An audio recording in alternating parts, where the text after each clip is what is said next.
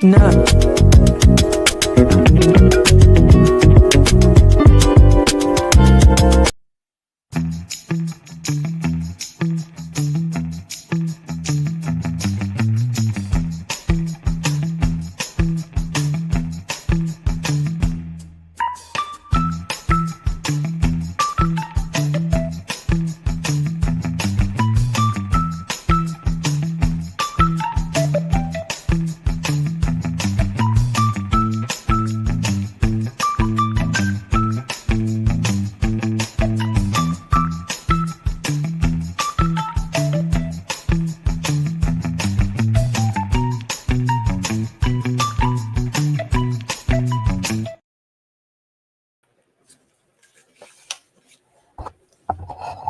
Hello. Good moonlight hour. Let me see. Who do we have here? First in the chat on the moonwalk, we have Let's talk about it all. And the next person on our moonwalk here is Queen Lily. How are the two of you doing? Then we have Beauty is her name, Miss Boogie Down, and Nesto Shackle Shuffle Walk of Shame. Hey, Mai Tai, how are you doing? We are on here. It's late. We're not going to be real long. I just got a little bit to show you. Hey, Miss Red, how are you doing?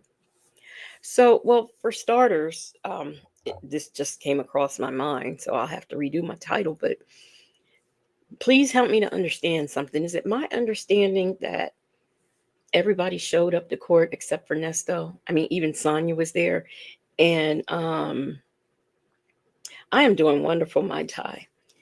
And the judge wasn't there, is what I heard. And a different judge had to take over. Am I up to speed? That's all I want to know. Is am I up to speed on the goings on of today and Nesto's appearance? And I think the next court date is December the 18th, from my understanding. So that is the understanding that I have. Y'all tell me if I'm wrong or I miss. Okay, Mai Tai. Thank you. All right, so I'm on it. That's that on that. Next, what I want to do is I'm going to share my screen. I have a something I want to show you. Hey, Rainbow. Miss Boogie Down said the judge and the lawyer, I believe Nesto was there. I heard he wasn't. Now, that's the thing I did hear, is that he didn't show up, and a continuance was asked for. Hey, Dimples Wimples. So, yeah, this case it's starting to wind down. Before you know it. Okay, Queen Lily said he wasn't there. Okay, good. Hey, Virtuous Sinner.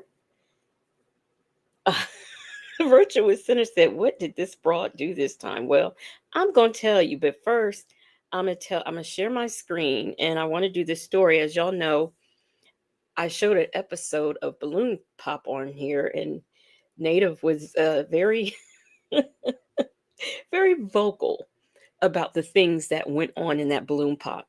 Well, now I have a contestant that was there on Balloon Pop on that show, and she has been arrested for fraud. And I'm going to share my screen so y'all could hear what she got herself into.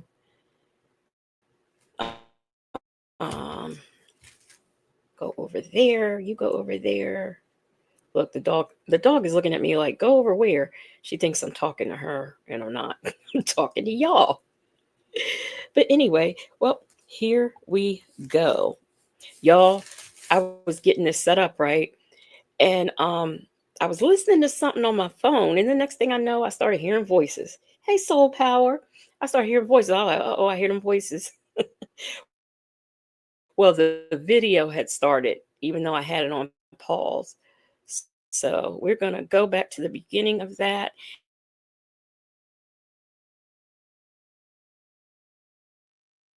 And I'm going to let you get into this. Um, because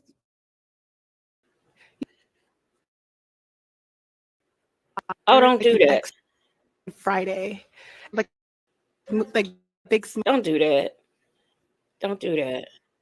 smoky. I need to try another because this just ain't this. Here we go. Um,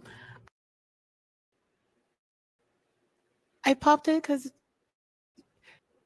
you seem very tired, like an extra and Friday, like big smoky. Who accused former Dodgers pitcher Trevor Bauer of sexual assault has been charged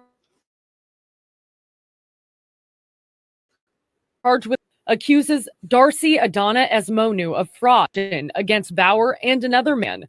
Esmonu sued Bauer, saying he raped her and got her pregnant in 2020, but later said she had a miscarriage. I Bauer know this thing is going in and out, but I 5-minute hope video on you're YouTube.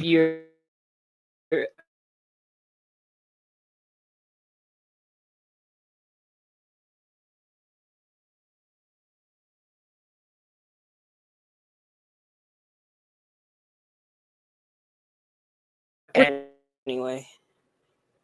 Um, play.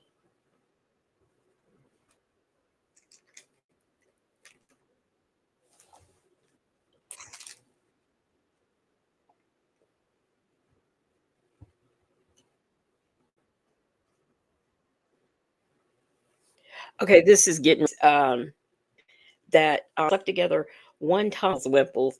Oh Lord, not the Alexander Graham Bell Wi-Fi. I don't know what's going on, but I had enough. But anyway, she slept with him one time, and then after that one time, she emailed him and wanted to have sex with him again, and he didn't really want to. So she then asked him, text him, wanted to have his baby. He wasn't down with that. And so she extorted him. Next thing you know, he took her to court. He said, I guess he pressed charges against her or whatever. She wasn't really pregnant or anything. She took the money that he did give her for the alleged abortion and went and got LASIK surgery done on her eyes. So, and there, when she was on the episode of Balloon Pop that she was on, this guy was talking about starting a business, and how he wants the woman in his life to be his partner. Well, when he said partner, she was like, well, what do you mean by partner? um 50-50, what exactly do you mean? Like, we'll split the profits 50-50? I'm like, dag on, girl.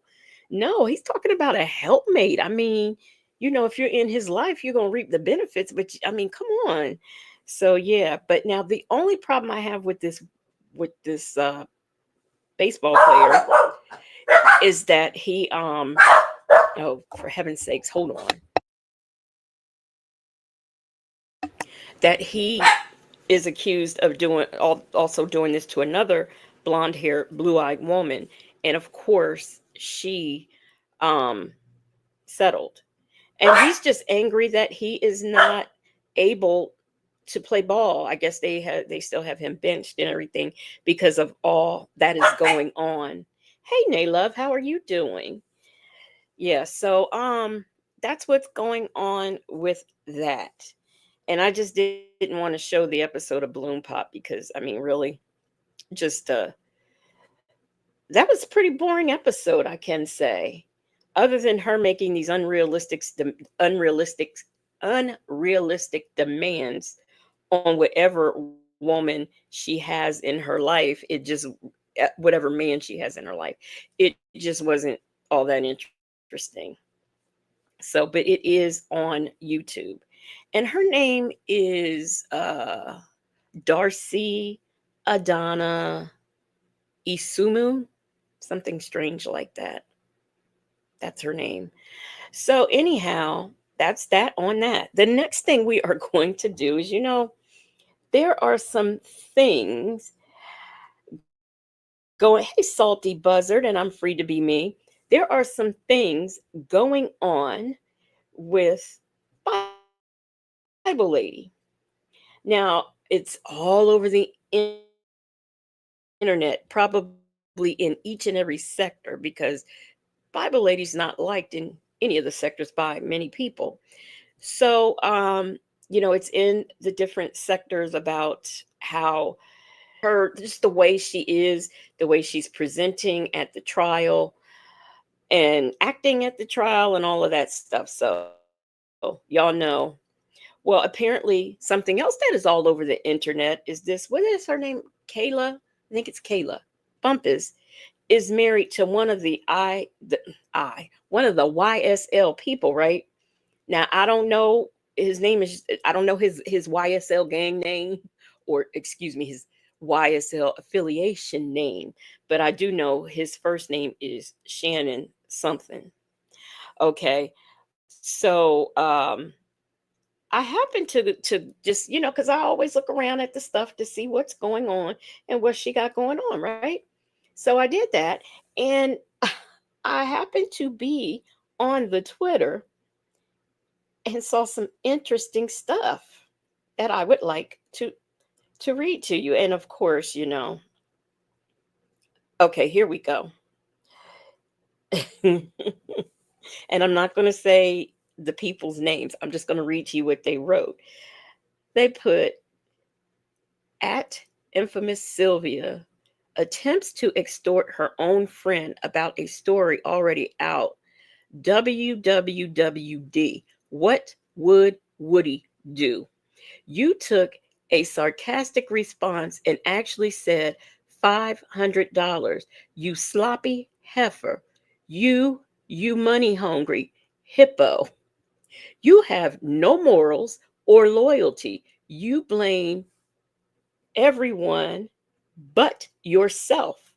Ooh, I didn't know that one was this long. And play the victim. Probably Probably let the mods get in your ear, and now you exposed again. Exactly why your ass in the janitor's closet now. Both y'all messy as hell, and now y'all got the clout. Y'all was chasing, going live tonight from a friend's page. And they put the link here. Let me see something. Let me see something. Oh, okay. All right. I'm gonna have to keep that in mind. All right. So anyway, then we have the next one that reads, Fred Sanford, aka Sylvia, needs to stop being messy.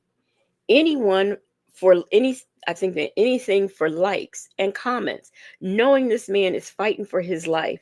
Get a life and or a job. Hey Aaliyah TV. Hey Mimi. Mimi says extorting a lawyer is crazy work. Naylove says shaking my head. Soul Power says she's like a naughty toddler, always in some mess. And Southside Chi Town, hey girl, says Shannon Stillwell Jackson. Thank you so much. Southside Chi-Town. That's the name. Now, I'm going to tell you, I saw a YouTube video today where they were saying that this was not the same Shannon. I don't know how many Shannons are named Shannon Stillwell Jackson, but they said it's more than one. So, you could take that for what it's worth. Dimples Wimple said she need to trim that high top. Hey, Ray Della Lewis, I think she's growing locks. I really do.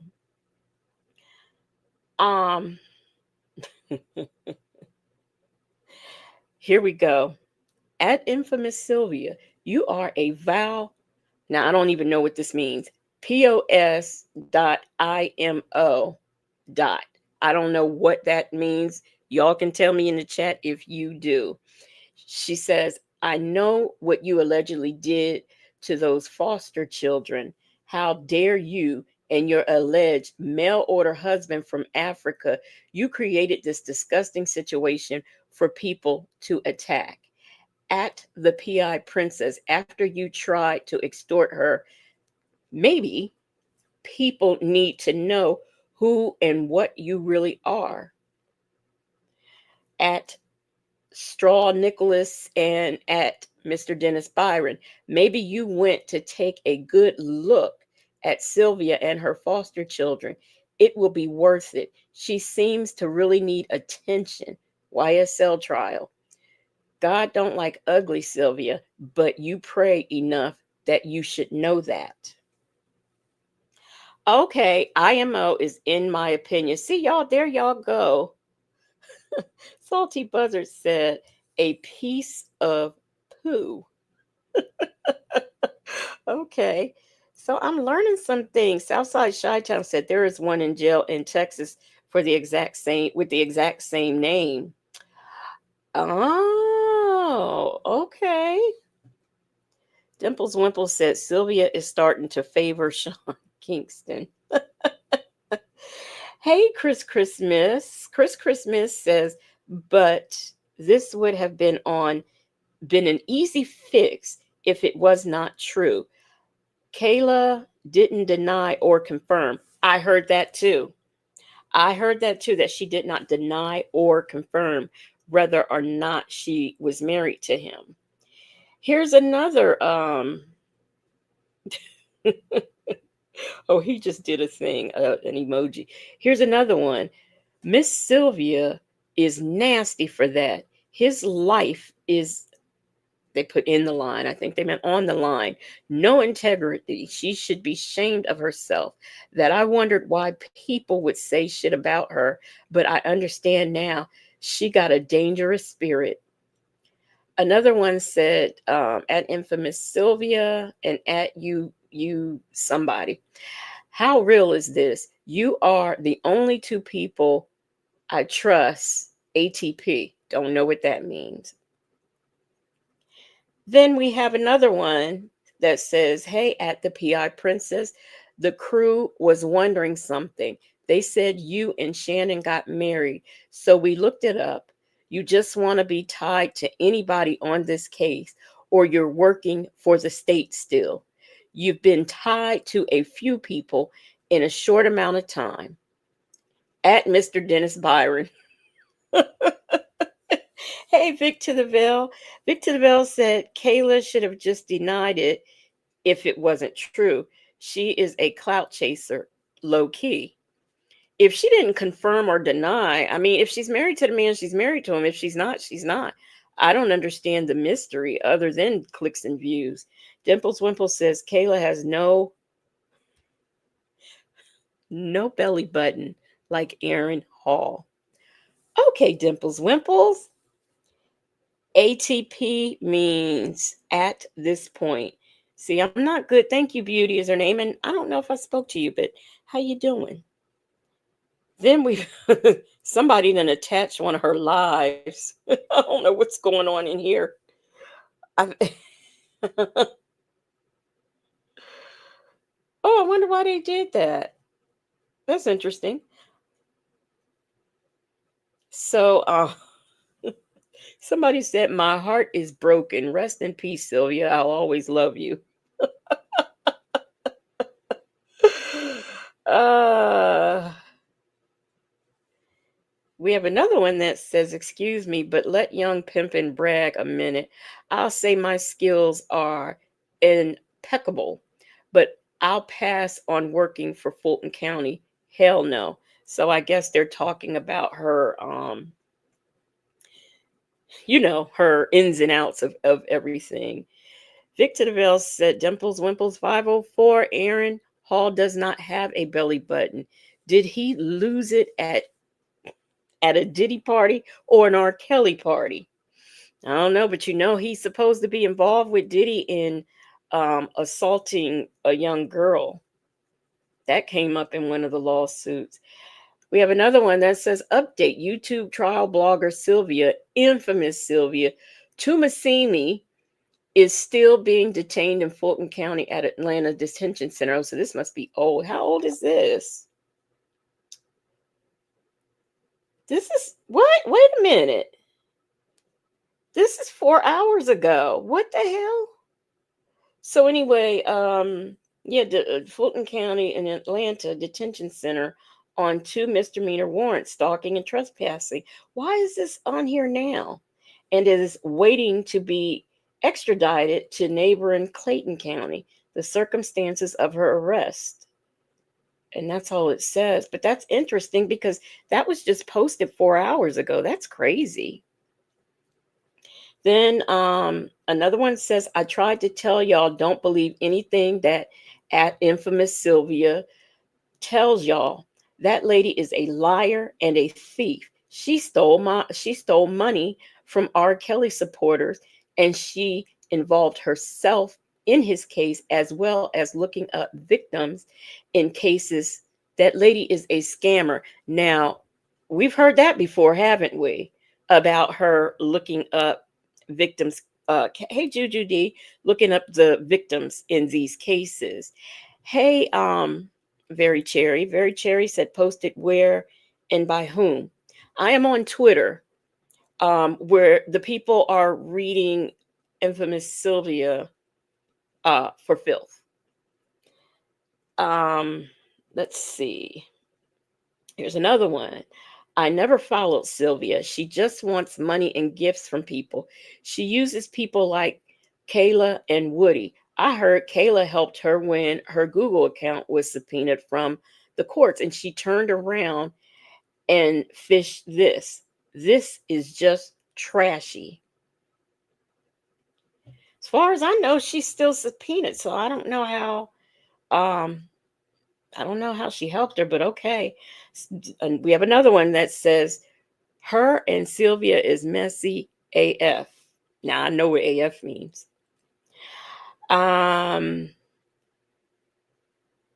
We have another one that says, "How is she extorting her when Kayla asks, did she want to be paid?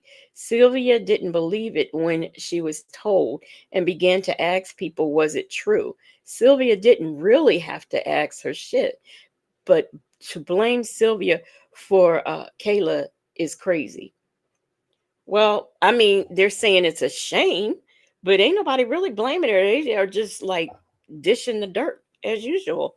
Hey, let's talk about it all. Said her daughter told her she needs a lawyer, and that was some hours ago. Okay. Someone else says, "Aside from Kayla, what will it take for people to realize that Sylvia is an extortionist? Just trash. Old ass lady behaving like this is embarrassing." It sure is. Here's another one. "Weeks ago, I defended Sylvia on a post of yours. Said she wasn't my cup of tea, but nothing wrong with accepting money from Thug's dad. Now, this lady goes and extorts someone and exposes that on her own live. Is Z level fame, Z level, that much of a drug? Infamous is not good." Well, hey, Dana J, how are you doing? What do you know about all this, Dana J? I would like to know. So she did get I don't know if she got any money from Thug's dad, but he did buy her equipment. And I just think you're there on a Rule 22. You're supposed to be reporting on a trial. You should not be getting the defendant's father to buy you anything. It's just not a good look. Someone else said, why does Kayla want to be hush hush? Why does Kayla want it to be hush hush? Why would she offer to pay a blogger? Laughing my ass off. Kayla is a heifer. Naylove says Infamous is not good, but future Infamous folks getting inspiration from folks like Tasha K. Well, everybody wants to be her. Somebody says, well, at Mr. Dennis Byron and Infamous Sylvia fucked up. Gotta stop the bootlegging reporters. Ooh. Dennis catching strays. Oh man, and then someone's got, who is she hugging and kissing? They zooming up on this. Y'all, this is a whole Twitter thread, y'all. This is terrible. Is she? I don't know. I didn't see anything. Okay, now we're on the old ones where they're talking about how she was restricted into the what do you call it? The back room or the broom closet, as this person says. Wait a minute. Somebody says Sylvia is a money hungry scammer. Bye. But wait. Someone else said she needs to get a haircut before she makes another tweet, video, or comment. Walking around looking like Fred Sanford. Hey, Bank.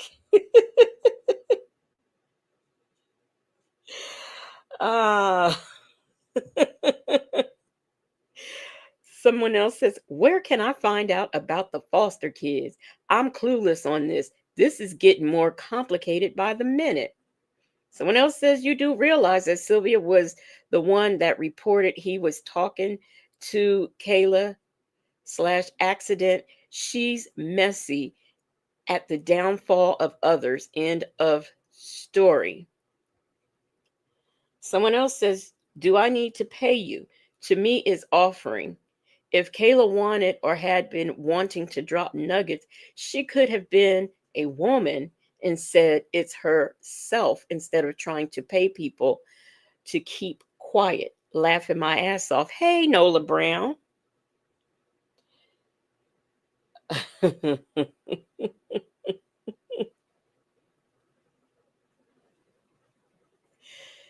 Someone says they are so concerned about the vows, but don't know which specific man took the vows. Still not confirmed that it's the same man sitting on trial.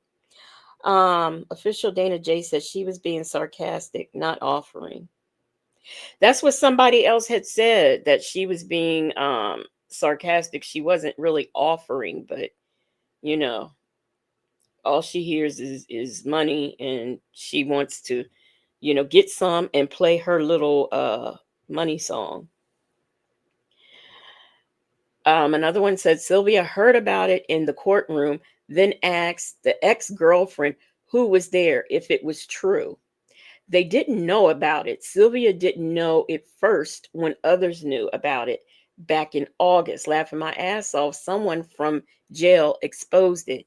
Hey, let's talk about it all. Said she was being funny on Kayla's end, and Syl threw out the 500 talking about she's playing, but didn't say that Sylvia was baiting her. I just can't, unless something is going on, like officially, that I think I can react to. I just can't sit up and watch that lady. I really can't. Like I was watching the gift opening, which went on for 2 days, and I found it amazing that people were just up and buying her gifts like that, and there are people who really, really love her. Somebody says at Infamous Sylvia, I guess you didn't read the whole post because Thug's sister confirmed that it's not true. I don't think she reads. Let me see. Is there anything else? I mean, like I said, it is a whole thread, a whole entire thread on this lady. Can you imagine being a thread on Twitter and not in a good way? Um, Dimples Wimple said, did they buy her some shoes with, with a thicker sole? I cannot say that they did. I am going to drop the link because I want to see if Dana J has anything to add that I may not know about. So I want Dana J, if he will come up here when I drop the link. And I also want Bank up here. Bank is probably like, what the hell? But I want Bank up here too for a specific reason. Okay, let me send the link to myself so I can put it in the chat.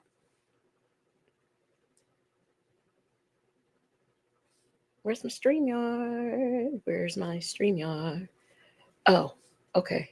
Come up. Wait a minute, y'all. I done lost me. Okay, here we go. I'm back. All right. So here we go. Nola Brown said everything is a joke. Well, Bank, that's good because I'm gonna have Dana come up first to see if he has anything to add, and then I will I can't find my okay, here we go. And then I'll have you come up because I want your opinion on some things that something else I'm gonna do. So anyway, where is that email? Oh crap. We doing this? Is this what we're doing now? Do I have to send it again? Is this it? No, that's not it. Okay, well apparently let me do it again. You know they want to play this game. Your mails are you got too many emails. Well, stop sending them to me and I wouldn't have them. You ever get them junk emails where they selling you something or something is a free offer or a trial? That makes me so sick. And that's what they do, and it just ties up my emails. Come on now. Okay, here we go. Now they're letting me do it. And here we go. Put it in the chat. Paste. Okay. Hey champions, how are you doing? I hope all is well. So this is what we know. Kayla, what is her name? Kayla Bumpus. She may or may not be married to someone. And Sylvia may or may not be trying to extort money. And Sylvia is running around, starting trouble, as she always does. And she has a whole Twitter thread out there. That is just, oh, that's awful. That is so awful. So that's what we know so far about the Bible lady. And we know that her entire,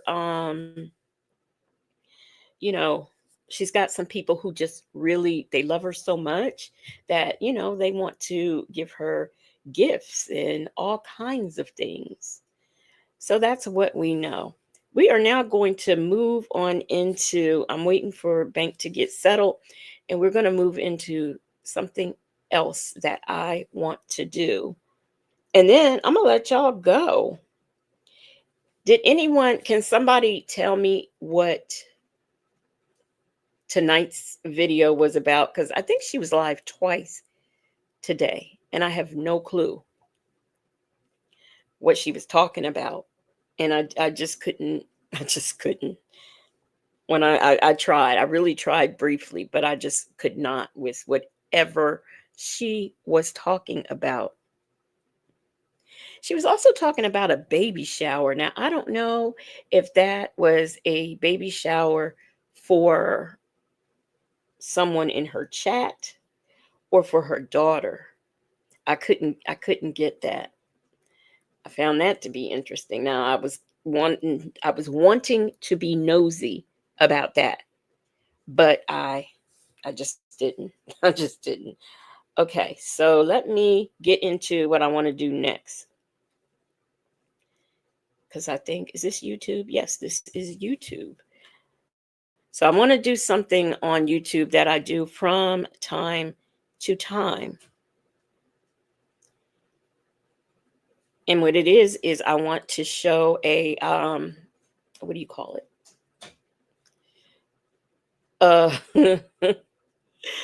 Hell, what do you call it? Whatever you call it, it ain't here. Okay. So let me go to my playlist.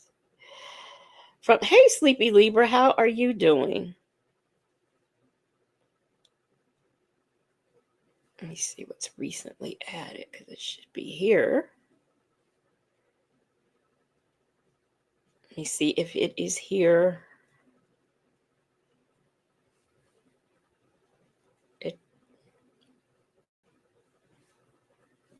No, this ain't the right tab. This is not the right tab. So, Sleepy Libra, have you heard about what's going on? Have you heard about Sylvia and her trying to extort people and all that? Have you heard about that? Hey, Zori, how are you doing? I can never find my stuff. I can never find it. Oh, okay. Here we go. I was on the wrong thing. All right, y'all. I almost got y'all going. I almost got what I want. Don't play that. We are going to go down here. Now I know. Hey, the Crypt Keeper. I am so glad that you caught alive. Now I have my own. I know that oftentimes we as a people we're arrested and it doesn't always turn out good for us. But sometimes I think that people it's almost like they're asking to be arrested. So we are going to go get into this body cam where a woman was doing some naughty things in the movie theater and she didn't see what the problem was. I mean, I see what the problem is, but she didn't see what the problem was. So we are going to get into, I guess I better share I'm getting ready to play. I have not even shared my screen. Let me share my screen. Azuri said, child, Bible lady is crazy. Indeed she is. Indeed she is. And if y'all are just coming in and you missed the beginning where we were talking about her, don't mind that video that played in the beginning. I'm going to have to take that out. But anyway, here we go. That is not the video I want to show, but okay. Here's the one I'm going to show. I am sharing my screen and here we go. She was doing some things in a theater that she shouldn't have been doing.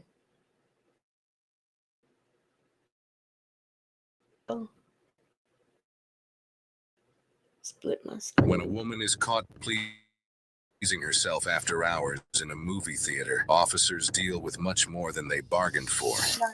Is she talking to you? She was. Oh, she was? No. Oh, okay. Ma'am, you got to go.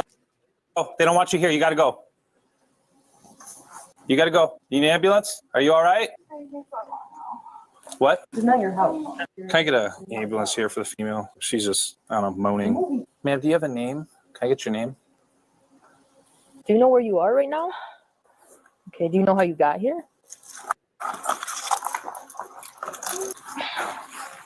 How are you? Where are you going? Where are you trying to get to? Okay. Where is home?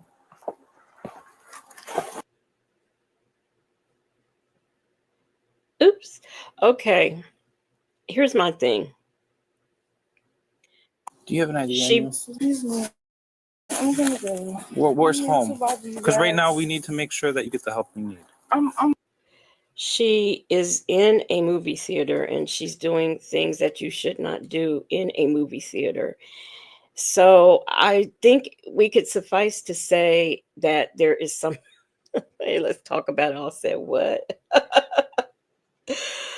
uh, Champion said, yes, I watched that movie theater fingers at work.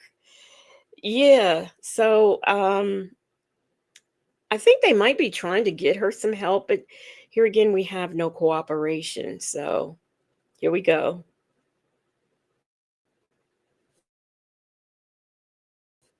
fine. Well, Excuse me. I need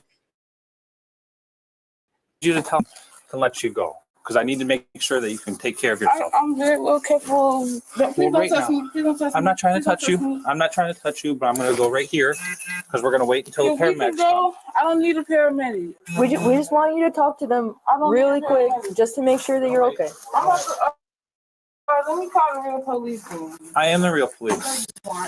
You can call them. That's fine. Please don't touch me. I'm not trying to touch you. I'm not quite sure who the real police are, but that's who she wanted to call, the real police. Your arm up as if you want to stop me physically. I do because Do I not need to touch make sure me. that you're safe. I am safe. I'm a grown-ass woman, and I'm in my husband's theater. Your husband's theater? Who owns this theater? I don't know, the Marcus family? Oh, She says her husband owns the theater, but I'm trying to figure out if she has a husband, why is she at home at the movie theater pleasuring herself instead of at home? That's all I want to know. yeah, right. Excuse Okay. me. Do you even know where you are? Excuse me. Do you know what city you're in? Excuse me. Okay. We got to wait. Do not touch me. Then don't walk into me. Do not touch me. You're standing in front of me. Do not touch me. Or you in this entire law, fake ass law uniform will be jobless tomorrow. Do not touch me. Okay. Let me walk to where the light is. Well, I need to Or you know can go who talk you to are him. and make You don't sure need that to you're know fine anything. You know what? Do not because you're touch pleasing me. yourself. We're going to Do wait. not touch me. I need to know who you are You don't need to know anything. because they don't want you on this property anymore. I will leave this property. Why wait until I leave and tell But me you I will have be to trespassed leave? from the property. So I need to Right know who you now? are. Yes. That makes no sense. Wouldn't it be trespassing if I come back to the property? Yes. So I So I can need to know leave who and you never are. come back. No, Exactly. you don't. Yes, I do. Excuse me, sir. Can we speak out here where the light is? That's Or fine. you want to talk in a dark alley like a weirdo? We could talk over here. I'm just happy that you want to talk with me I this time. don't want to talk with you. You tried to force me to talk with you yesterday, and I didn't want to. No, and I get it. Why I let do you you want to talk to me so bad?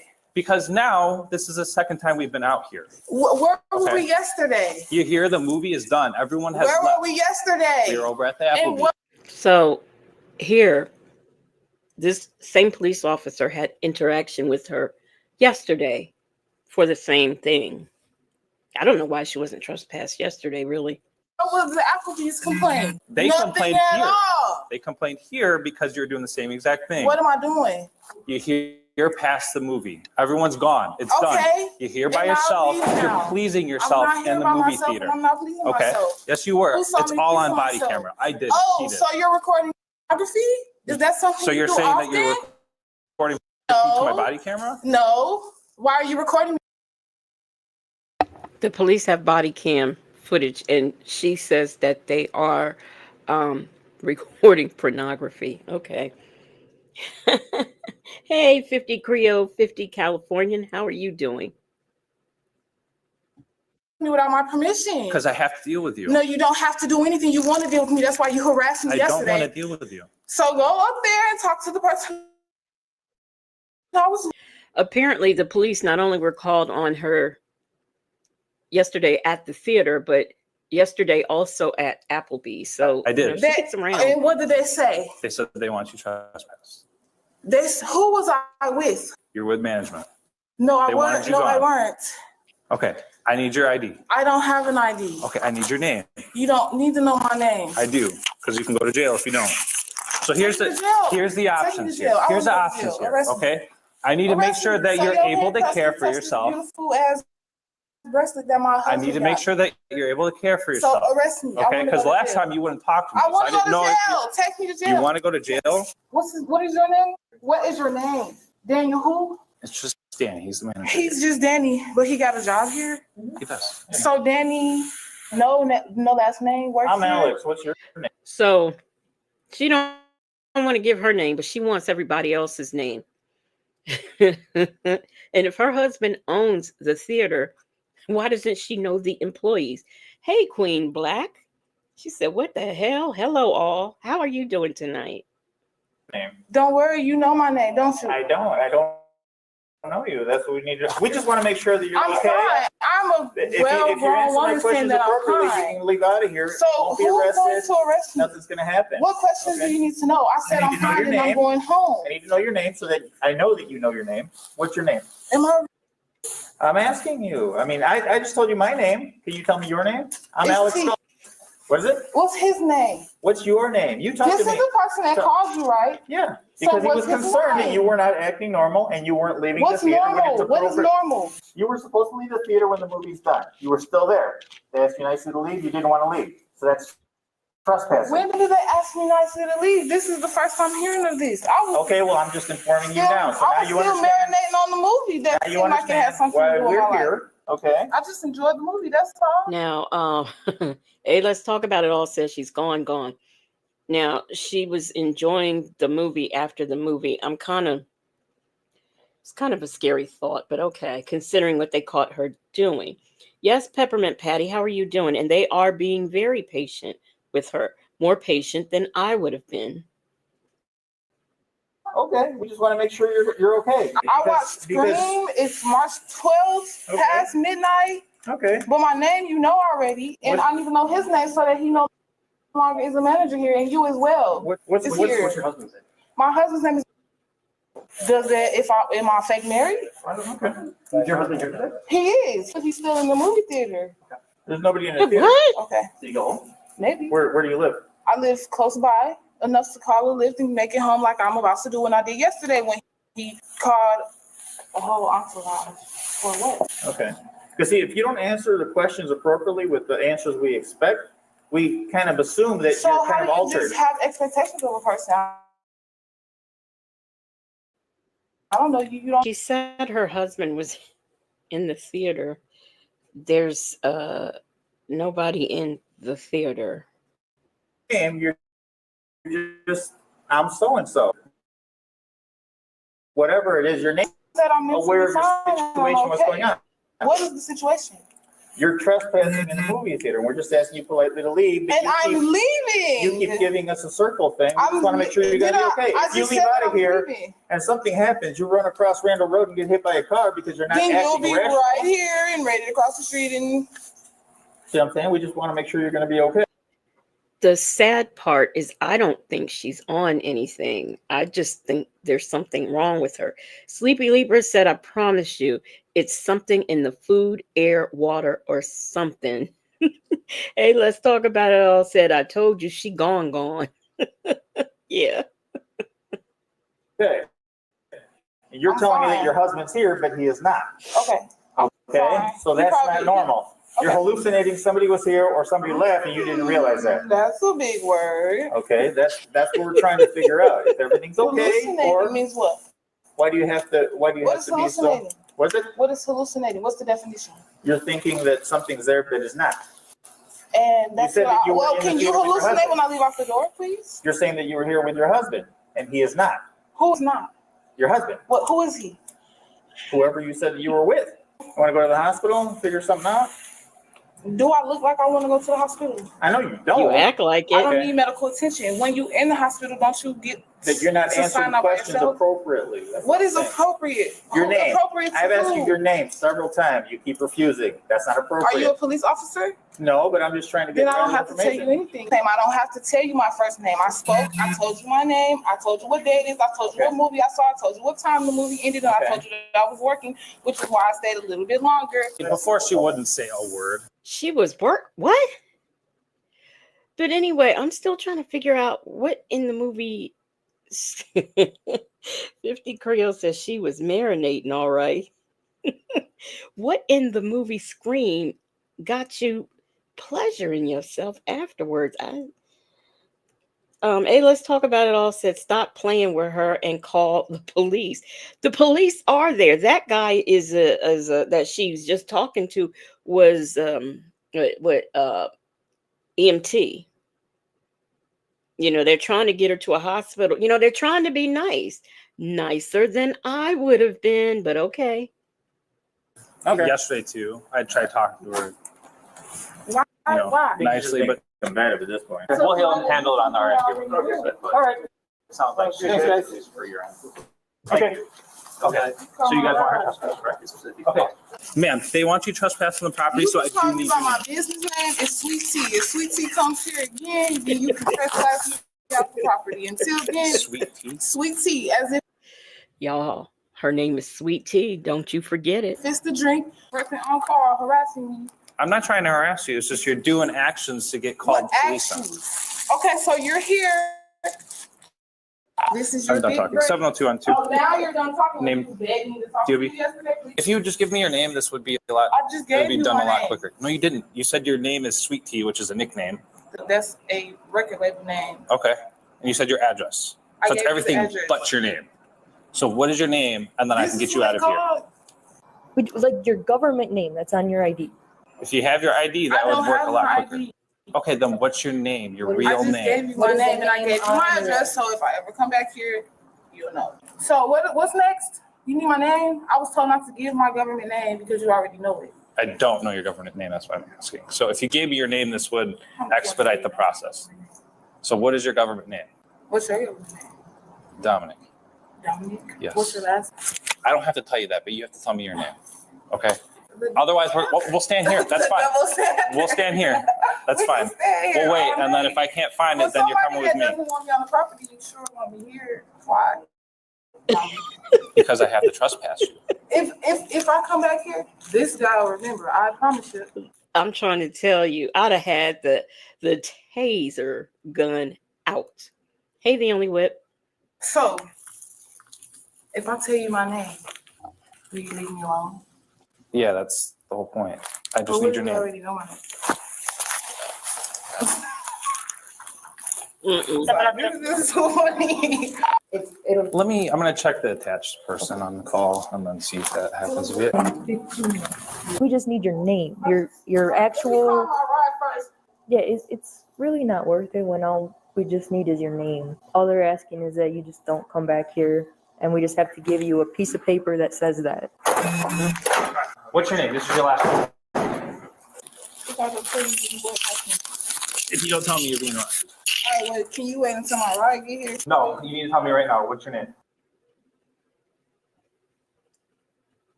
Put my phone in my bag. It'll be in there. Do you have anything on you they shouldn't have? Wait, can you like adjust it on my wrist? Yeah, it's nice and loose. No, it's not. Yes, it is. They're not meant to be comfortable. So Okay, I'll keep then this why to you you. put it right on Yeah. my wrist? Do you have anything on you that I need to know about? Nothing that's gonna stab me, stick me, poke me. Get on my shit, bro.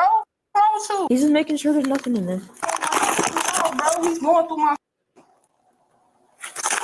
You got the name off the card. Put my down, bro. For my husband, do that to your ass, and I don't get no how you feel.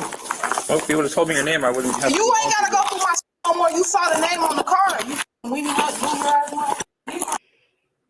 At least she didn't, fight being detained.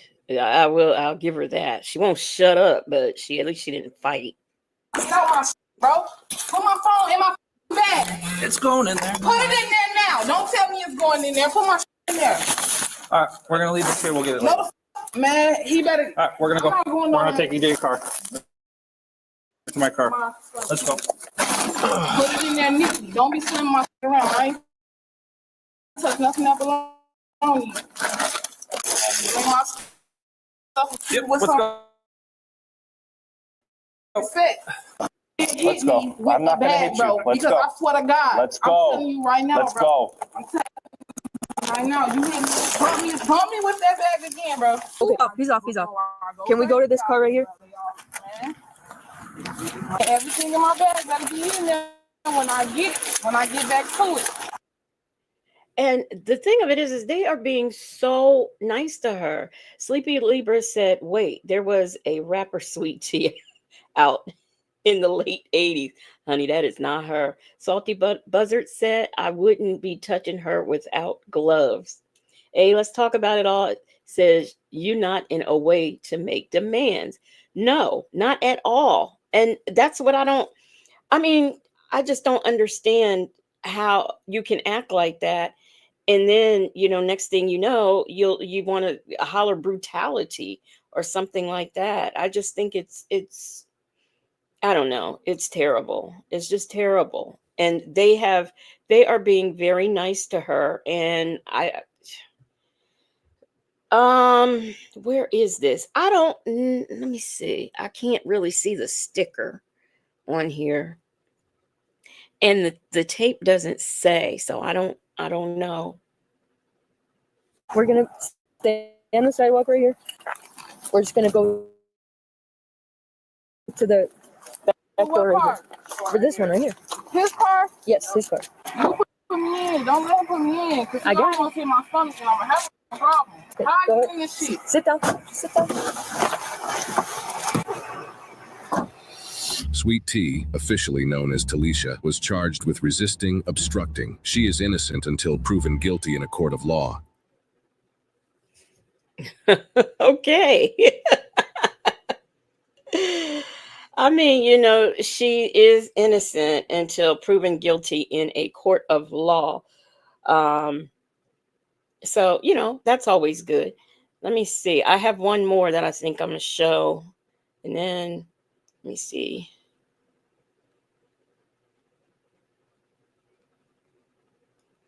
Let me see if I can find it because I had saved it. I don't know. I don't know where it went. Bank said, Legacy Moon, True Crime Minister said, I'll be backstage. Okay. Okay. Let me get Bank. Let me do this. Let me get Bank up here because as a former police officer, I would like her opinion. Hey, Bank. Where'd you go? You're gone. Which other charge? Hey, let's talk about it all. Because, okay, her audio is not working. Because the trespassing, see, and they could have hit her with resisting arrest. They could have hit her with a lot of things, and they didn't. So she's very lucky. She is very, very lucky. I am so mad. There's a specific video, and it was for a specific reason that I wanted to show. And I don't think, here, Bank is back. And I don't think that, lewd behavior. I don't even think they charged her with that. Are you here, Bank? Yes, I am. My Did phone you was all see the way that? down. Yeah, I did. Yeah, I apologize coming up. My phone, I turn my volume down when like I'm playing a game or something. So earlier on my phone, the volume was down. And if you come in StreamYard with your volume down, at least with Android, for some reason you can't get it to come back up. So I did leave out. But anyway, I had saw that video before actually. I saw that a couple of months ago, I think. It was like one of the first really like body cam videos I watched. Oh, really? Hmm. What do you think about that? I mean, me personally, I would have been.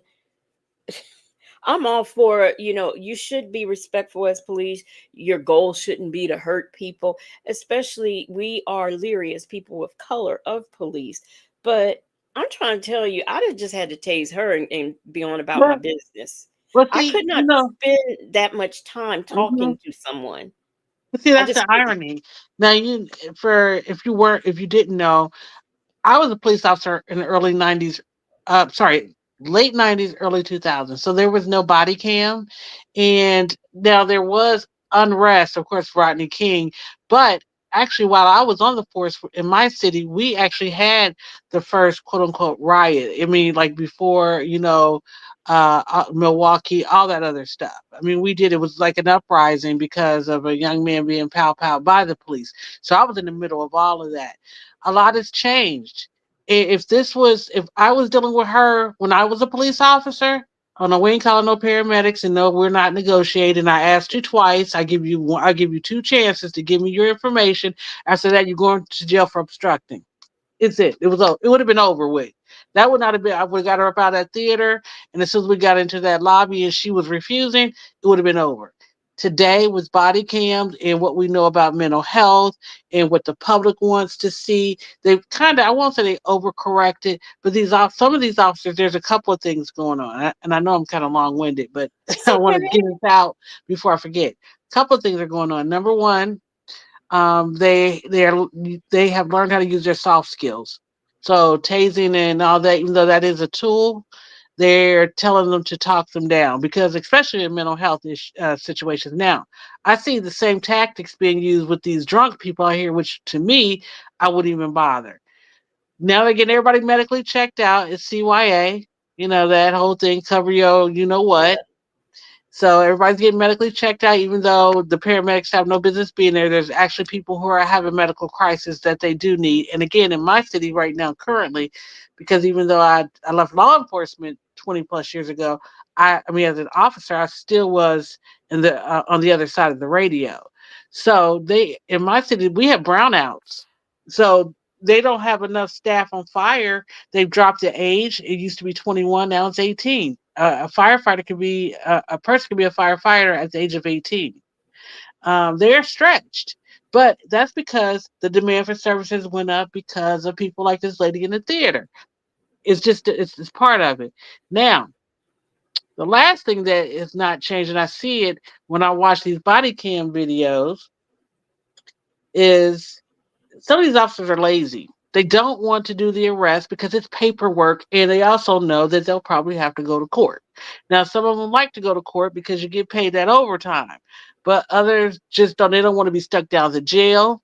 They don't want to do the paperwork, and if we could just talk her into leaving or the person into just going on their way without arresting them, that's what we'll do. So yeah, there was a lot of things going on with that one. I think mental health was the biggest thing. And somebody in the comments put in there that they assaulted a buzzard said it. Mental health is over abused too. Yeah, but a lot of these, if you look at these, like what she just showed, the body cam videos, a lot of them are dealing with some bipolar, paranoid schizophrenia.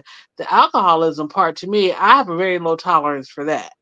Public intoxication, DUI, Mhm. and fooling around with those people. Because I could send you a video legacy. If I think I did put it. I think I did save it to a list. But this lady acted like a full blown toddler. She was trying to act like she was having a seizure, and here she is on the ground wiggling around like a fish out of water. It's hilarious. That stuff, nobody got time for that, and I feel bad for people because I actually, a lot of the people that I came out of the academy with, they're retired because you can retire after 25 years or 40 over or 48, so they're Mhm. young.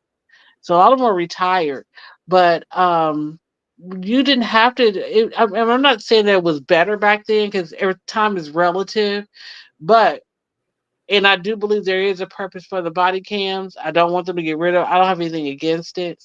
It keeps everybody honest, but it's to the point where the suspects with now with smartphones and they know the body cam, they do the most. It's you really have to be a special person to want to be a police officer to begin with, and a lot of them only signed up to be the hero or to run and gun. They didn't sign up to actually have to talk to these people. So now they Well, have to talk to them. it's interesting to me that you can become a police officer that young. you know? No, that's firefighter. Police officer, you're still Oh, 21, which is still okay. young. Okay. Yeah. But I thought even That that, is still because our young. city used to be 21, but 18, I'm like, you're just a baby. And the things that the fight, look, police officers deal with a lot of different stuff too, some very traumatizing stuff. But firefighters, at least in our city, you're paramedics too. You're the first line, you're a first responder. So I can imagine being 18 and seeing some of the things, the violence, the accidents, you're the first person on the scene. So Right.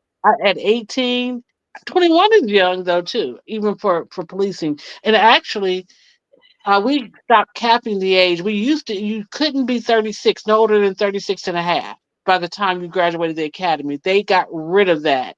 And they got rid of it specifically because they were creating a new position within the fire department in our city where there were basically going to be fire investigators with arrest powers. So they had to go through the police academy. Now, you couldn't expect somebody, you're going to have somebody who has experience, but they're going to be older than 36. And so Mm-hmm. they didn't want to, stop that. So they opened it up. So today, if I got into shape and I decided I wanted to go and be a police officer in my city, I'm over 50. I could do it as long as I can do everything. And they are getting older people coming in. I was 29 when I went in. I was older. But and that maturity helped me out, I think. But it also helped me recognize too that it was not the place for me to be. And if I was younger, maybe I would have kind of got, I would say groomed because that sounds kind of icky, but I kind of would have adapted better if I had started out like at 21, 22. Right. That's crazy. Right. Yeah. I mean, but I mean, I look at, there are things that the law does, like with what was her name? The Massey woman. Hmm. That guy, Oh I mean, yeah, he's yeah. had what, 6 different Hmm. jobs, and it's just, it's ridiculous. It is really Yeah, ridiculous. yeah. Hmm. Continuously evolving, said if this would have been a man, he would have been arrested as a sex offender. His life would have been ruined. Yeah, I don't know what city he's Th- in, but or this took place. But he's got a point because honestly, what she was doing would be considered something like that. Now, I don't know about the quick arrest because if you notice Legacy Moon, because it comes now up on my recommends, it's in my algorithm. A lot of these body cams. You Mhm. don't. I mean, there are a lot of footage out there of men, and they are going to jail, and they are a little bit more aggressive with the men. But if you notice, there's a trend where they're only looking at the Karens or the women. It's a lot of it's women, women, women, Yeah. and so I find that interesting with that comment too. But a lot of the body cam videos that you're going to find on YouTube are getting the biggest views are involving women too. But if you notice too, I've watched quite a few of them, a lot. Obviously, I was thinking about reacting to them, but continuously, if you notice too, what else? I was just going to say something about the body about the videos. Oh yeah, if you notice, if you've watched any of them, the women officers are like you, Legacy Moon. And so the women kind of play up the men and ouch, you're hurting me, you're hurting me. They do it with the women, but the men tend to have more patience with the Yeah. women. But the female officers usually do not. They usually the no nonsense. Well, That's how now I was too as an officer. Your tears don't mean nothing to me. We're going. Bye. Let one me of put these the silver bracelets on you. one of the common things I found, Hmm. um when I was watching today, I watched a lot of them today, and the common thing I found was, stop manhandling me. Stop Yeah. manhandling me. Well, stop acting like a man. Stop resisting arrest. Stop. Quit talking about your rights that you apparently, you want to be right about the wrong things. Salty Yep. Buzzard said, Salty Buzzard said there's a few of those fake seizures used in Walmart shoplifters too. You know, I saw one today and they said, she was having a seizure. And it really, she was in a Tesla. She had 8 kids in the Tesla and she was drunk. Now imagine 8 kids in a Tesla. That doesn't include her, the drivers. That's 9 people. and they pulled her over. Why are you pulling me over? She wasn't cooperating. Then they took her to the ground. You're manhandling me. And then eventually she had what they thought was a seizure, and it could have been. So the police officer, when she started having, the police officers said, turn her over to her left side just in case this is real. Yeah, So yeah, yeah. That's what they. Yeah. so he Yep. didn't just ignore the fact that she was maybe having a seizure. He's like, well, okay, just in case this is real, turn her over. And they got her, they picked her up. Now, I mean, she never, if she was playing, she did a good job. I'm not sure that she wasn't, but I found it so funny that we gonna do this right. I think she's faking, but just in case she's not, let's get her Oh over. yeah. And My but that's what I was saying about that was my point in that they have to be overly cautious now too, because they as soon as they say, oh, I want to I want I want the paramedics to check me out, they have to do it. They have Yeah, to do it. So, they play on all of that. They're avoiding going to jail. yeah. And I could tell you now, like I said, once upon a time, our jail was no place you wanted to go. You know how Nesto talks about Fulton County. Our Yeah. jail, it wasn't raggedy like that, but it was ran by the man who charged what was the guy from Hustler? They made the movie about him and everything. He actually because my city prosecuted him, and the prosecutor who he went up against, Larry Flint. The prosecutor he went up against ended up being the sheriff of the county I live in, and he ran a tight ship down there at the court at the county jail, and they were inoculated. Nobody messed with him. I always said, because he was a former prosecutor, now sheriff, and he ruled. I mean, literally, when I say ruled, he was a sheriff for probably over 20 years. He knew where the bodies were buried in the cities. Okay, so nobody Mhm. messed with him politically or otherwise. So all the sheriff deputies down there, they were full of energy and testosterone. They couldn't come out in the streets and do what I was doing. So they were stuck in there dealing with those, you know, prisoners. So if we had a combative come in, we call down there before we get there. Got a combative prisoner. All I had to say, coming through, we call it a Sally Port before you even enter the jail. It would be 7 or 8 COs just standing outside waiting for me to pull up. And they weren't Mm. playing. So you want to act a fool when you get out of this car? Hey, I'm a city. I'm a city officer. I have no jurisdiction in these walls. They're gonna handle you. I used to tell them. I had an 18-year-old because he was transitioning from juvenile to adult.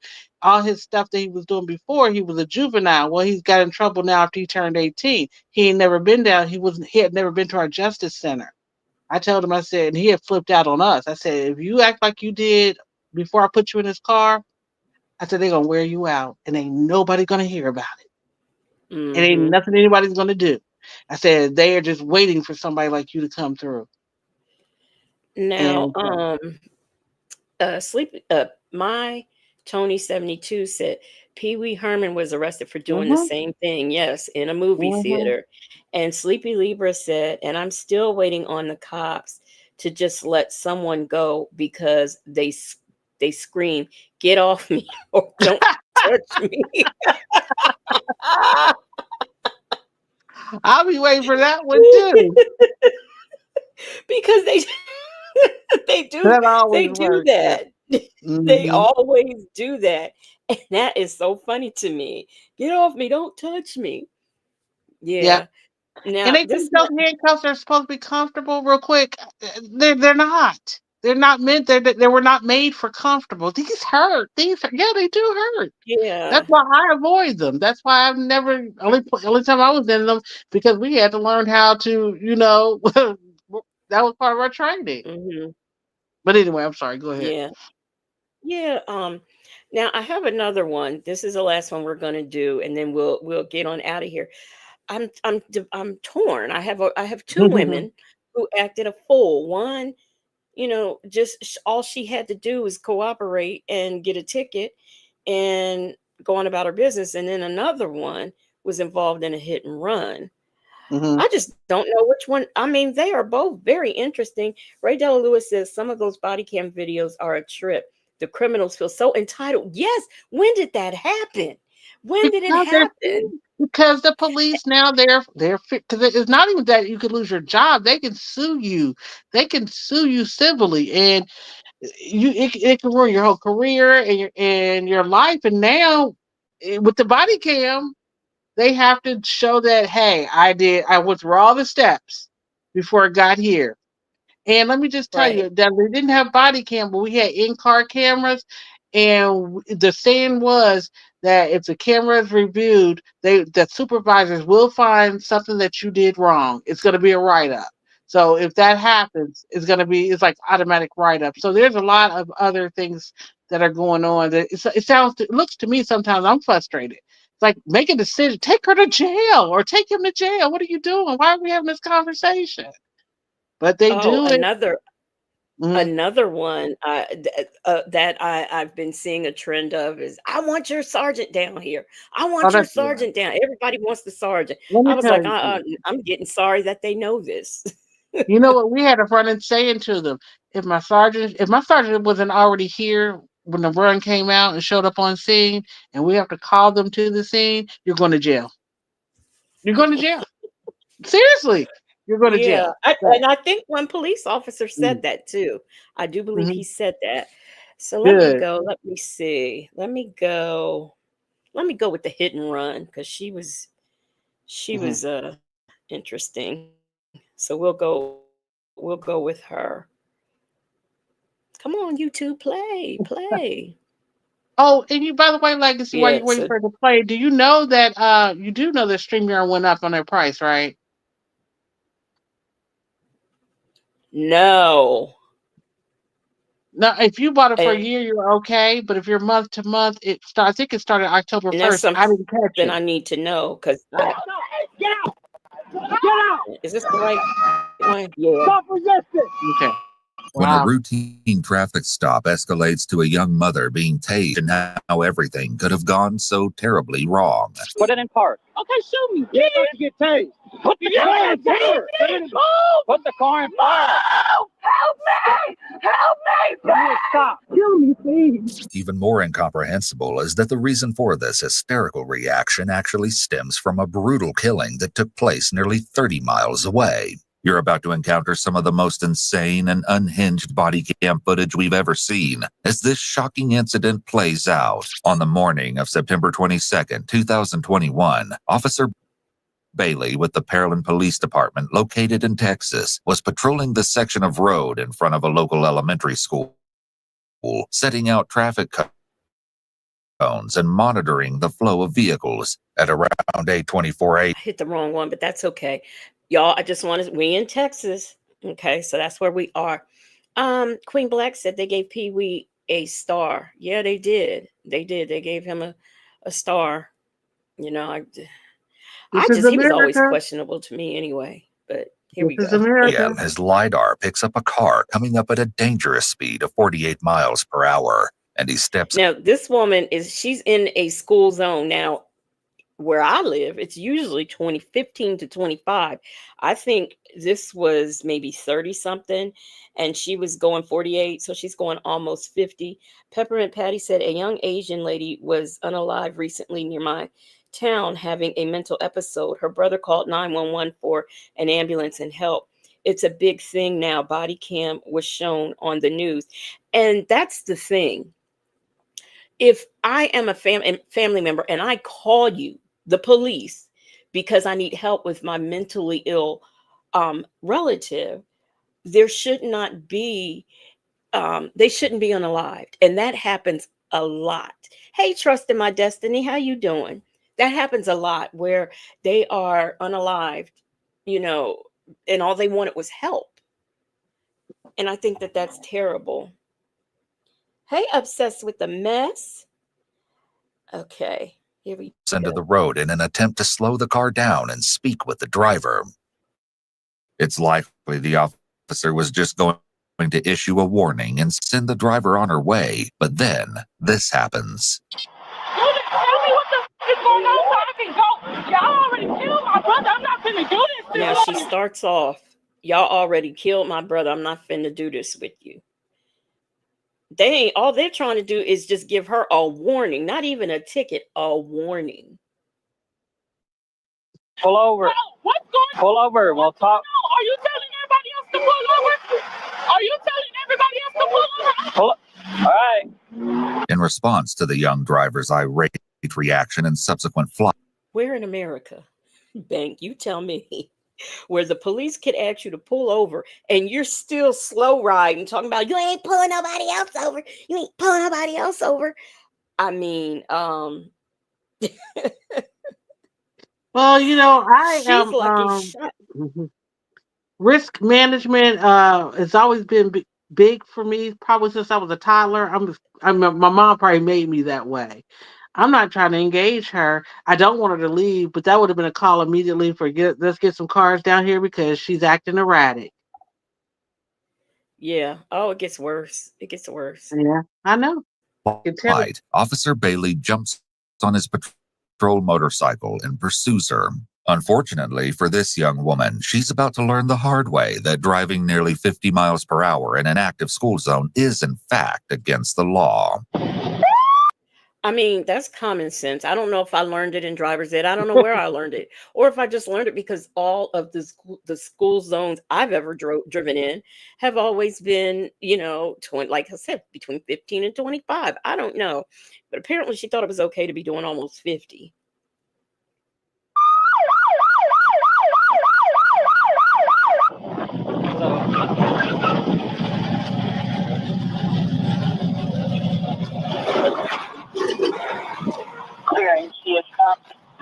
She is at the moment. You hear her? Yes, I She do. is screaming. The man ain't even got off his motorcycle, and she is screaming out the window. It's just ridiculous. Yep. Okay, I'm gone. I'm gone. Because he won't tell me what's going on. Stop. The driver is 19-year-old Janisha Lewis, traveling with her 3-year-old son in the early Oh, hours of the wow. morning to purchase breakfast. You pulling me over. Leave me alone. I'm trying to go. I'm trying. Oh, so obsessed with the mess and salty buzzard. They saw this one. I mean, she's been at 100 since before she pulled over. Yeah. It's just, mm-mm. I'm trying to go. Leave me alone. You killed my brother. I'm done. I didn't kill anybody. I'm done. I'm done. Leave me alone. I'm grieving. My brother just he died and you Put want it to in pull me park. over for no reason. No. Leave me alone. Now she's talking on the phone with her, I don't know, baby daddy or husband. That's who she's talking to on the phone while she's doing all this screaming. Her brother was unalived by the Bank. What do you call those people that just go out and arrest people with warrants? Not marshals, but do you know what I'm talking about? You're talking about bounty hunter, like bail bondsman? No, I think they call them. Do they say risk management officers? I don't know, but they're No. just the officers. It's a unit. Some cities have units where all that one unit does is go out and arrest people with the Well, warrants. they're police officers. They're assigned just to a special, maybe to a warrant service. But we didn't call Okay. them anything specific.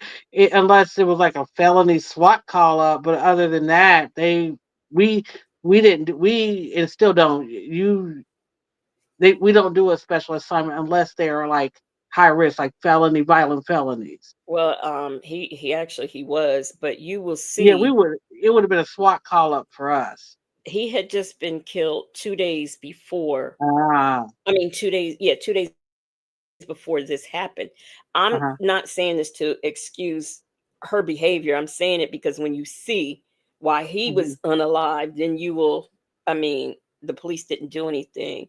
Trust in uh-huh. my destiny, you didn't get a notification. Yeah, I know. I barely get notifications. Sleepy Libra said, I wonder why using the tasers were not a solution before all other brothers were unalived. That Yeah, comes down I to the know. It's Avenger, the cops, like the Massey video. That man was scared, and there's a lot of people behind the badge that are scared to do their job. They're scared, and their first reaction is to overreact. So that's just something that I don't know what the solution is because the tasers has been on the belts for at least most cities. My city did it back like right after I left, so around maybe 2004 or five. Mm-hmm. And they should be using it as a method. That's what it was supposed to be for. So I can't speak to why they're unalived. A lot of if you go through a lot of the unalivings, and we have unfortunately, and if even the ones that we didn't see, at the end of the day, unless it was, I would say I can't say all of them, but I suspect a lot of them were just, excuse my language, punk police officers. I worked with Yeah. some of them. They are. They're Yeah. just punks. And you take away that gun belt and that badge, and they ain't got nothing for you.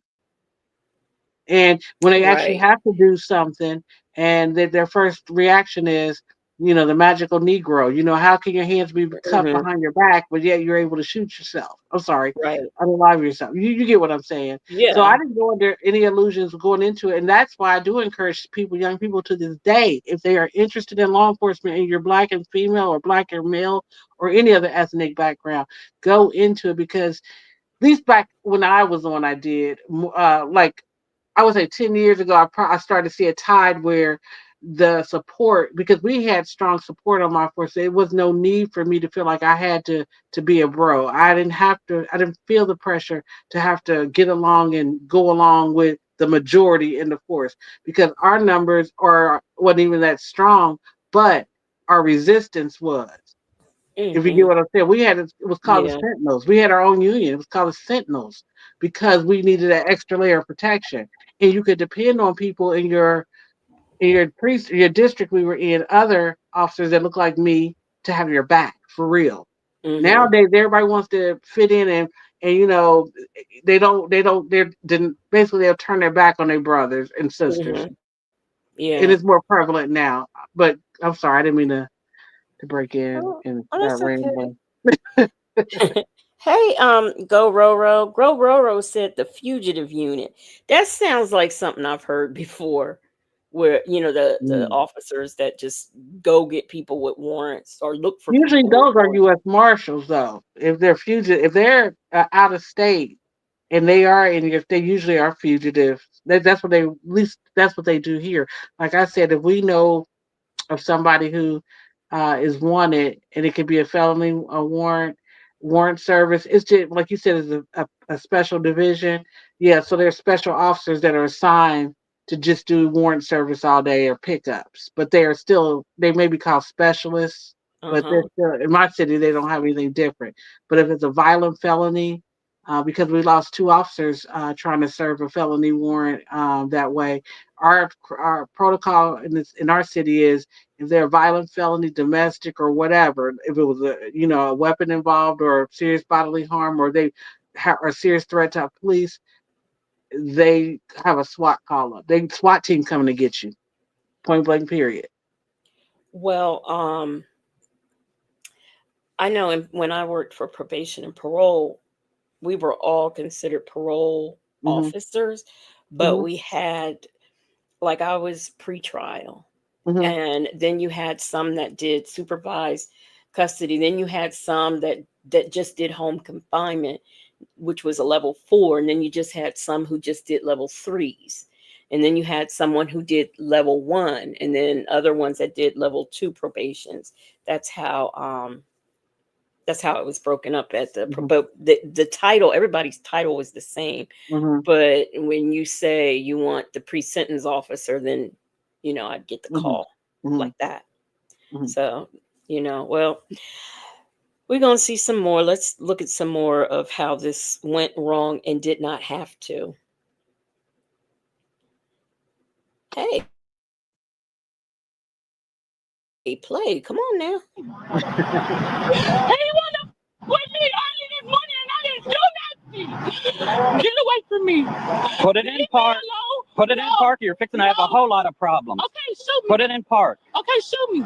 Kill me. Send me where my brother's at. The brother Janisha is referring to is 30-year-old Dion Leddett, who had died in a shootout with police just 2 days earlier. Later interviews with Janisha would reveal that she saw her brother as her protector and that she was afraid of police for this reason. However, what Janisha doesn't mention is that when the Houston Police Department's Major Offenders Division arrived at fugitive Dion's home to serve the latest in a long line of arrest warrants, Dion responded by opening fire on them through the closed door, injuring one police officer and killing another. Since 2008, Dion had been arrested 18 times and had obtained 2 felony convictions. His run-in with the law included arrests for aggravated assault of a family member, aggravated assault with a deadly weapon, and evading arrest, among others. Clearly, it was a dangerous situation, and it ended terribly. Put it in park. Kill me in my job. Now, you see that? Dion has a lengthy criminal record. He has served time a couple of times. And when they went up to him, they're walking up. They haven't even gotten to the door. He sees them and starts shooting. He has a shootout, killing one officer and injuring another. And she's saying the police killed her brother. Your brother shot first. We Now, call I know that there are some other police line was like cop. officers. They shoot first and ask questions later, but these people was just simply trying to go and do their job, and this is all she can see is they killed her brother. Well, your brother killed one of them, so I mean, come on. Trust in My Destiny said Dion had a lot of cycles. Yes, he did. Naomi Whip says a lot of our women have problems dealing with men. Why? I don't have a problem dealing with men, and she shouldn't have one either. And this would have been a perfect. Put it in park. No, I'm trying to do my job. Did you say Bank? No, I was just going to say her brother would have been a situation in my city where he would have been a SWAT call up. They would have, and if that's possibly what they did too, because they're not infallible either. Especially, bullets don't discriminate. Right. But that's the reason Obsessed why with they the do mess. it. Obsessed with the mess set, but her saying, she's what? Her saying unalienable. Oh, yeah, I get what you're saying. And my child is wild. Why she put her baby on it? Why is she acting like that in front of her baby? I wouldn't want my child to see that. But I'm pretty sure that's the home that her and Dion came out of. There's probably there's probably a reason why he had 18 cycles, and it probably started at home. I'm serious. Yeah, you're right. You're right about that. I agree. Yeah, Go Roro says she has issues. I'm not, let's say her brother was still alive. I'm not so sure that she wouldn't be acting like this anyway. I'm just really not so sure. Mm-hmm.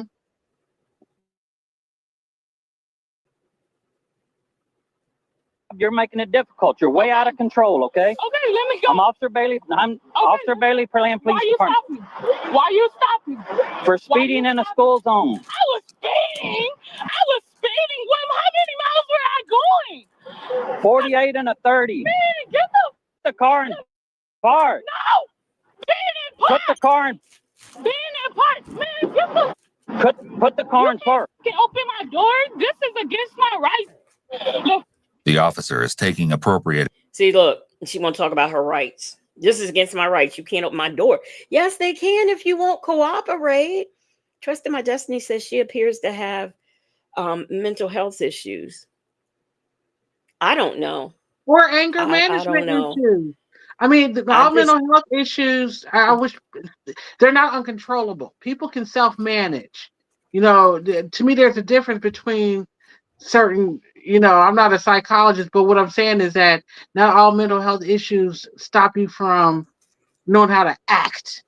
And she just coming off to me as somebody who just don't know how to act. I'm sorry. Right. I could be mean when I say that, but I'm not giving everybody a pass for some mental health. You're right. I agree. I don't think she in crisis. action by ordering Janisha to exit her vehicle. Under Pennsylvania v. That- Mims, the United States Supreme Court held that allowing police to require a driver to exit their car was only a mere inconvenience to the driver in comparison to the safety benefits to police. Here, Janisha isn't complying with any police orders, such as putting the car in park and calming herself down, despite that this is a valid traffic stop. These types of orders. She may be grieving PW, but then she should have stayed home. Or she can't. And she has a 3-year-old child in her endanger car. the lives of the children. Right. She has a 3-year-old child in her car. She was driving too fast in a school zone that puts the children, in danger. She's putting her own child in the car in danger. And she's putting herself in danger by acting like this. So if she was that grief stricken, she should have stayed home instead of taking her son. Because I think she said she was taking her son to get some donuts or something. Obsessed with the mess says she is grieving and angry. What happened with her brother was 2 days ago, and she's only 19, so I can give her some slack. She's looking at all police as the enemy, even though her brother caused it. And that is true. That is true. But nobody's denying that. But it's called personal responsibility. Okay, I'm not denying anything the Obsessed with the Mess or PW is saying. But, right. There's a maturity level. At 19, I have 19-year-olds in my family, but they're the maturity. That's why I said it stems from the family. Anger management. She doesn't know what to do with her emotions or feelings. So I'm not denying all of that. I agree with all of that, but I also agree with Legacy Moon. I know even at 19, I may have been more mature. My family was more stable. But that's the sad part, is that she's never learned how to manage her emotions. To me, that's not mental health. Again, to me personally, that's just poor coping skills. It may not be through no fault of her own. But that's something as a society and as parents and as a village, we have to address collectively, because we see that more. These kids have very poor coping skills, and it's a generational problem that I can include myself in that, and I do that with my immediate family. I hold you accountable. I had a 19-year-old nephew go to jail for a year. I held him accountable for everything he did because he did know better. So, that's all I'm saying. We're not taking, at least me, I'm not taking away from the fact that she is upset. She is grieving. But the sad part is that she put herself in a worse position because of not being able to manage those emotions. And 19-year-olds are capable if they are given the tools to do so. And unfortunately, to me, it just looks like this young lady wasn't. Okay, PW says she's got to make funeral arrangements and hide the rest of the evidence. He's missing an uncle, so she's grieving. Well, here's the thing about that. They got a mother. They have a mother. And I don't know. Like I said, she's endangering others. So she and her grief should have stayed home. When my mother passed away, that was very devastating for me. But, I went out to do the arrangement things, but other than that, I stayed home. I didn't go out anywhere because I didn't want to talk to anybody. I didn't want to be around people. I just wanted to sit up and cry in my room. That's all I wanted to do. But also, too, we're playing Monday morning quarterback. This officer, he may not even be aware of the situation, because it sounds like they said it's like it was I don't know if it's within the same city, but you may hear about it, but you don't know all the facts. You don't know all the players. You got to remember, you guys, when you're watching this too, and this is not to quote unquote side with the officers. He's working with not a lot of information. He doesn't have time to sit there and process all of this and say, "Oh, wow, she's doing all this." He's looking at the immediate danger. And just think about it. How many times have you seen somebody fly through a school zone? They could have just buried their brother, and you sitting there pissed off and like, where are the police? So it's like a double-edged sword. So I said, I don't want to discount anything that anybody's saying in the chat, but we are in a way playing Monday morning quarterback, because we actually have right now more information than the officer has. Even with she telling him that, how many times people say stuff that's not true, sadly, but does that negate the fact that he has to make sure that other people are safe, including that 3-year-old in the back seat? Right. Go Railroad said in Cali, they will just coast and coast for a long haul until they run out of gas. Yeah, He yeah. is agitating her more too, but she should not be driving either. So what is he He's not, supposed to do? he's being very patient with her, and is erratic as she's acting. I am surprised this did not get out of hand from the jump. This Boogie Down says, at 51, I agree, Legacy, but 30 years ago and losing a sibling 2 days before the police, I don't know if she is thinking properly. Again, she is 19. And again, I say she shouldn't be out. Go Railroad says she doesn't need to be behind the car wheel. Get on a bike, wagon, or scooter. Car is too dangerous. PW says she may not have a long-term mental illness, but having traumatic shooting constitute as trauma and or complicated grief. She still doesn't have to holler like that, though. I'm surprised it's true. And she also says, I actually agree with both of y'all. Something like this scares me, because this could have gone very, very wrong. And it's scary to me. It's And you really, know, let me just tell you something. I used to always have to do this just so I could get through my 10-hour workday with my coworkers. I had to remind them life is not a zero-sum game. You know, we don't, there's not always one opinion that's right, that has to be right. And that's something I had to learn. mm-hmm, So even though I have strong opinions on this, I can respect and I can accept other right, people having opinions, in the chat. My question is, what is the officer supposed to do? Okay, she's having a bad day. She's spazzing out. He cannot let her to continue to drive like that. He cannot. Because guess what? right, As soon as he let her go, if she goes and takes out a family of 4 and her child, everybody's going to say, why didn't he stop her? right, So right. I get what everybody's saying. I do have Mm-hmm, sympathy just from a very human, basic, compassionate point of view. But again, we know all the facts. They don't. right. And just like I said, I don't want to be on the road with somebody like this. It's the way people drive now. It's like once, probably every 3 or 4 months, I encounter somebody driving extremely crazy, and it terrifies me, even being a driver of almost over 35 years and an officer. Mm-hmm, I've been to the scene of accidents. I've seen what happens when people drive recklessly and irresponsibly. I've mm-hmm, seen young people like this 3-year-old. So that's where maybe I'm a little biased, but I also still understand what people like PW and Obsessed with the Mess are saying, because we all have to have compassion and see the other side of it. And that's something they probably took in consideration after everything was resolved. So I don't mm-hmm. know that part because I keep talking, so you can't even get to the end of the video. Well, here we go. I'm gonna play some more. Aren't deemed to infringe on First, Fourth, Fifth, or 14th Amendments, namely freedom of speech, search and seizure, self-incrimination, and due process. Put the car in park. No. Officer Dela Cruz arrives on the scene to assist Officer Bailey. Wait, before we continue, I also want to say this.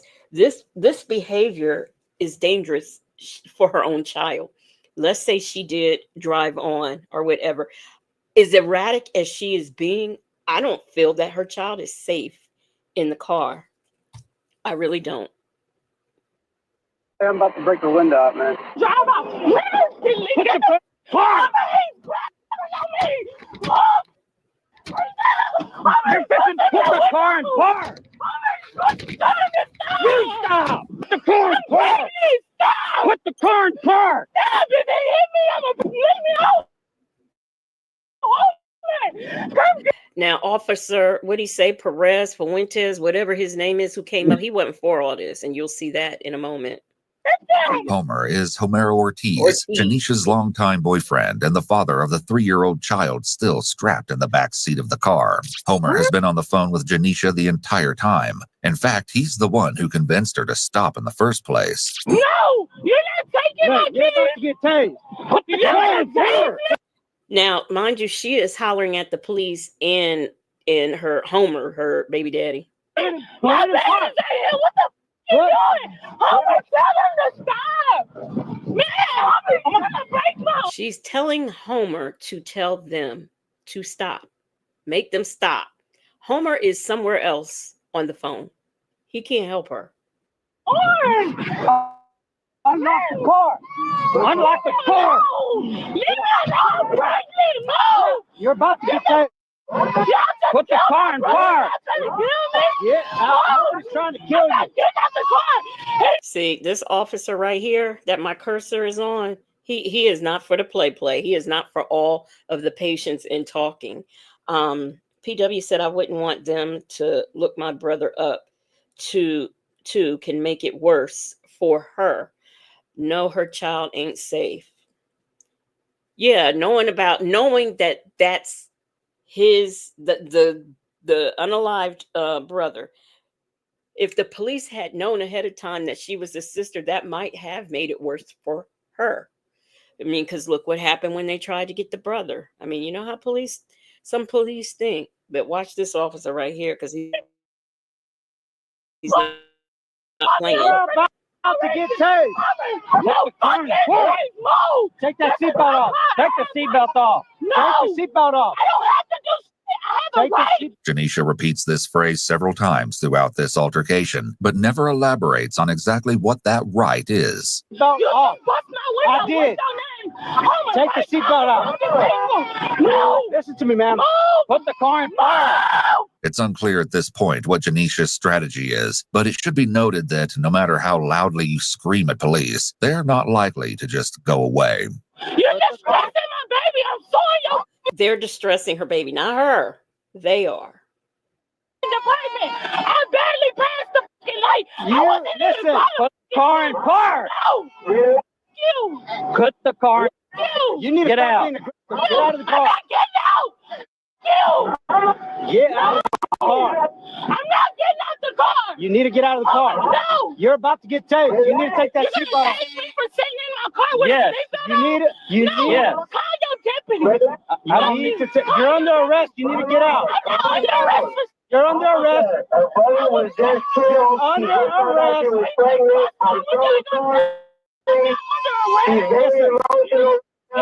Now, this is the baby's father on here apologizing to the police on her behalf.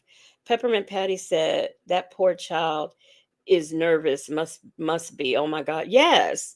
But he didn't start screaming until she started doing all that flailing around.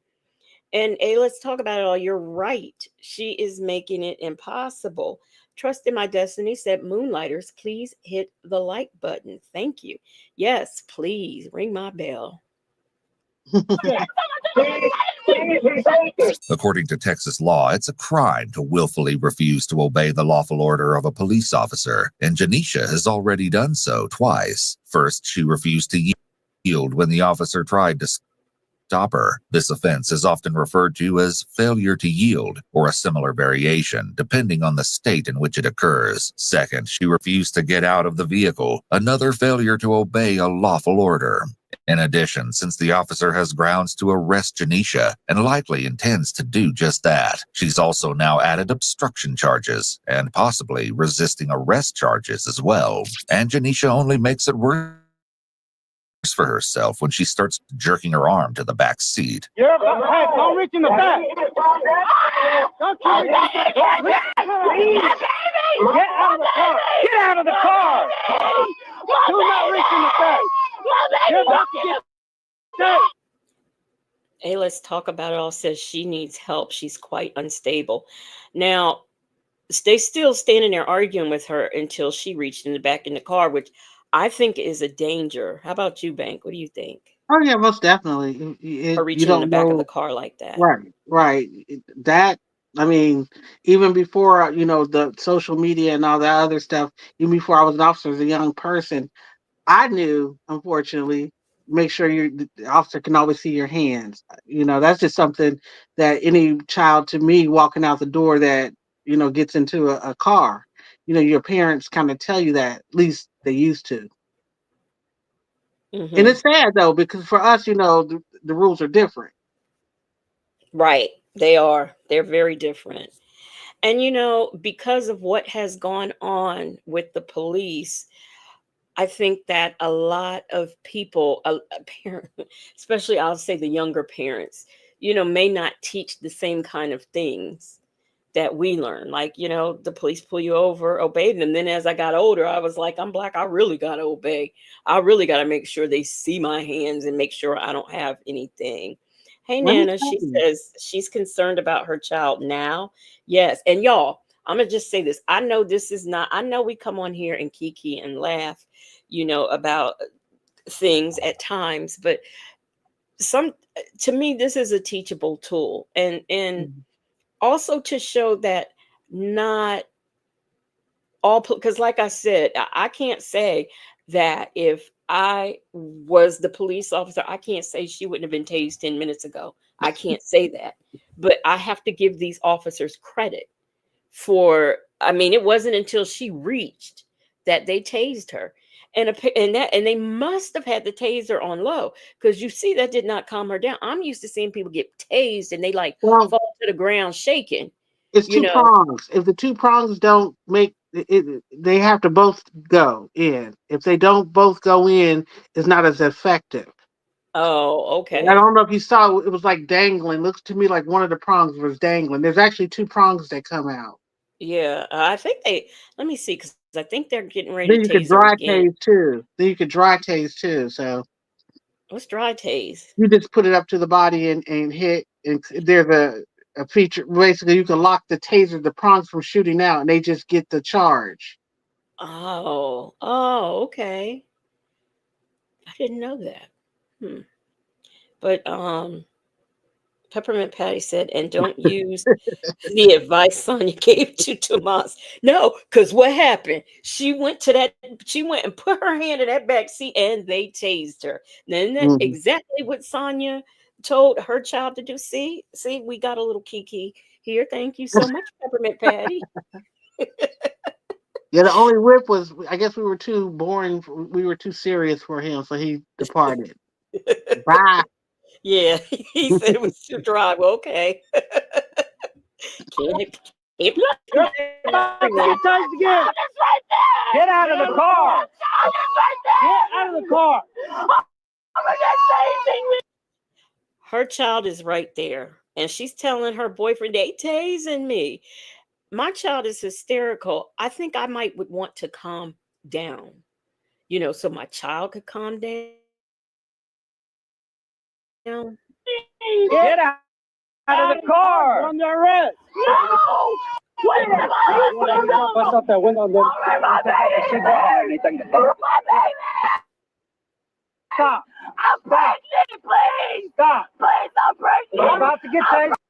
If I had my baby in the back seat and I was pregnant, I would be cooperating so I can go home and finish grieving, not screaming, help me when you're in wrong. You can't scream for help when you are in the wrong. You just can't do it. Hey, let's talk about it all said. Please get some words. She's working my nerve at this point. Yeah.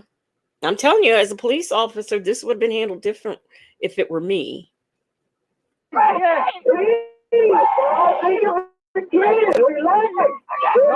trying to kill you. I'm going to break your window. Charles 15, you advise one detained.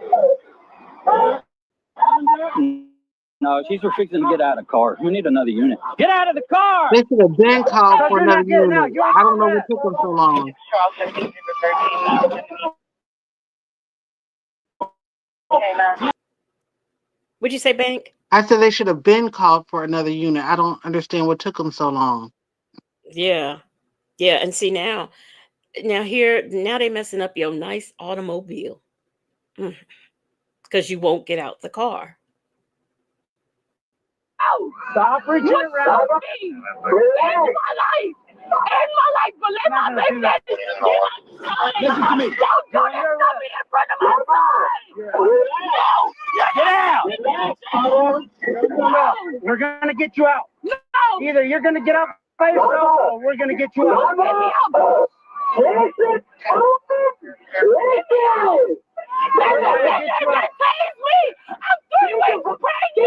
about to get out. You're under. by Janisha's piercing screams, onlookers from cars parked on the opposite side of the road have now gathered to gawk and film the encounter. Janisha, perhaps thinking that these people are on her side and might be willing to help her, begins to direct her screams at them, pleading with one of them to come get her son out of the car, though what they're supposed to do with the child once they have him isn't specified. PW said, Homer, come get your child, please. Yes, please come get your child. Hey, let's talk about it all. Said, when is the boyfriend going to say something? He is trying to talk. He just can't talk over her. Hey, Coffee is Brewing. Coffee is Brewing said they need an ambulance to take her to the psych ward. They can't help her because They can't get her. Yeah. they can't get her out of the car. And that might be would have happened if she had cooperated. B. Williams says she is missing some emotional regulation. And Go Roro says A said she is getting on my nerves. Yes.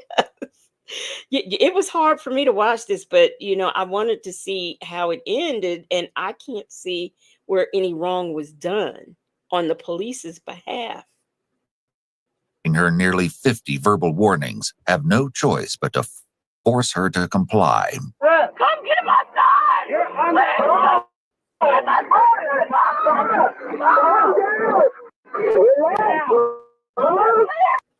Let me tell you. Stop! Get out! Get out! Stop resisting! Now that Tay's got her. You're gonna get tased again! Get out!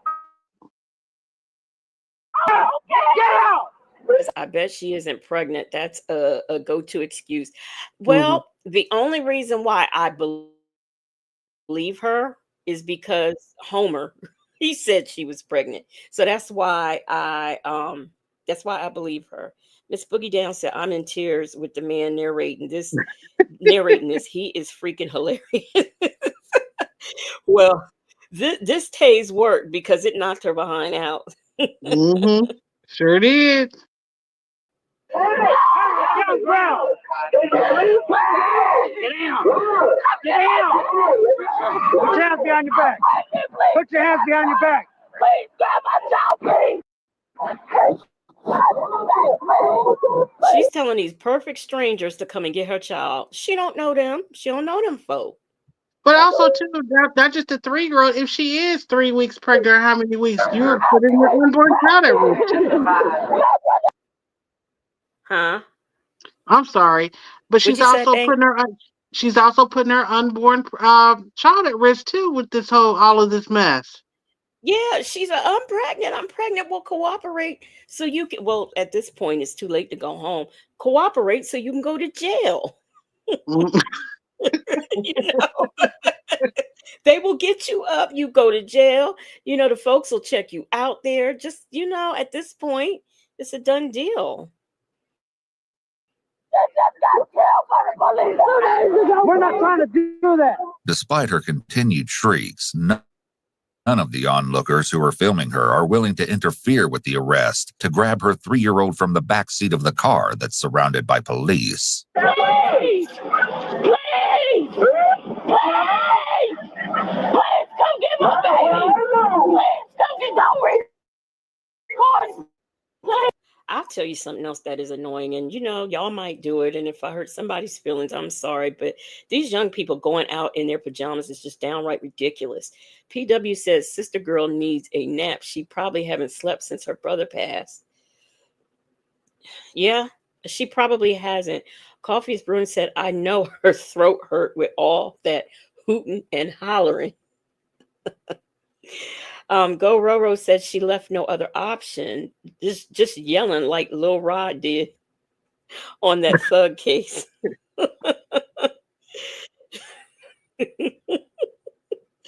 But she's in her pajamas. She had to go out in her pajamas to go get her son some donuts, speeding through a school zone. Okay, all right. I didn't do nothing.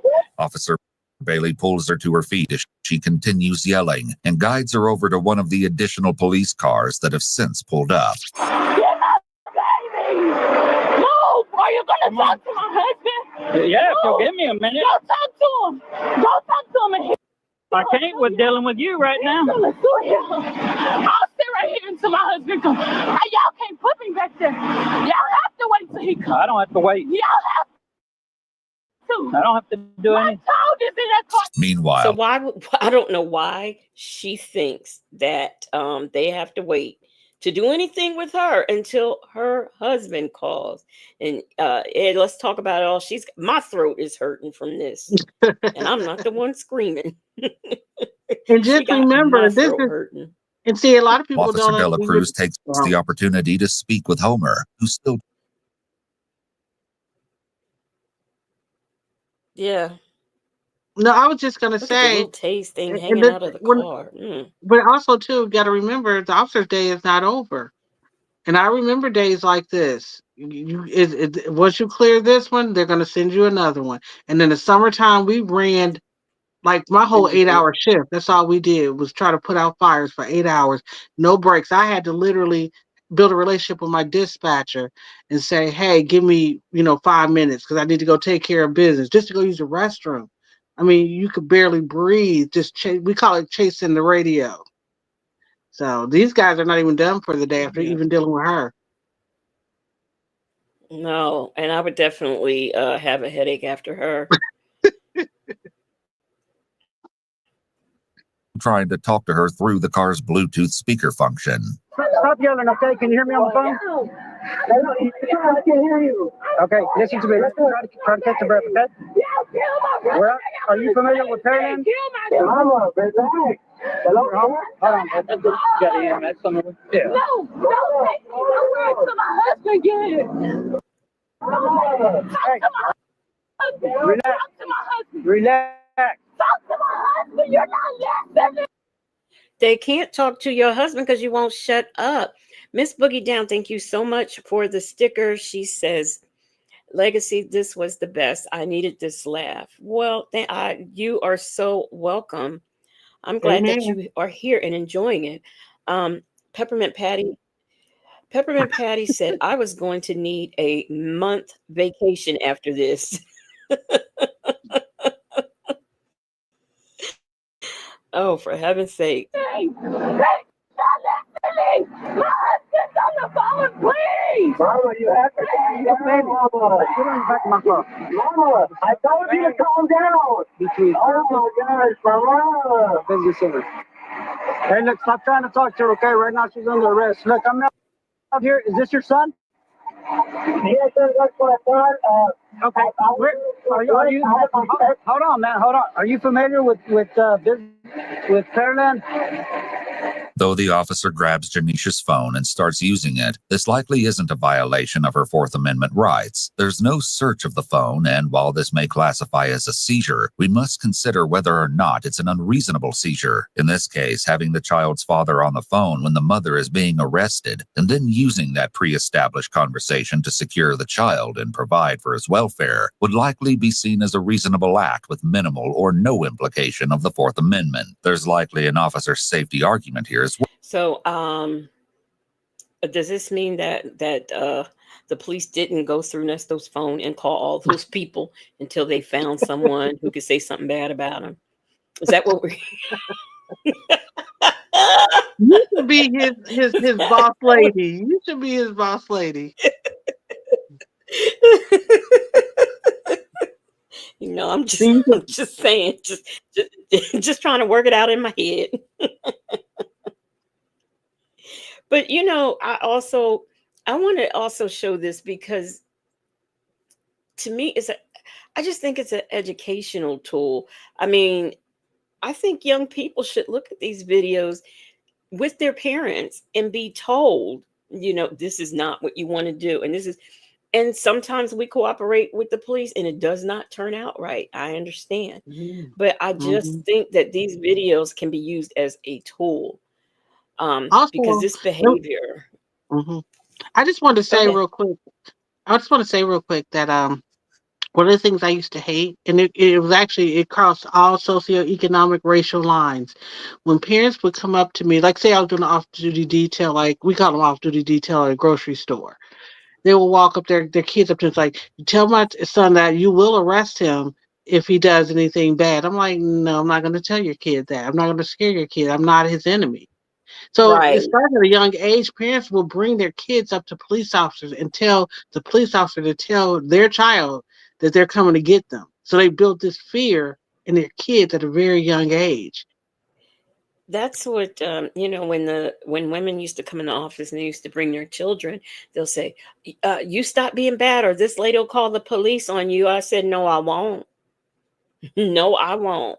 You're not going to associate me and the police in this child's behavior. Tell your child to sit down and be still." Exactly. I had one lady tell me her 5-year-old wouldn't go to school. He was up under the bed and she couldn't get him. And she wanted us to come and get her child from under the bed and make him go to school. 5 years old, sitting the police. I told her, I said, I got one better for you, ma'am, because at this point I have none of her information. And this is before high tech. I mean, we had caller ID, but it wasn't that great. I told her, I said, I got something better for you. I said, I'll send children's services to give you resources to show you how to get your 5 click. She hung up on me so Dude, I wish I would have gotten under the bed, not wanting to go to would have been some school. furniture moving. You know, my mom would have snatched me so fast from under that bed. No. All right, now let's listen to what her boyfriend is going to say, or the Okay. husband, or whatever he was. I don't know. um, hey, let's talk about it all. Says sounds like somebody needs a butt whooping. Okay, what you mean? Your child won't get from under the bed. uh-uh. Wait a minute, Bang. Did she Mhm. call 911 with this, or this? Yeah. Well, no, actually, she didn't because I was working the desk. She called the actual district. You have got to. Because they thought they could jump to the head of the line and they would call the district. And literally, I'm like, we're not sending the police to come get a 5-year-old. And luckily for me, I never had those encounters where I had to go to the school because we were just starting that, where we started criminalizing the behavior of the kids, not the bad stuff, but literally going into school. Because, like, right now, real quick, and it's not going to be quick, so I'm not going to say it.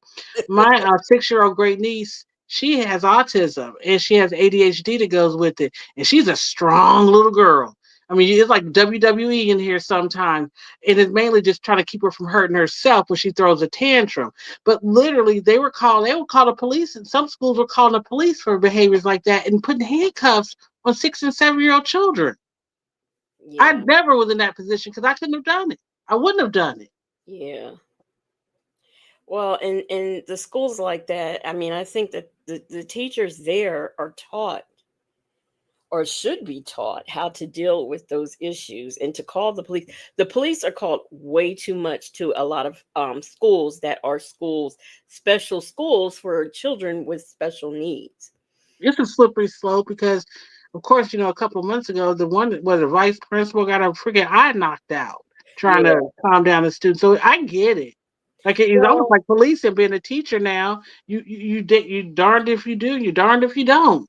I showed a video where they called the police on this little girl. She was acting up. She has had ADHD and what is that other one? What is it? Rad. Um, Mm. where the children, you can't, like, nothing phases. I can't think. I think it's called like Rad or something. I can't think of the name of it right now. But Hmm. the police, she was also in the bathroom, using the bathroom, and she's washing her hands. Now, why the parents called the police, I don't know. I mean, why the school called the police, I don't know, because they had called the girl's dad too. So they call the police, but then when the police get there, they want to arrest the girl, the 10-year-old. They want to arrest her. You And know, I miss the days when people were more scared of their parents than they were of the police and the teachers. I used to be terrified of my teachers. Ooh, in elementary school. Mm. I was terrified because I knew that wasn't going to fly. I wish I would. What you mean? You told the teacher no, or what you mean you did? Yeah. That just wasn't going to fly. But anyway, when she was in the bathroom washing her hands, I watched that thing over and over again. I could not see where she pushed one of the teachers, one of the aides. I just could not see it.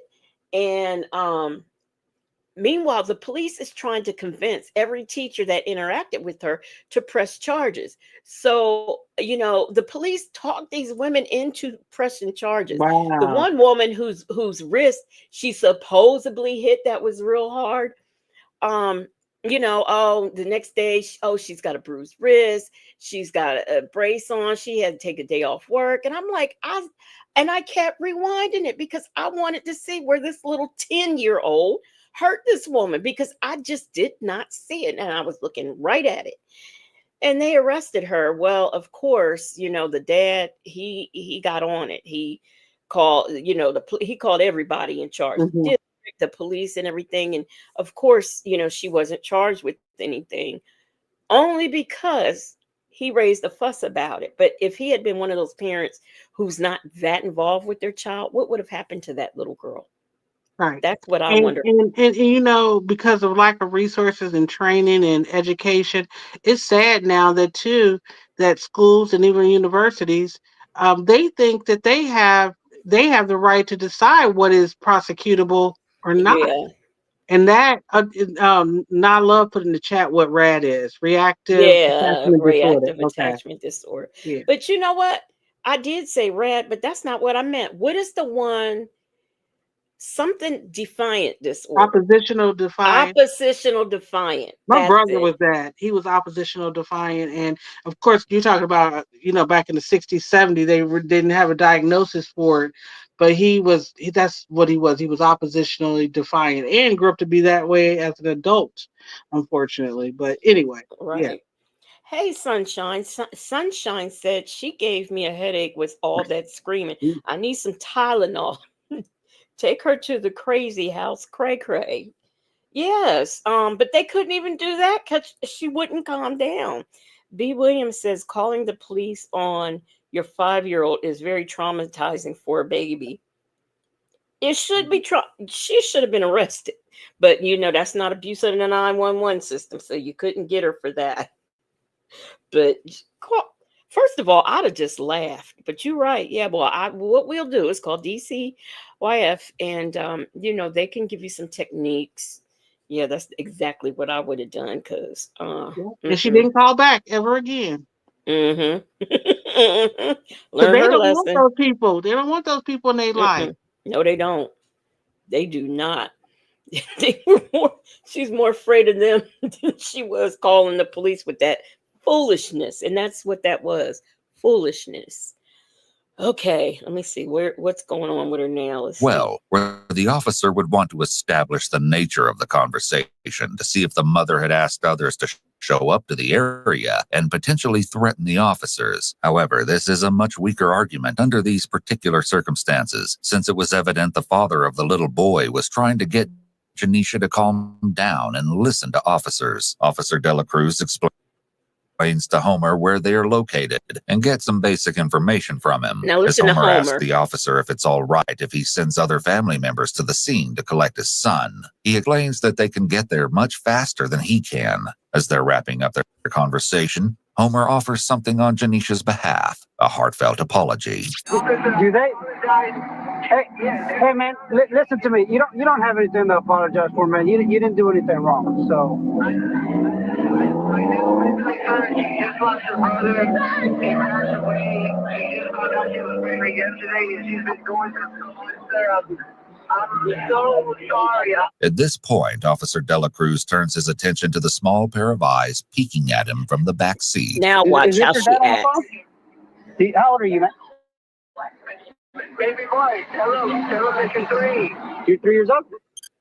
Okay. Mama's okay, all right? Mama's just a little upset. She was screaming and yelling, so she's okay, okay? She's going to try to calm down and go from there. But yeah, you could go ahead and send somebody to pick up your child. Well, get a hold of your grandparents and I'll check up on you in a little bit, but that's exactly where we're at. Okay, yes, sir. Thank you so much, officer. I do appreciate it. Okay. Make the phone call right now. Y'all bust my windows. Y'all put glass in my eye. For what? For speeding? No, for resisting arrest. She says they put glass in her eye. For what? For speeding. She's not I've never had glass in my eye, but I know some people who have, and they not looking at you like that, screaming, hollering about you put glass in my eye. I don't see any blood or anything like that. And she says, for what? Speeding? Well, they tried to pull you over and give you a ticket, and you wouldn't cooperate. Come on.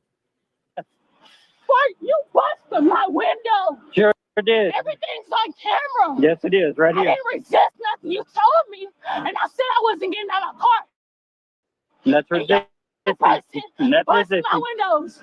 Okay, so she apparently does not know that saying you're not getting out the car is resisting. That's Bust resistance. my windows. Bust my windows. Go talk to my husband because he's on the phone. And go get my baby. My baby's crying. Yeah, you Y'all did. You said did that to him. 3 weeks pregnant. I could lose Well. my child. What the f- I did? My brother just died 2 days ago. I'm sorry that happened, but that had nothing to do with me. No, The way you're acting. Y'all are terrible. That's why y'all are gonna suffer. Y'all are gonna suffer. Y'all will suffer. What Janisha means by suffer will probably never be known because at this point, she spots another officer and immediately calls out to him, seemingly convinced he will be more willing to help her. Sir, can you get my baby? He must be black. Please. I want to talk to him. I don't want to talk to him. Sir, can I please talk to him? Please get him away from me. I want to talk to you alone, please. Get him away from me. They chased me. I'm 3 weeks pregnant. My child is in the car. Can you get my baby? Tell me what's going on first. No, get him away from me. I can't do that. Get him away. Yes, you can. I can't do that. Yes, you can. What's going on? Talk. Please. I'm here to hear. Now, like I said, he's black, and she thought that, I don't know, she would get empathy from him. I'm not exactly sure, but he has to do his job just like everybody else. Why are you doing this? Tell me what's going on. Now you kill my brother. You're going to do this too. What? You're right along with them.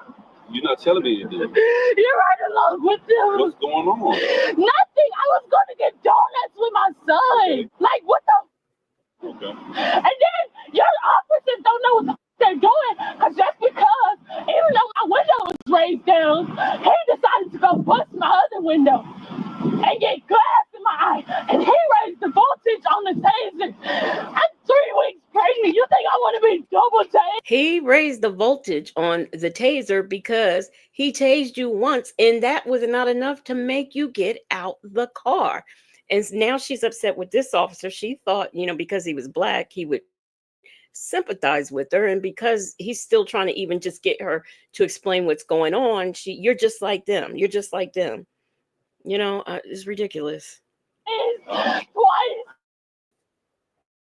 Once she spots her 3-year-old son in the arms of Officer Dela Cruz, placing him in the police cruiser to await his grandparents' arrival, she immediately loses her cool again. Don't let him get my child, please. Don't let him get my child.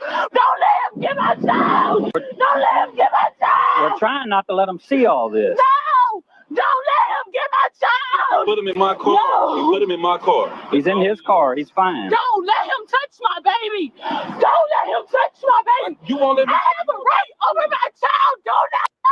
Don't have a right over my child. We're trying to protect your child from seeing all this. I don't want him around my child. Well, can you handle my baby? Get him away from me. Get him away from me. You can get him away from me. Get him away from me. Stop. Get him away from me. Stop. Stop. Please. Please. Stop. Get him away from me. Now get him away from me. Please. I don't want him by me. Please. He hurt me too much. Please. Please, I don't want him by me. Please get him away. Please. You can get him away. Relax. But Janisha is either unable or simply unwilling to do so. Her behavior is only making her situation worse. Eventually, Officer Sears is forced to place her in the back of the squad car, though she continues to be uncooperative and to make demands of the officers. I don't want him to hold my baby. I will put my son. Okay, relax. No, where's my husband? You don't talk to him. You won't calm down so we can do anything. No, why you let him hold my baby? I asked you for one day. Because you won't let me. Why you got my baby? Why you let it go do this to me? Get my baby. She said, I only asked you for one thing. And no, she's asked them for multiple things. Why you doing? You gotta relax. You get my baby. I don't want him to hold my baby. I have a right over my child. Hey, your baby's going to your grandparents. No. What? At the end of the day, that's where he's going. So he's good. No. You don't need to be I upset no don't more. want him to hold my baby. You don't do what he did to my Listen. You need Look to at talk to you, but I don't want you yelling. No, I'm not. Talk to you, but I don't want you. Oops. Please. Your kid's going to your grandma. Please. Okay. You get him away from my child. What?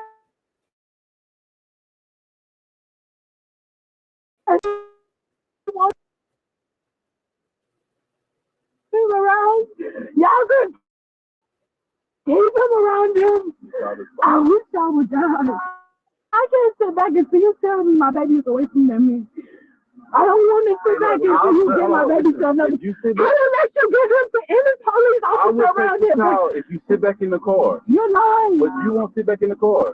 You're lying. Okay, you want the child with him or you want it with me? I want it with you, but please don't do You're this. going to ride with him. Don't do this. Okay, that means you're going to ride with him. Okay? See, she wants to tell, mind you, she's not listened to a thing that they have told her to do, but she's telling them what all she wants done with her child. And that officer seems to be pretty good with her child. So she's the one traumatizing her child. Can I say this? Because honestly, I agree with Ayla's. I'm talking to this You went out, Lord. Paint. One thing, can you hear me? Yeah. You can't hear? Okay. I just put my charger in. I don't know why that happened, but you can hear me now? I can hear you now. Okay. Hey, let's talk about it. Say why you keep, talking to this fool. I'm almost thinking that a lot of police officers, especially men, because they have a hard time dealing with combative women in their mouths, they need to have Super Nanny come give them a lesson. You don't engage. You're basically adding fuel to the fire. You are. That is actually what she said. That I remember thinking through some of the videos I watched. I have nothing else to say. Stop talking to them. Stop negotiating, because that's what toddlers do. That's what they do. They think everything is negotiable. So you give them a direct command. And like I said, it was 2 strikes. I didn't do 3 strikes. I told you once. If I have to tell you twice, you're done. That's how my mother did us. And again, I had more leeway then. But you're done. And we're not having a conversation. Anything you got to say, anything about what I did, you can tell it to the judge. You're going. We're not having this long, drawn out discussion about whose car you're going with. When that officer said, do you want to go with me or do you want to ride with him? She's in the car. Our policy is once she was in that car, that's the car he stayed in. That's it. I don't care what you want. Let's talk about it all says you have no rights under these circumstances because you didn't know how to use them. Right. And Nana says if they show this video to Child Protective Services, she is done. Manipulator. To me, I feel a little bit of manipulation going on here. Sunshine says, I feel sorry for the child. This chick is an embarrassment. Put her ass in the car, close the door. That's what I would do. I would put her I would put her in the car and close the door and go on about my business. Let's talk about it all says, I have this saying, I don't negotiate with terrorists. I say that too. Yes, because bank fights. I fight kids. My nephew would tell you, my nephew, he's 42 years old, he'll tell you. We used to battle. I tell him I fight little kids. Don't get it twisted. Listen, I tell you, my niece, I kid you not, my niece, she can be aggressive sometimes, and she's strong. And when she throws a tantrum, I've got her to the point now she knows that auntie ain't playing with her. I told her today I was gonna throw a shoe at her. I said, you do that, and I said this shoe come flying and hit you in your head. Now, you make a choice. And she's autistic, but she made a choice. My shoe stayed on my foot. Yeah. PW said, poor Homer. I know, right? Homer Is sounds Homer like a putting good up with guy this? too, doesn't he? Sound like a nice, He calm, sounds like a demure, nice, good guy. Yes.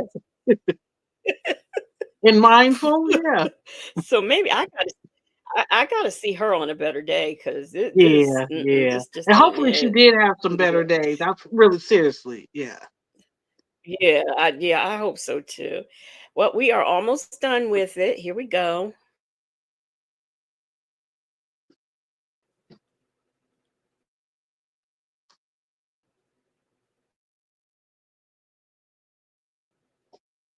I hate when StreamYard does this. Oh, now you do want to act a fool. Going to jail today. Point blank period. Because if I sit right here, you're gonna tase me No, like you if tased me. anybody noticed, no. I don't know if anybody noticed this, but when they were showing her when she was just on the ground and she was talking to that officer because she thought he would help her because he's black, I didn't see a tear. All of this screaming that she's been doing for the whole 20 minutes, I saw not one tear. All I see is her screaming about her rights and what she's not going to do. Let's talk about it all says somebody needs to tell her about this later, how she was acting. Yeah. I'm not so sure she don't act like this on a regular. Maybe not as amped up, but mm-mm. Through my window. I'm not gonna pay you. You're gonna tase me just like he did. You're gonna do the same thing. No, ma'am. Be lying. You're lying. No, why did he tase me though? Why? If I have my people, are y'all gonna do something about it? Are y'all gonna get on it? So sit down, and I'm gonna walk straight over there. That's all okay. Look, I'm gonna look into it. But despite the officer's assurance, They had to tase you with your seatbelt on because they told you multiple times to take it off and you wouldn't even do that. So yeah, they tased you with your seatbelt on. that the incident will be reviewed, Janisha's state of hysterics continues. Kill me, please. Once you're inside the vehicle, Kill me. Kill me because you was you can really spare me.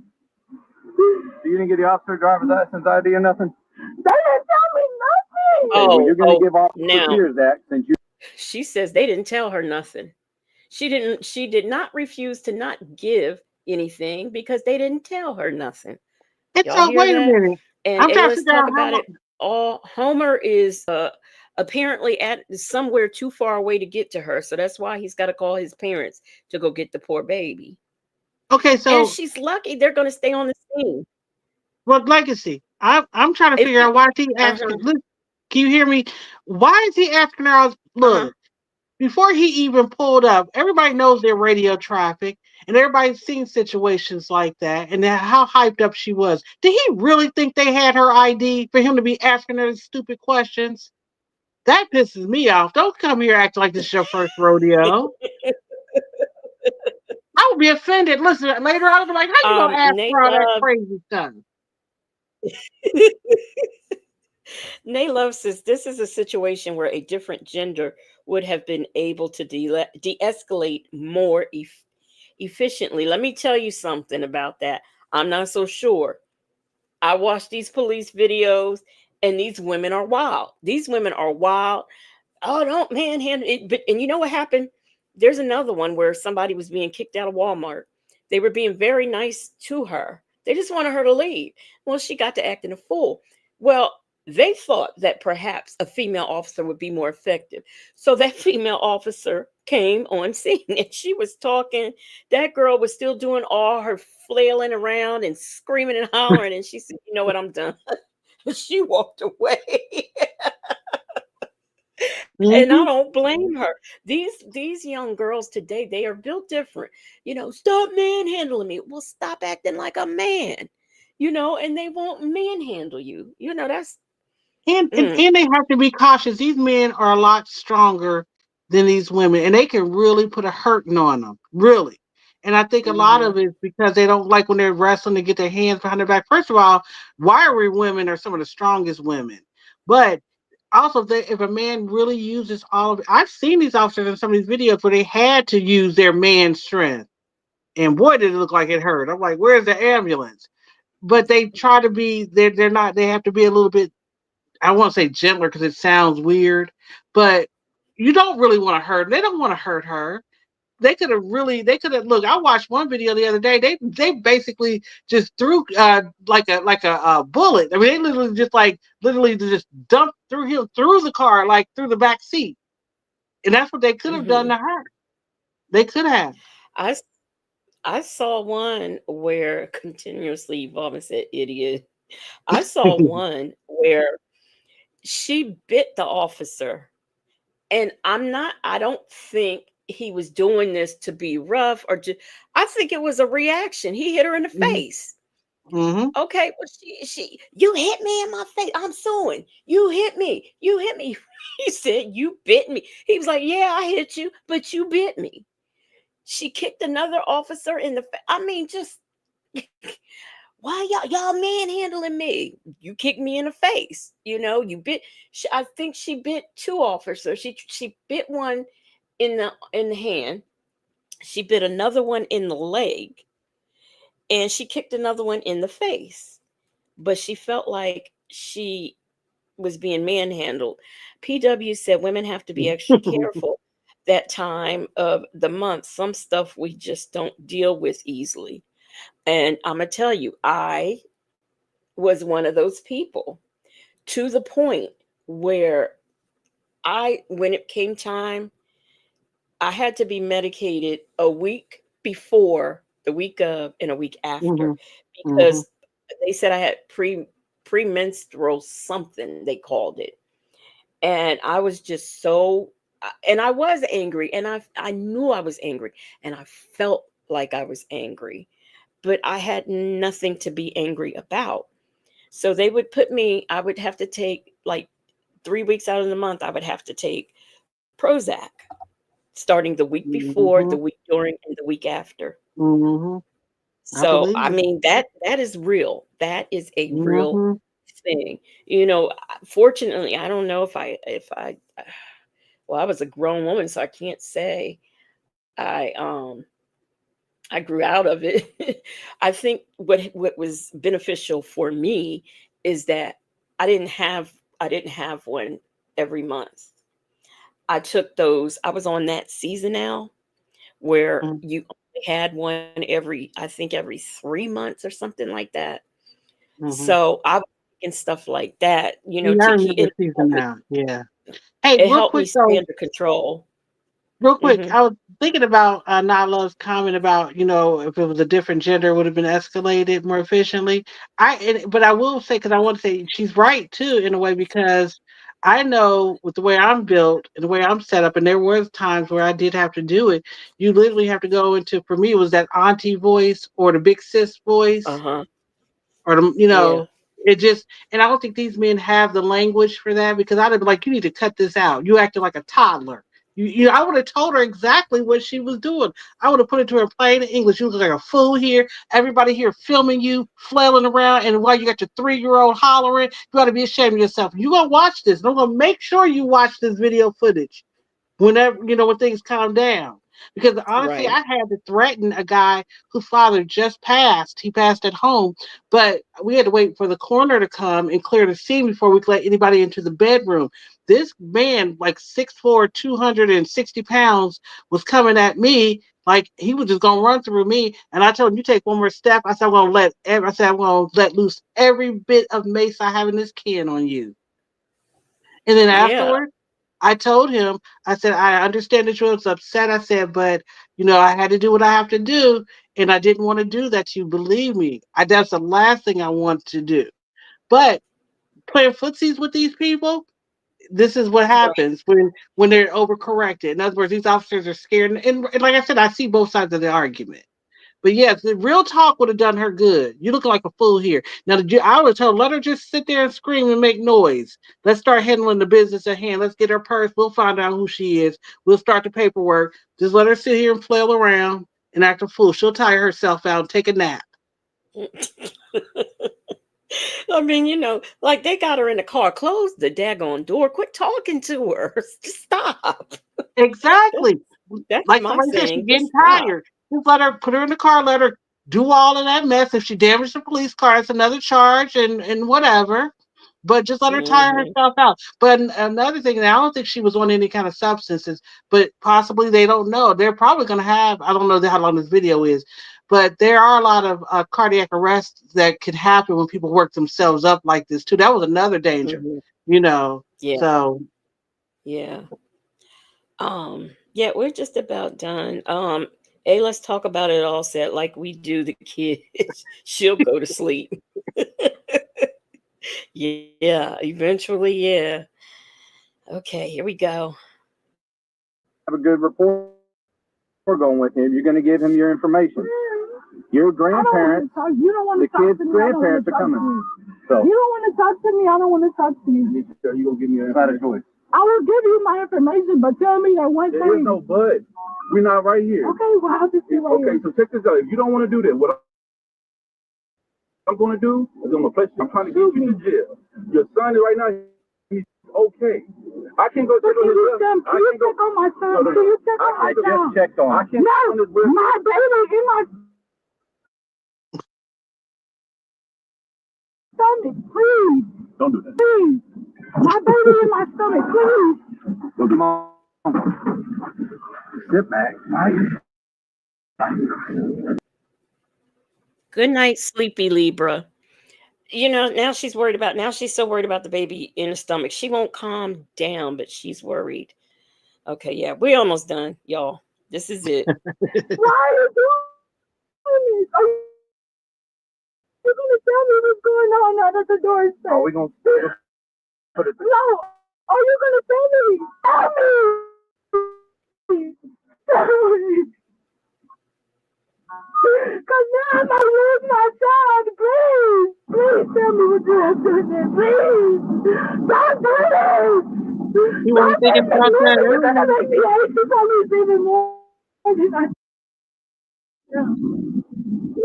literally I think, but she says you're gonna make me hate y'all worse than I do now. I don't think they care. I wouldn't.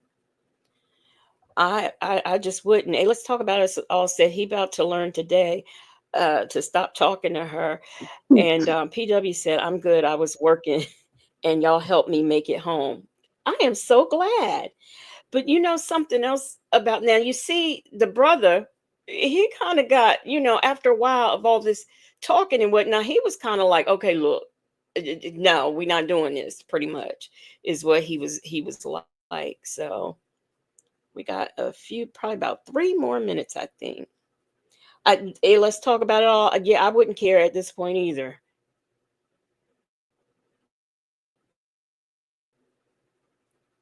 And y'all do this every time. Y'all treat us like By the way, y'all do this every time. Y'all treat us like we're dogs. But she's displaying this behavior, so okay. don't even know y'all are the same color as our skin. You let them walk over you. You let them walk over you. You let them say with me. You let them brush my windows. You let them.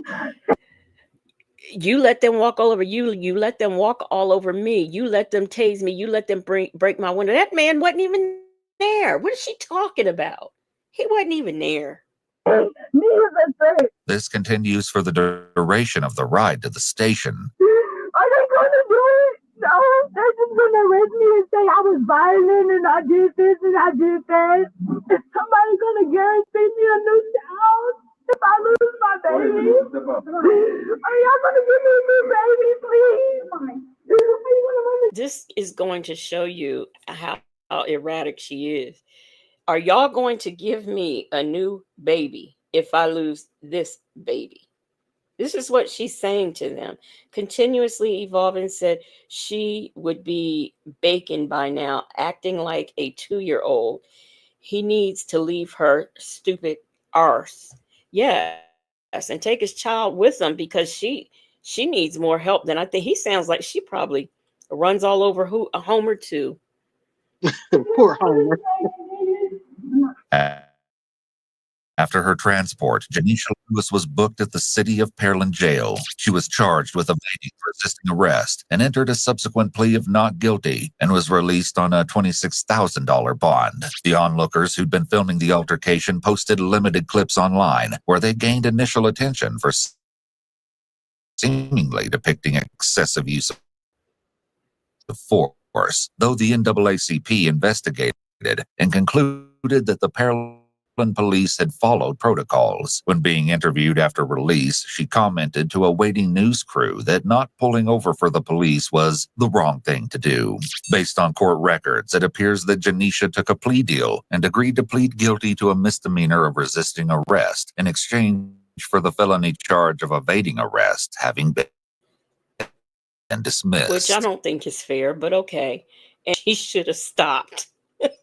Yeah, She shouldn't she's have lucky done she that. should have been Why charged with couldn't she child have endangerment realized too. that when she was there? She could also have been charged with There child are so endangerment. many things that she could have been charged with. Yes, there are like a whole bunch of things. They didn't even get her for the speeding. I mean, what this started over speeding and they didn't even get her for that. I mean, come on now.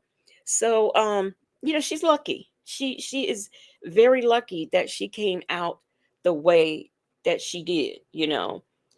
Hey, let's talk about it all says she's not lucid at all. PW says poor Homer. Yes, poor Homer. Yeah, but I wanted you up here, babe, because I wanted a police officer's point of view But while I looking want at. to tell you from an auntie or a human point of view, I'd have been so mad at her if I was a family member. Even Mhm. listen, I've taken my losses, I've taken my bumps, I've lost 2 nieces, I've lost 2 siblings, I've lost my dad. I understand grief. I've seen it. I've seen people at their worst moments as a police officer. I'd like she said she's not pulling over is the wrong thing to do. I'm pretty sure somebody in their family, hopefully her mom, I'm not sure, that they lit into her, especially after seeing the camera footage, because she had that child in the car, and if she was pregnant, she put a lot of people at risk, and the mom was already grieving possibly over your brother, and you're going to go and do this. I have Mhm. sisters who've lost kids, and the grief is unimaginable to me. It's unimaginable, and then you're going to do it, and then you put yourself in jeopardy. Well, I'm just Yeah. trying to wrap my head around what happened to your brother. Oh heck. I would have told the police officer, y'all were too nice. Nay Love said, well, B. Williams said, ma'am needs that license removed. See, they didn't even charge her with that stuff. And yes, she does need her license removed. Nay Love said, did I hear them say they released her that day? I don't know if they said that day or the next day, but I know she didn't sit and it was $20,000 and she got a plea deal. So apparently they did sympathize with her. But like I said, a police officer is not a job that's for me because I'd have And been like, this girl, is the stuff. No, this stuff, I kind of missed it, especially when I got on the other side of the radio. It was the actual unalivings and abuse and. But I could have managed that, but I didn't want to internalize that because Vicky, we were talking about this on another platform, and I said that I been to the age I was, I basically mitigated the cost to my my sanity, put it that way, what I was willing to invest of myself, and because I am empathetic. And you have to be able to disconnect to do that job over a long period of time. You have to become numb. That's why there's a high rate of alcoholism and DV amongst and the S word among police officers, because you get this stuff day in and day out and sometimes worse. And the services are there and they're a lot better now, but over a longer period of time, I just didn't want to give that kind of investment into a profession. And not to say, and I used to beat myself up about it, but I learned very early on I have to take care of me first. And even in the midst of everything that's just happened recently, that's been my focus. I'm going to take care of me first. Let somebody else worry about that. I'm going to because if I'm not good, then I can't be of any help or any good to anybody else. right. PW said, I hope that little boy's name is not Junior. Well, you don't want that to be Homer Jr. Homer sounded like a nice guy. Yes, Oh, Homer Homer. did. The name Homer, though, I guess. That Yeah. was his granddaddy's name. And I'm going to tell you this, you know your limitations in your career, because I was thinking I wanted to be a counselor over at Protective Services, but I realized that I could not do that because, I had some friends that worked over there, and the supervisor, we used to talk, and I would be over there sometimes, and it was the investigation unit that I would be visiting. And every time I would see them go out in the field and I saw them pack those dolls out, I would have to leave the office because I knew I was going to lose it, because if someone's been, abused, Mm-hmm. they Mm-hmm. take dolls, point, where did he touch you Mm-hmm. type of thing. I could not take that. I just, every time I saw those dolls, I would run out of the office because it just bothered me. And Mm-hmm. it's really interesting because the dolls, they don't have an anatomy, and they have clothes on, and the child is supposed to you know do Mm-hmm. whatever was done to them, and that's not anything that I could deal with. I just And I couldn't. thank God there are people who can do it. My sister for Yes. 8 years was a children's service worker. And Yes. I also did like a 30-day, it was like a shadowing of a different department Mm-hmm. in the police department. So I did fraud, I did homicide, and we call them, oh God, what did we call those? Not special crimes, but basically that's what they were. All of your abuse crimes. Mm-hmm. And I'm telling you, those people to me, they're doing the Lord's work. Let me just put it that way. They are, Right. because the things that they have to see, it's not even just hearing or the kid describing it. They actually have to see. Mm-hmm. And I would rather be a homicide investigator any day. We call them personal crimes than to be a personal crime investigator. Right. To talk to I mean, kids don't ask to be here, and for you to abuse your kid physically or sexually, it's just, I don't know, it's unfathomable. But I know Right. it happens, but that's not something that I would be able to take on a But regular basis. No. on the flip side, though, there were some, I wouldn't say funny as in, making fun of people's plight, but sometimes you dealt with the silliest stuff that, it's Yes. just amazing. Like I remember I was working the desk because the macho men didn't want to work the desk. So I was like, okay, I'll work it, whatever. But we would get calls like, I want the police here now. Well, what's going on? My neighbor swept glass into my grass. Okay. Okay. Or my neighbor has a driveway, but they insist on parking their car on the public street in front of my house. But anyway, um, honestly, when I got on the other side of the radio, I wanted to go back out in the streets, but I don't regret it. I feel like it's a life. It's an experience. I was a flight attendant at one time, so I kind of did some things. What? Oh yeah, I was a flight attendant for almost a year. It just didn't make enough money, and I was a single girl. I had to pay my own bills. Shoot, I'm like, I can't survive unless I can marry a pilot. I was not going to survive.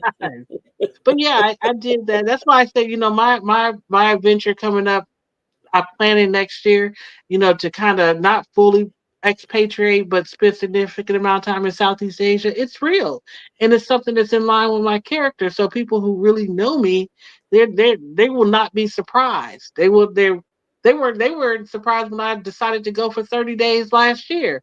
They're like, oh, well, Bank is gone. Well, she said she was going. She's gone. The only person who had a problem with it was my mom. She thought Look, she could tell me I couldn't go.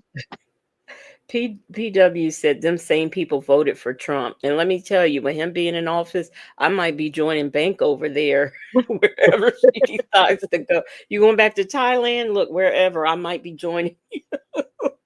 Listen, I planned on going even before all of this mess. But if anybody is interested, not even just like going to Southeast Asia, but just traveling abroad, especially solo, and I hope you don't mind if I shout out her channel because she's completely not in this area. But her name is Stephanie Perry, and you should check out her content. She's been doing it for a long time and she does it well. And she has built a community. And she was a balm to a lot of people after the other day. A lot of people flocked to her channel. A lot of Black women flocked to her channel. What, And from the luggage lady? What was no, it? What no, was it? The luggage sisters or whatever they were? no, You know no, that? no. I'm talking about the election. People are ready to go.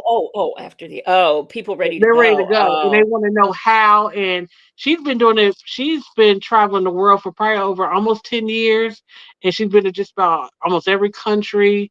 And she knows where to go, where not to do, what to do. She actually has summits and meetups, and she started out just doing the international house sitting, but she had made a post about prior to it saying, "Hey, where can you go as a Black woman and be safe in the world if things basically go to heck?"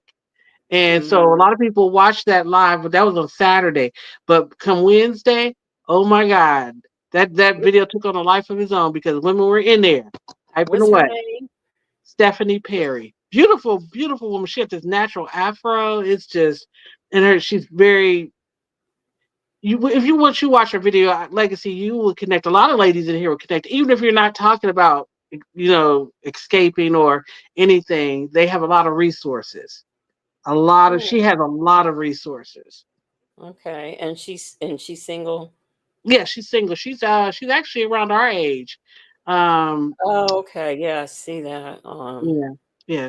And I think she just dropped another video, I think yesterday, to kind of follow up because she was getting such, people were, I guess, were in her DMs too. When I say people are starting to look at options, they are looking at options. And at least I can say that this was something on my agenda. It had nothing to do with the politics here because I've been in a bubble, and that's why I'm going back into my bubble. I will know the important things, but I'm not giving that kind of energy. It's draining. It's Right, debilitating. It's bad for our mental health. right. But yeah, B. Williams, check her out. Stephanie Perry. Stephanie Perry. Yeah, I was just on there. Yeah, it looks interesting. She's got this one video I'm interested in. It says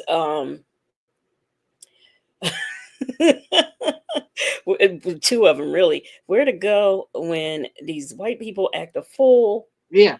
and where's that other one at? Where'd the other one go? It's another one I saw that I was interested. Oh, I just lost it. Wait a minute. Let me find her again. Stephanie Perry. Okay. I think it's what countries black people shouldn't go to. I think it was Yeah, something yeah.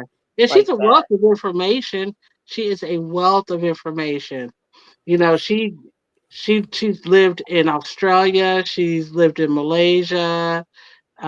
She's decided to actually get residency citizenship in Costa Rica. That's where she's Oh, at now. really? And she's single, she has no kids, and when she comes back to the States, guess where she goes? She goes to her parents' house. Oh, really? Yeah, she got a bedroom. She said, my mom still keeps me a bedroom here because she usually only comes for maybe like a month or so. And then after that, she's gone. She's traveling. Hmm. That's interesting. Yeah, Us as a people, one thing I say, um, one thing that we have to learn over here. I mean, I already know this, but it's just a lot of people who don't. When you travel to foreign countries, you have to realize you're in a foreign country. You can't take your American ways and attitudes and go over to foreign countries. Like, when they do something wrong and get arrested, the first thing out their mouth is, I want to call the American embassy. Well, guess what? They can't help you. All they can do is come to make sure your rights aren't mm-hmm. being violated Right. and that you're okay. That's it. They can't get you out. You've broken the law in another country. That's just like that truck driver that time, Mm-hmm. that female on TikTok. And, Yeah. her mom's all on the news and crying and whining. Well, Yeah. what you're not saying, okay. And then what's his name? oh gosh, Quanell X says, they got that rule in their country for screaming in there. She shouldn't be arrested for that just because she screamed. Well, guess what? When you go to a country where women are second class citizens, Yeah, you can't be over there screaming at a man. screaming. And let me tell you, one of the reasons that Thailand, aside from the fact that I did go there and I really did like it, the food, not so much, but girl can stand to lose some weight. Um, Okay. is that guess what? I didn't have to pay those. I didn't have to pay. The clear people any. No, never mind. They don't Right. run nothing over there. Therefore, they're Right. just like I am. I don't have to worry about nothing. And there's somebody had told a story, and I don't know what country they were in, but they said it was and the Russians are they're something else. Oh, they are very rude. But they was like this lady basically decided that she was going to walk to the head of the line in front of everybody else, and she Oh was a no. Russian woman, and they put her out of that store so quick. Those little Asian women don't play. She said that Asian woman was ready to square up on her and told her to get up out of her store. Well, So they don't I run nothing over there. I saw where a black woman, and I don't know which Asian country it was, but it looked like she said she was looking at her fingernail polish in the light, but it really did look like she was going to go without paying, and they confronted her. Well, they have a right to, it's their business, but see, she started acting a fool. Mm-mm, mm-mm. So then another black person happens to come. Like, what are the odds that two black people are at the same place at one time? Came to her rescue and saying, well, you can't jump in her face like that. She can't leave the business without paying. And to me, that's see, the thing of it is when I look at these things, I'm going to be objective. Yes, I'm for my people. I am. But I am not going to co-sign the misbehavior Mm-mm, of of my people. I'm just not going mm-mm, to do that. And to me, that's what I saw. I saw, misbehavior. And mm-mm, it escalated more, not because of the people who were running the salon, but because of the individual. She escalated, and then this other woman wants to jump in. So now you got two people who are going to be arrested. And then she's got a channel, and I forget what she is. I'm sorry, I forget where she was, but she's a black female. She is a lesbian, and her thing is to go travel. So most of her channel was how she was stranded over in wherever she was. I want to say the Philippines or something, and she didn't have anywhere to go. These people, first of all, she was on YouTube very much so pulling a Sylvia, I need, right? mhm. So then eventually, somehow or another, her girlfriend ends up over there. These people, because she was homeless, she had no money and all of this stuff. Um, these people were nice enough to let her live over their shop for free. Oh yeah. Well, then, she moves the girlfriend Oh in, no. and then she starts getting nasty. So then they want to charge her rent. How you gonna charge me rent and I don't have no money? Oh wow.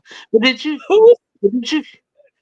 That's crazy. Did you hear about the girls? This was pre C-19 or during, they Hmm. were a couple and they were living in Bali and they wrote a book and they were advertising on YouTube, an ebook on how to live in Bali and live. First of all, they weren't trying to even be citizens. They weren't trying to contribute because that's one of the things that I am mindful of. If I'm in another person's country, especially if I plan on living there long term, then I need to contribute to the economy too, and Right. be a good citizen, while I'm in their country. And they just wanted to come and they were bragging about how cheap it is to live. You could do this. They put those girls out. They deported them so quick. It's like, Really? yeah, because they were extending their visa. They're working. You can't work and make money in another country.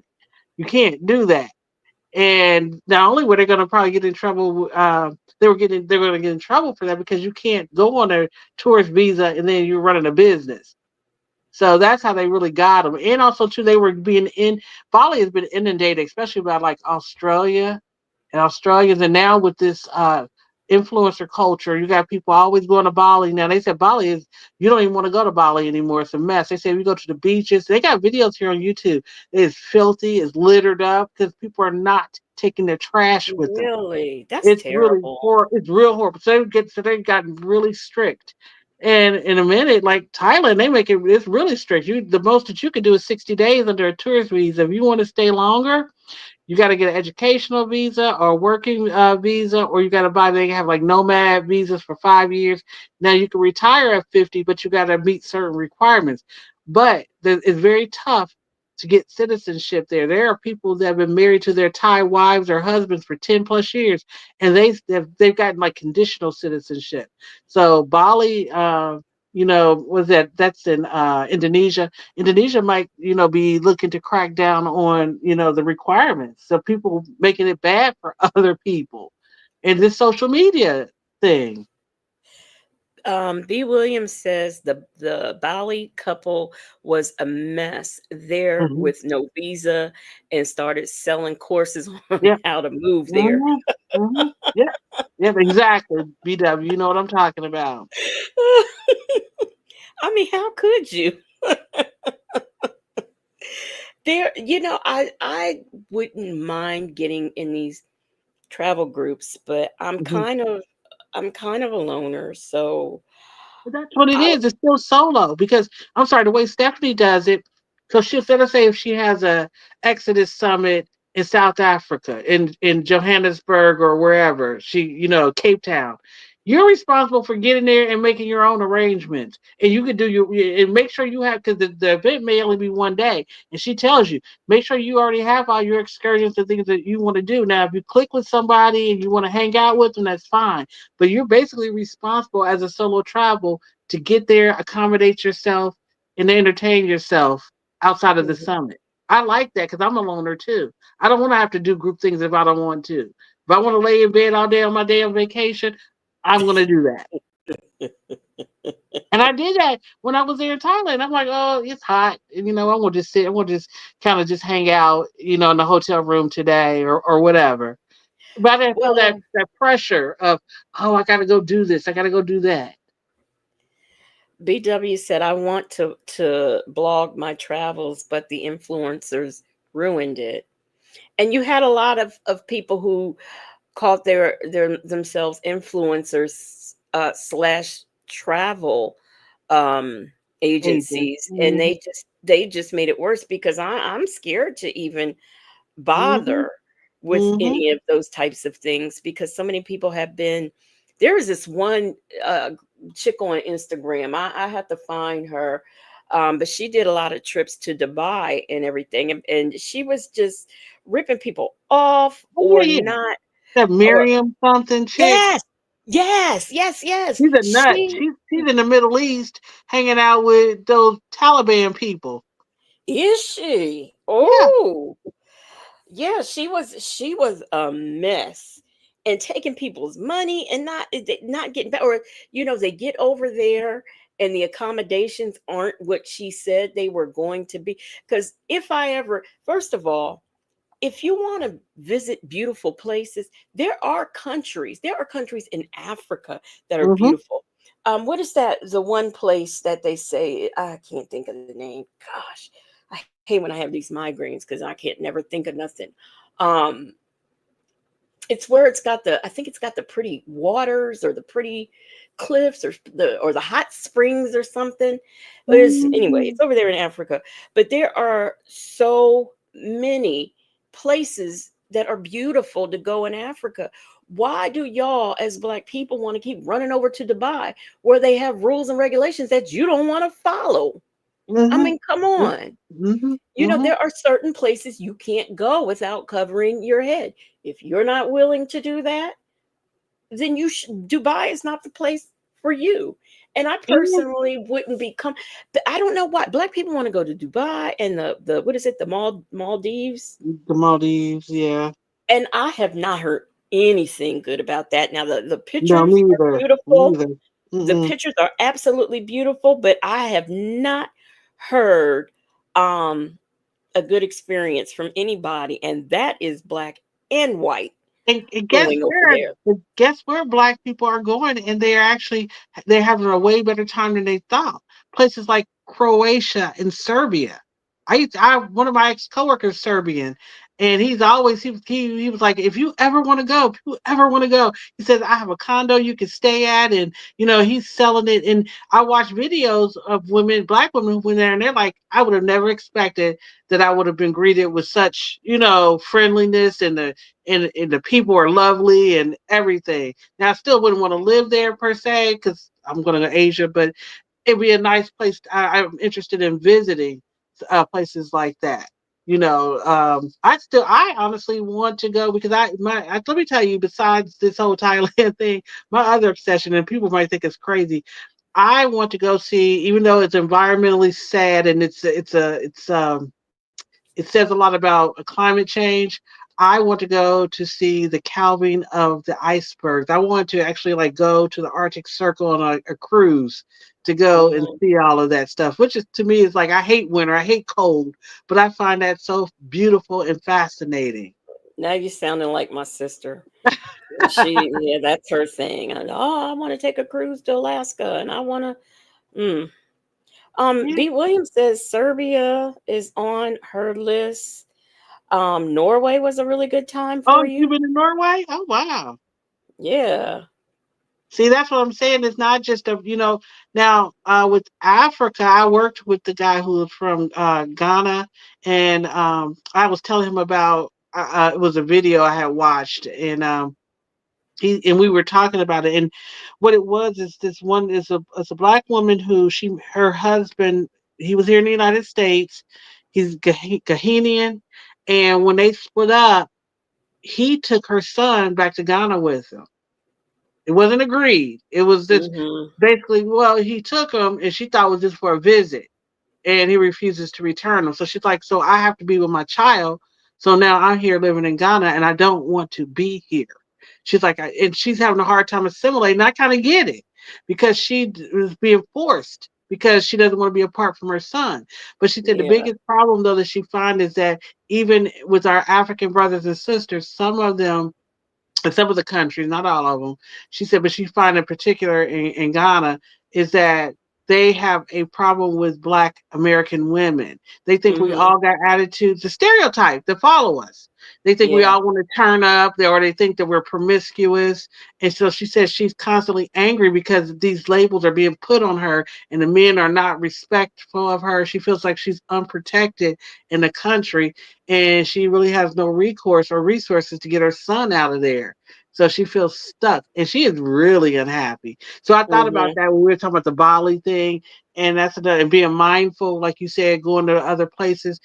We got a lot of influencers now who want to turn up in every country they go to, and you can't do that. Okay. Here it is. Botswana, Mm, Tanzania, mhm, and what is this? Mauritius. Those are the ones that I wanted. They've just got some beautiful things mhm. there. But do you remember? And Madagascar, that's kind of iffy. But do you remember this was all over Facebook, all over everything. The women who went to were they in Guyana? They weren't, I don't think they were in South Africa. They went somewhere which was a slave holding facility where they used to hold the slaves before they shipped out. And they went over there and they were like, this is for the ancestors. And they start twerking. Oh, It was awful. It was mm, awful. Here again, younger people and not knowing how to act and not, it's almost like they don't have any home training. But that's what they did. And it was, to me, it was just disgraceful. Just mhm. disgraceful. Hmm. And so the same rules apply. I remember I was in high school, I believe, so I'm dating myself. Maybe I was in college, but I'll never forget.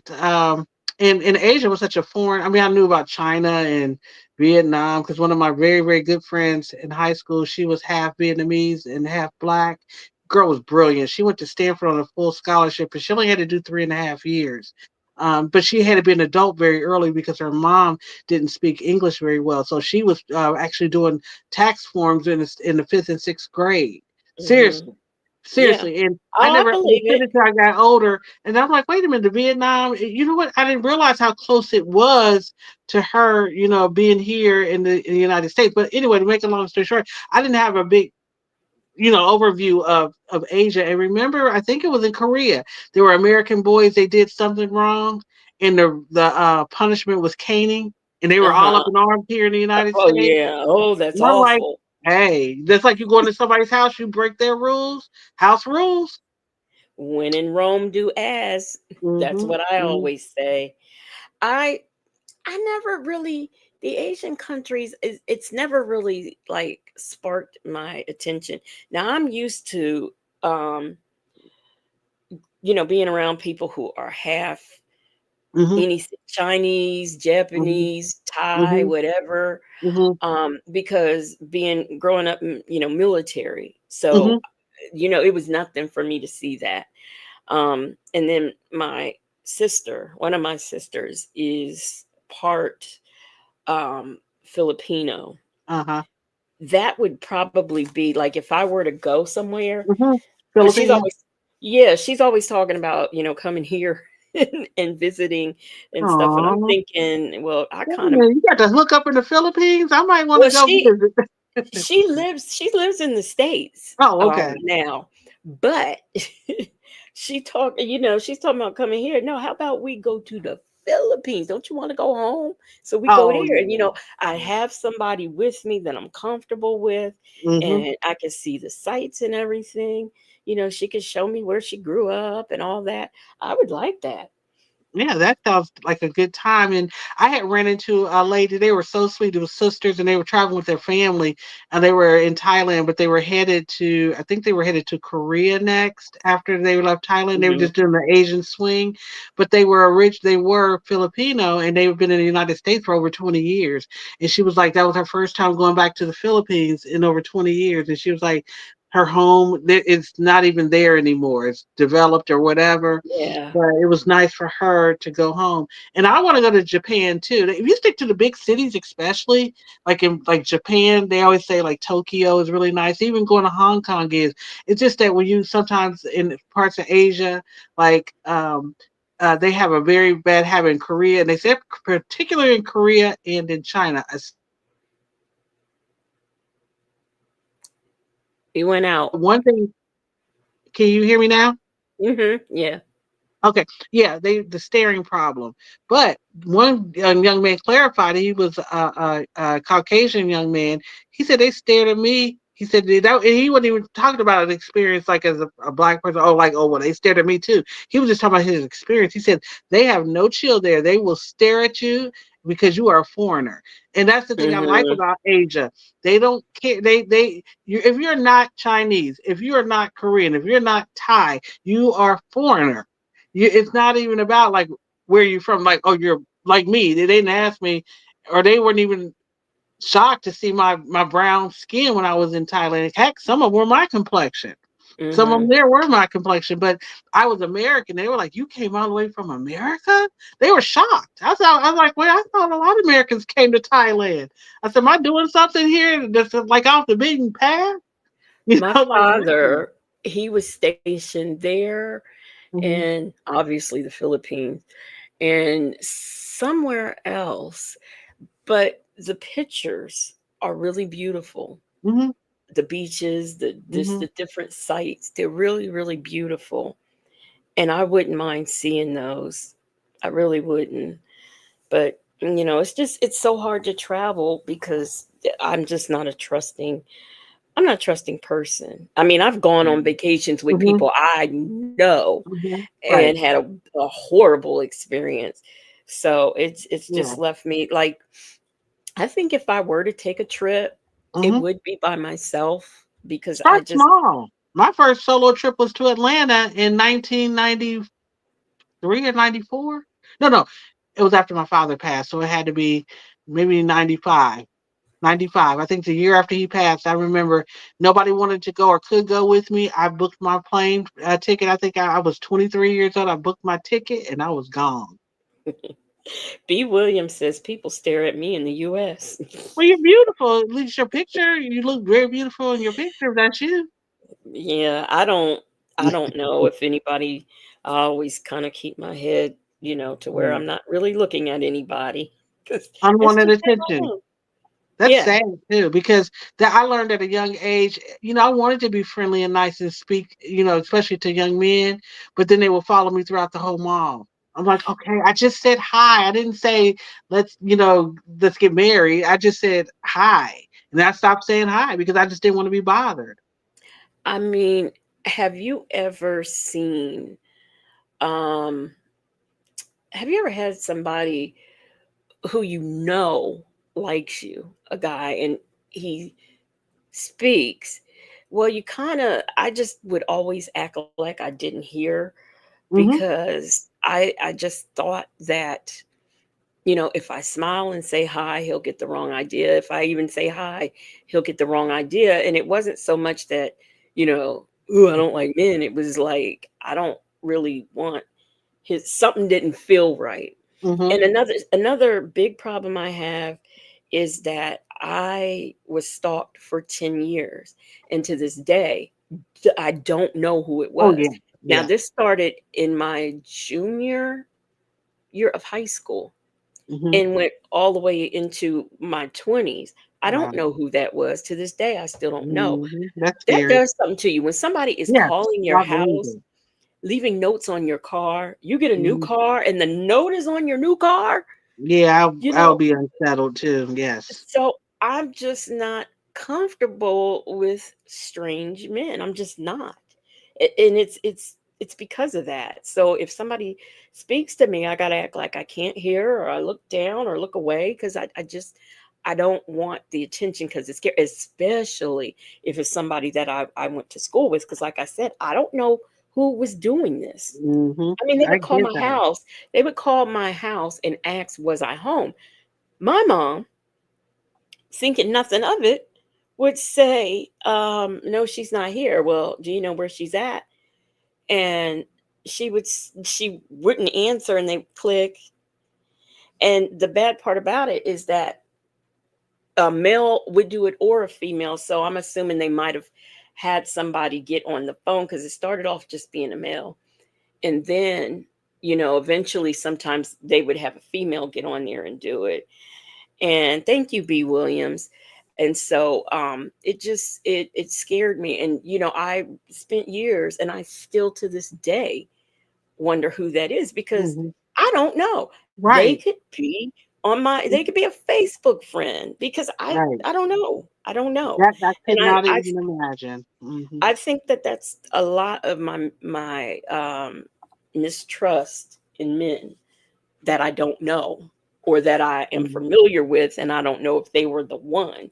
So a lot of times most of the people that I've dated have been people who are not from here Hmm. where I'm at or well, yeah, if they're from another country, of course they're not from here, but I I just and that's why because I just never knew who it was. So That that's would why. be, especially and you're in your 20s, and that's when we're kicking our heels up, literally and figuratively, Mhm. and not to feel that, not to have that freedom of movement or safety, that would terrify me too, and it would impact how I moved, in how I view the world. And Right. I don't know where I get this wanderlust from. Nobody really in my family is travels, or my sister has. She's picked up more. She even did a solo cruise for her 50th birthday. And that's really, I was like, I want to see outside, not even just the United States, outside of the state I live in.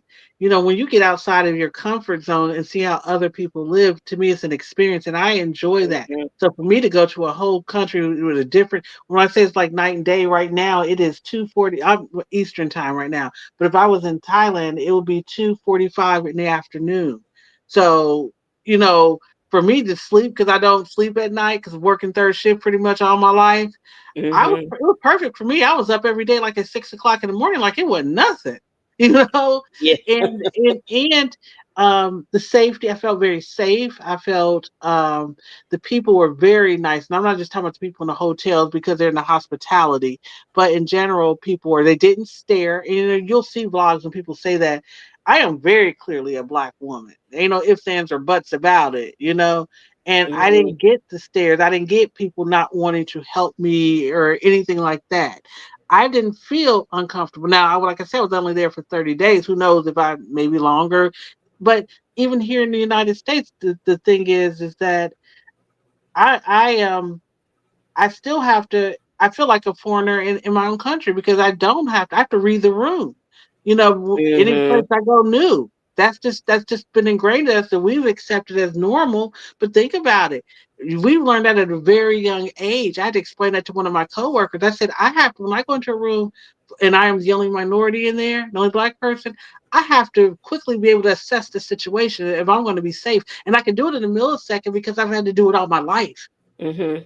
And so that Yeah. kind of stress, the stress of racism and sexism, it wears on us. And I just want relief from that. I want to be able to move and own my own space. So if I decide I want to travel and go to this country, of course, I'm going to research it. But the constraints that I even find here in my own country is even, it's more obvious when you leave because in a country like Thailand, they do have values. They are very, I'm not going to say patriarchal, but they're very familial. In other words, you have standing. If you are legacy, if you were just a day older than me, you are my big sister. I have to give you deference. You are the Hmm. elder. They still have that respect system in place. And I love the fact that they don't bow, they bow their head, they don't bow, but they do the prayer hands and the swadika, and it's Hmm. really refreshing. It's almost like refreshing of the soul. Like when somebody just speaks to you and they give you that deference with the prayer hands. It's really, Hmm. they're really, they call it the land of a thousand smiles, and they are really friendly there. So I would You, encourage anybody if you are thinking international and you want to look at Southeast Asia, don't mark off Thailand. In my opinion. it's funny, and I think this is with a lot of foreign countries. Like I'm the youngest child, like period. I Hmm. am the youngest Me child, too. but my sister is funny when when she's talking about my older sister, my Filipino sister, when she's talking about my older sister, she says she always says big sister. Hmm. She never Yeah, calls her by her yeah, name. She right. Because always that's said, I formal. tried to call big sister. And Hmm. I was like, what is she saying? And I'm like, okay, it's cultural. It has to come. I mean, she may be half black, but she's Yeah, not it's all the ingrained. way. Yeah. Yeah, it's it, and it really you're and if somebody gives you permission, and you're very familiar usually, but the deference is always there. It's Hmm. always the respect for the elder, and like I said, it could be among siblings or just friends. I mean, acquaint like when you go like at school or university, they have it. I think it's like it's P comma and then the person's name. So it's like saying sister Joan or sister Legacy or brother John. That's how you say it. That's how Hmm. you say it. And if you don't say it that way, then somebody look at you crazy. And even like in Korea, I know when you drink, if you're in front of an elder, you're supposed to look away. You're not supposed to look them in the eye as you drink. You're supposed to look away. So if you ever see a K drama, sometimes you'll see them. They'll take the cup under their hand and they'll tilt it and they'll look to the side. Hmm. It's a culture. It's a deferential thing, and I'm not saying that we should be strict like that here, but um, I was just saying the cultural difference, the things that I noticed. Just being outside of the United States, I would have never experienced because, we don't speak, and they speak there, and here we don't speak. Now we do hold doors and stuff like that, but it's a difference. Some, Yeah, yeah, some yeah, people. I yeah. mean, I'm surprised that when I go in a store, or I see a younger person going Hmm. in the store and there's an elderly person behind them and they don't hold the door. I'm like, what? I mean, come on. This person, if if nothing but the fact that they made it to the age that they're at, you Hmm. know. I Exactly. think that deserves respect. But let me tell you, I saw a news story the other day where this woman had just turned 100. Hmm. And when I want to tell you, she did not look or talk 100. I said, "Dad, they just ain't Gold. making them like that." Now I did have an aunt. She lived to be up there in the hundreds, but she looked like it too. Hmm. You know, she which was really ironic because we have good genes, and she probably did. But my gosh, she was in her hundreds. She was supposed What was she supposed to look like? Let me tell So I you. guess she looked pretty good for 100 and something. But Yeah, let me tell you something. One of the things that my great nephew, he was born at 26 weeks. So he was in the NICU for 3 months. And I remember the first time talking to his nurse when, like, really kind of having a conversation, because I had to go down to Florida to Tampa to be with him because I could stay. Being, again, that was one of the advantages of not being married and not having kids. hmm So I was able to go down there because my niece had passed away like 2 weeks after he was born. But she said there's a category for preemies. She said on the scale of how well they do, black girls do the best. Then it's white girls, and then it's black boys, and then they call them wimpy white boys.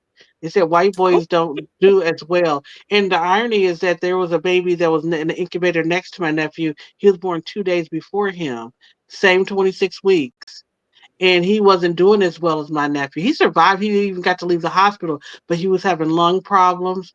Where my nephew, he had to be on oxygen for 8 months, but his lungs, they didn't see any like problems like this young hmm man, this little boy was having. And he also had that, I forgot what it's called, when you get too much when you give preemies oxygen, sometimes it can mess up their eyes. hmm And Yeah, I know so what you're talking about. yeah. So I tease my nephew to this day because he wears glasses, but his mom wore glasses. My family, just about everybody in my family wear glasses. We got bad eyes. I had LASIK today. He was like, your eyes are shaped like a football. He said they are shaped like a football. But I always tell him, I said, you wear those things. I said, I think that has something to do with you being a preemie and being from a family of people with bad vision. But he progressed. He hit all his milestones when we brought him back home because we had to drive him home on oxygen. And I'll never forget, we had to transfer his care to our children's hospital, and he was the first transfer preemie that they had ever gotten, a 26-week preemie that they had gotten. And he did just fine. He's 22. He's fine. Can't even PW, tell. PW said that's messed up, Bank. My eyes are shaped like they're literally. I could not see without glasses. People would be like, my sister was one. She does wear glasses, but she'd be like, "Oh, I left my glasses." But you driving? Oh, I can see just fine. I mean, I just did a look like at night mainly. That's like, no, no, no. If I don't have my glasses, everybody in this world is going to be. They're going to be Yeah, gone. They're going to see the I heavenly Father. I cannot see, and if it's dark outside, it's worse. I can't see Yeah, I nothing. love my LASIK. Now I just have to wear readers like Nestos. You know. Yeah.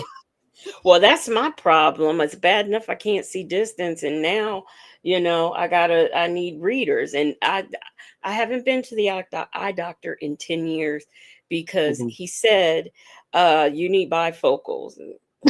Okay, and I left, and I ain't been back to one since. Y'all not putting me in bifocals. My mother wore them things. I thought they were awful. I'm not wearing them. But my Give me. mom, she just had cataract surgery, and um it's basically LASIK. And they even can put a lens now. They'll do implant lenses. hmm Uh, they'll so that you live. Literally, I remember my aunt is 80. I'm 83, and I remember when she got it done. She was like, "I don't need my glasses anymore." She was like, "I can see just fine." So that is something. Oh, B. Williams said she was a 22-week preemie. Yep. Yeah, Hmm. no issues yet. It's That's amazing good. with modern medicine is that they are able. And we were buying him some baby clothes, and the clerk, she was saying that she was a preemie at the time. And I think she said that she was like 20 something weeks. And she said back then, because she was older, so I think she was like born in the 50s or 60s. She said they used to put them in like little ovens, like the babies, to keep their temperatures. And she said then for the longest, she slept in the they made a baby bed out of when she got home, they made her baby bed out of a dresser drawer. So yeah. So small. PW, Hmm. PW said she was talking about you teasing your nephew. I think Bank knew that. Yeah, PW. I did. I did. I did. PW also said, I learned a lot from 90 Day Fiance and 90 Day the other way about differences in how cultures show respect. Hmm. Yes. Uh, so since you watched that, I can't remember the woman's name, but she was the 70-year-old that moved over to, I think, Morocco to be with that. Was he 20 or 30? I don't know. But it was on it was on 90 Day Fiance, and he got to acting stupid or whatever, and she packed her stuff just like she packed her stuff up to go over there. She packed her stuff up and went right back home. Oh, I you was know like, what I want to okay. tell you too before going to it was I think B Williams said was it you B Williams said that you went to yeah, you did go to is it Meritas? I can't pronounce it. And yeah, me either. Yeah. But I know there's some of the resort quote unquote like countries in Africa that they said that there's a lot of European women go to find, to get their groove on, to get their groove back. It's And it the Gambia that was they that go. so Gambia. And they said Mhm. it's horrible, it's bad, especially like for us black women to go there. They said that, it's they cater to the Europeans because they're spending all that darn money over there.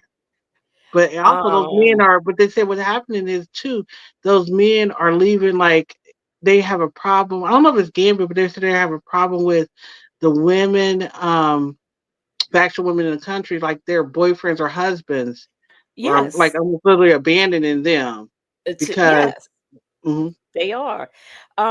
It is so bad that the Gambia put out a presser that said European white women stop coming over here. I'm gonna find it. I have it Oh somewhere. really?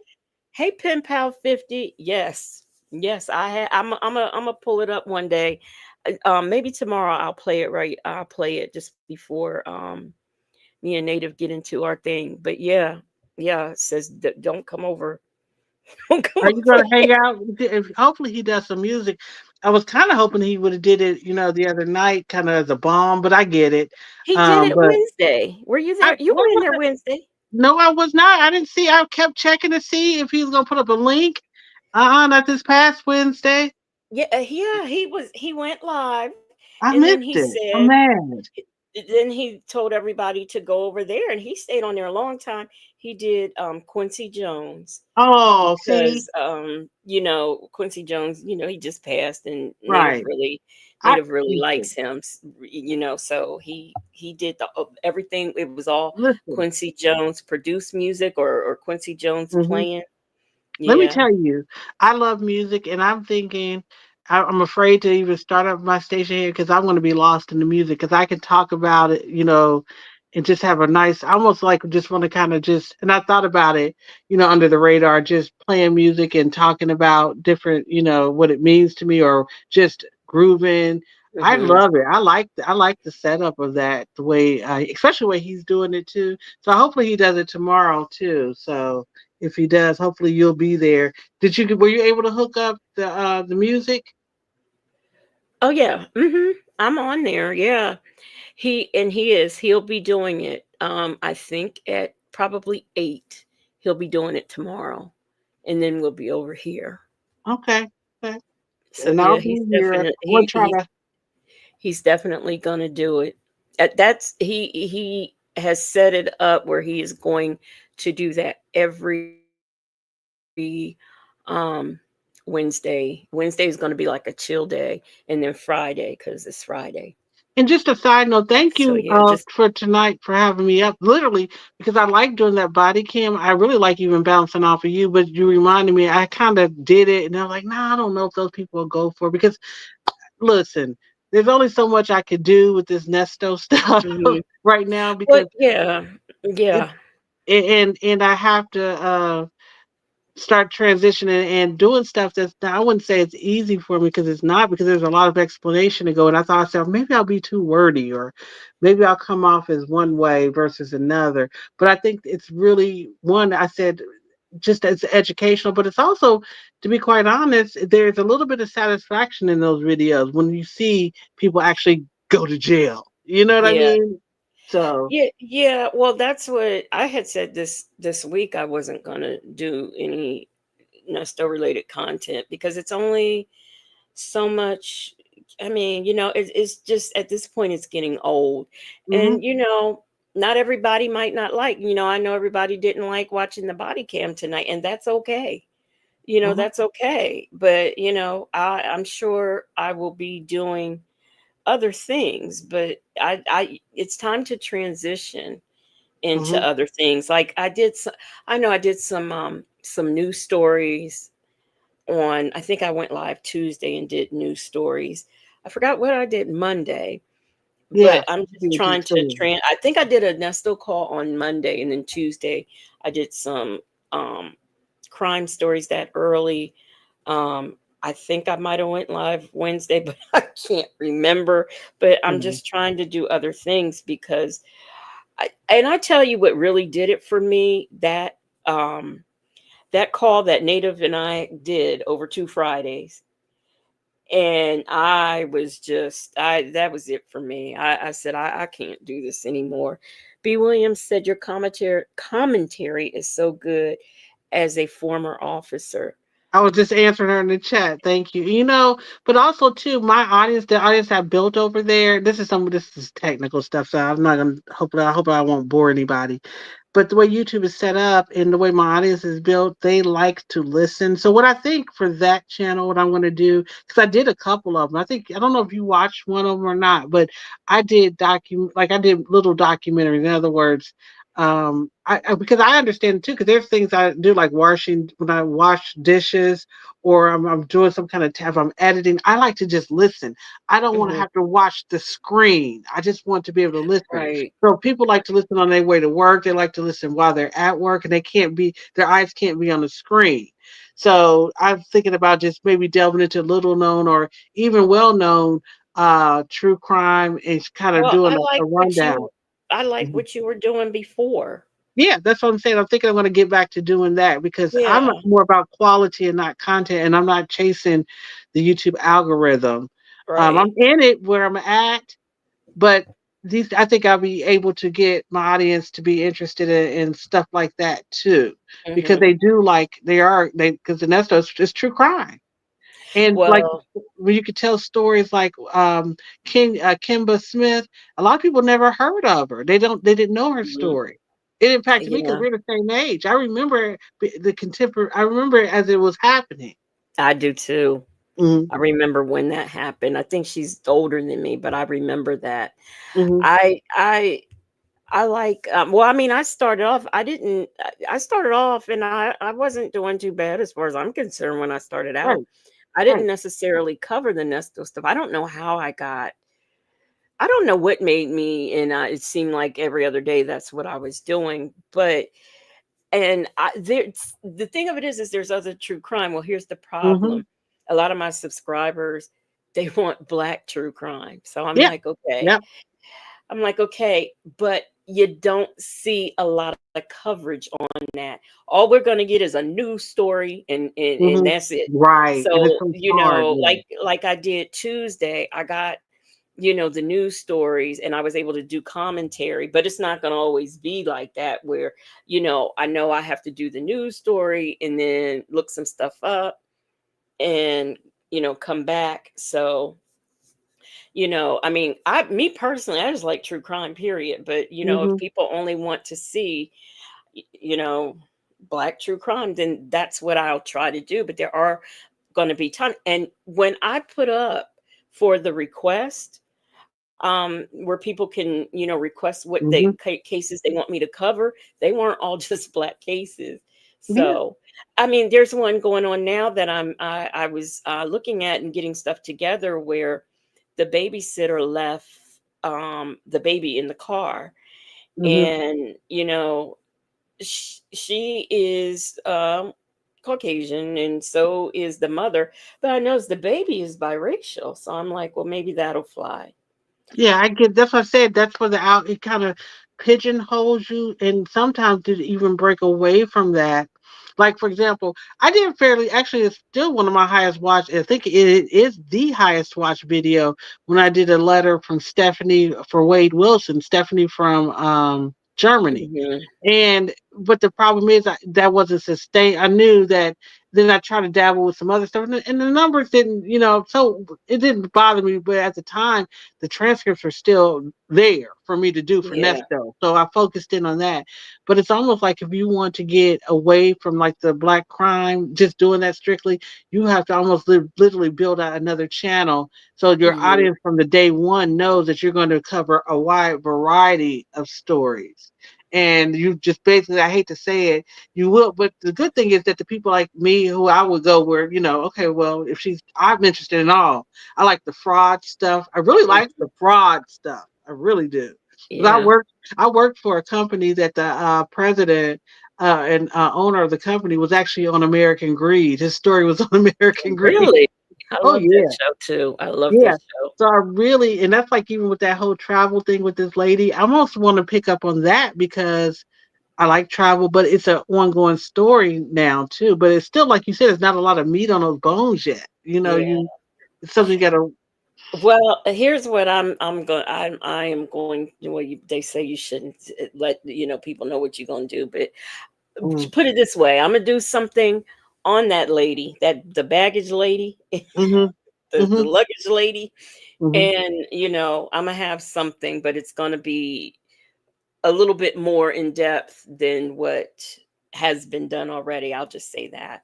Well, that's the beauty of, to me, YouTube. Everybody has a unique and different spin. I have watched like one Nesto phone call. I probably watched 3 or 4 reactors just to get a different perspective. And Hmm. that's the unique thing we bring. We bring a unique perspective. Like I may look at like for example, I am listen. That's how I found out about Nesto because of Love Lies and Lace Fronts because I was into the mommy sector. My thing is Hmm. okay, I can do reactions on them because I know a lot about them, but my point of view is not to criticize or to be critical. It would be okay, so what would be the solution in this situation? Because even though this person who I'm talking about may not care what I have to say or don't like what I have to say or dismiss what I have to say, there may be another person out there in a similar situation that is open to listening to what I have Hmm. to say. So that's why I say go run for it. And I had to also to get away from not being worried about giving away quote unquote what I'm doing because nobody can do it like I can because there's only one me. Right. So think of it that way. Your voice, your perspective is why we are here now. Why there's 70 people here at 4 o'clock in the morning. Yeah. B. Williams, she says she likes cults. I do too. Me too. I do too, but it is hard to find. I mean, I'm not saying there's not any black cults out there because there are, but Do you know about Nature Boy? Now he's got a body of work out there. I just didn't want to. So many people, have done him that I just, some you could just. I think it could be overdone. But see, But that's the limitations you're putting on yourself because believe it or not, a lot of people don't know who that person is.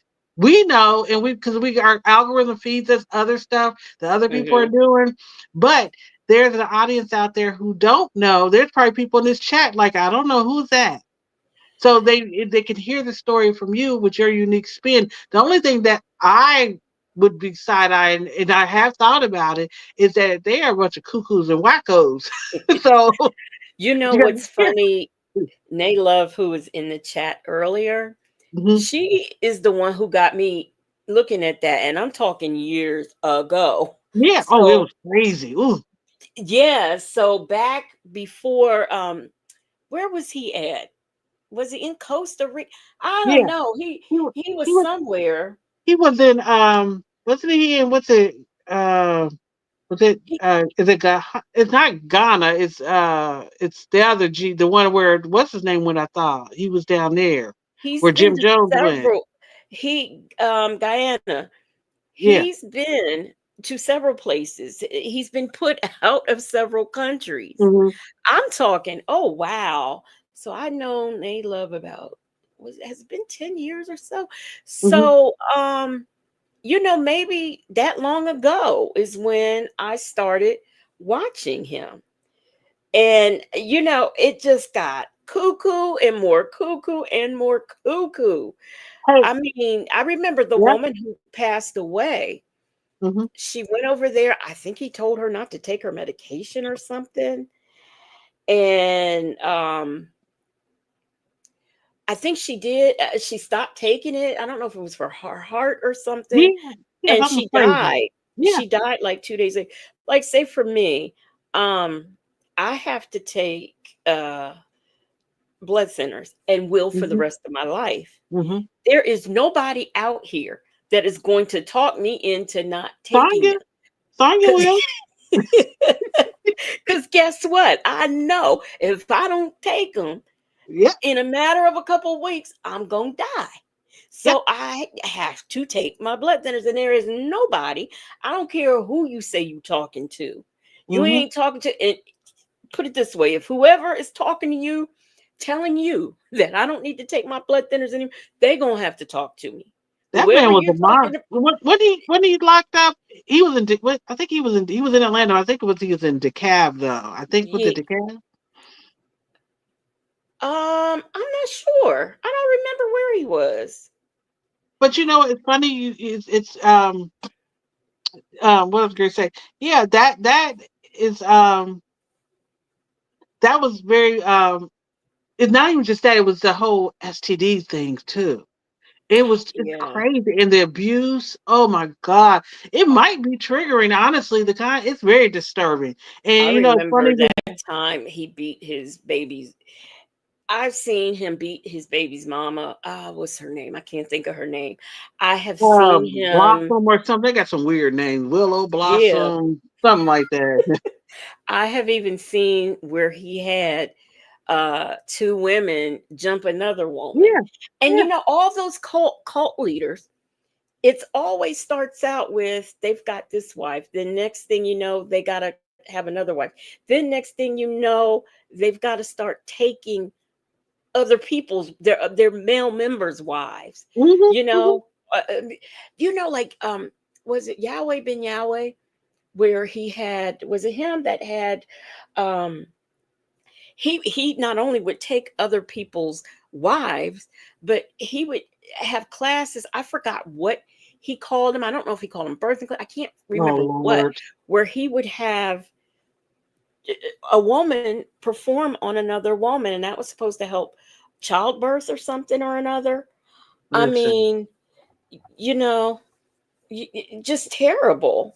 So Yep. it is some. There are some black, or the vampire cult father Oh, yeah. who married. Have you heard of that one? He married his first wife.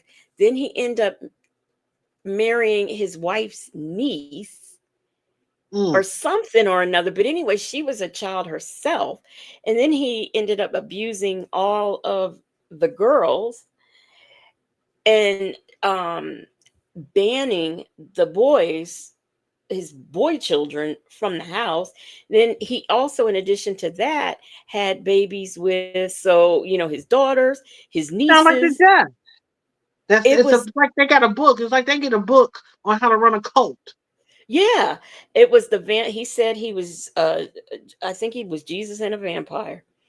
And I think eventually somebody killed the kids. He had these girls so trained that one of the younger girls killed like everybody in the house who was left in the See, now house.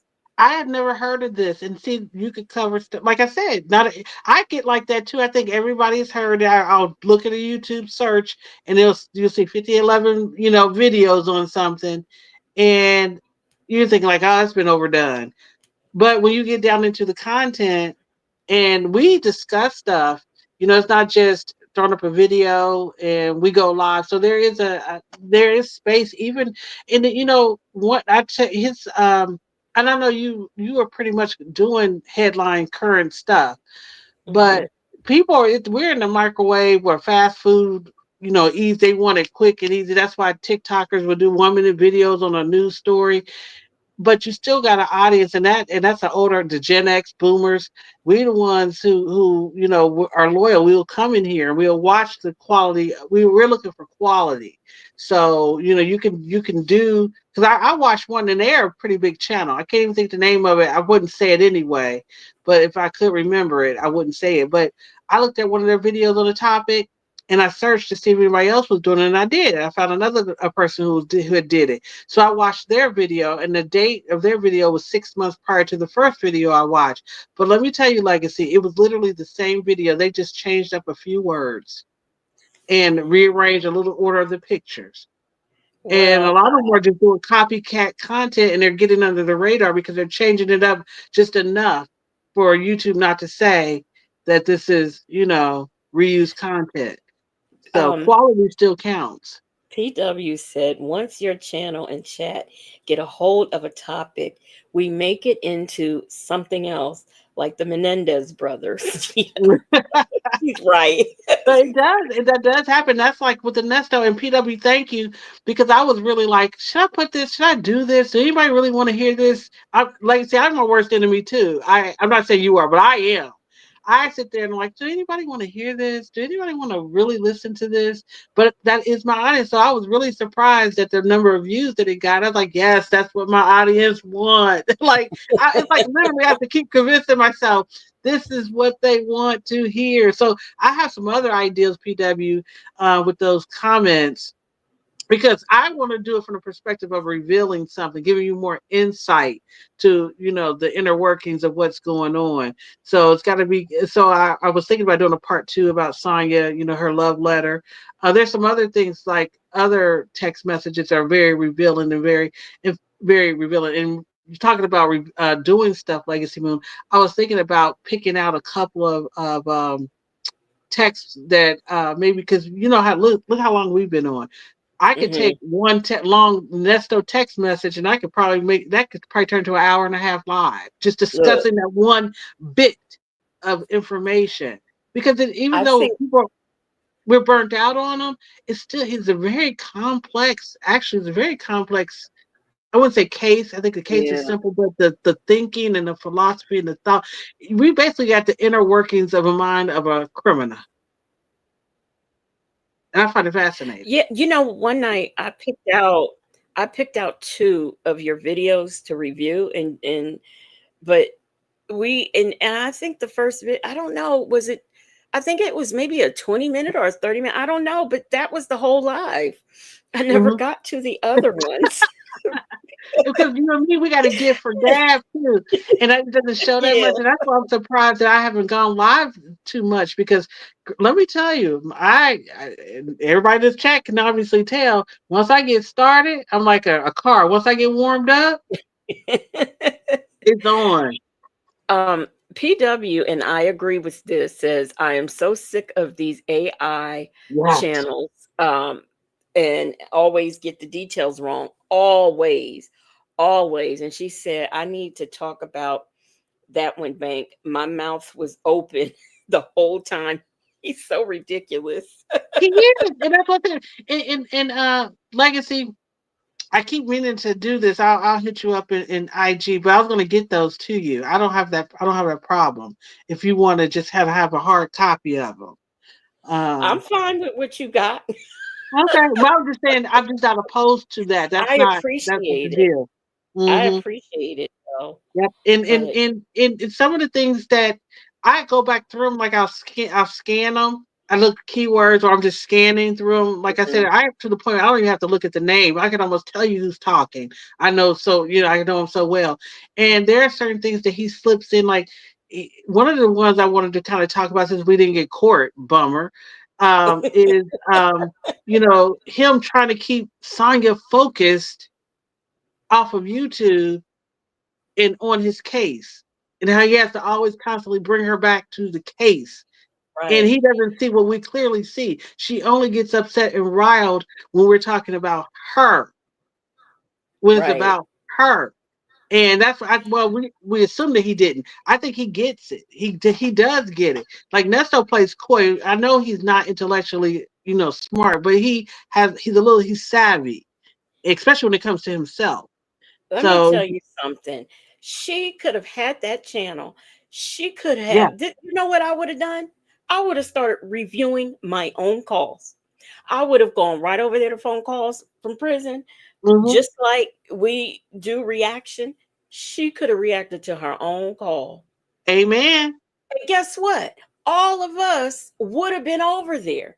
Let me Just tell like you. when she go live and it would be 300 people in the chat just to insult her. And we'd sit there. Her lives would be 2 and 3 hours, but we would all sit Mhm. there and listen to her lives and then go back and report on our channel. She could have kept doing that.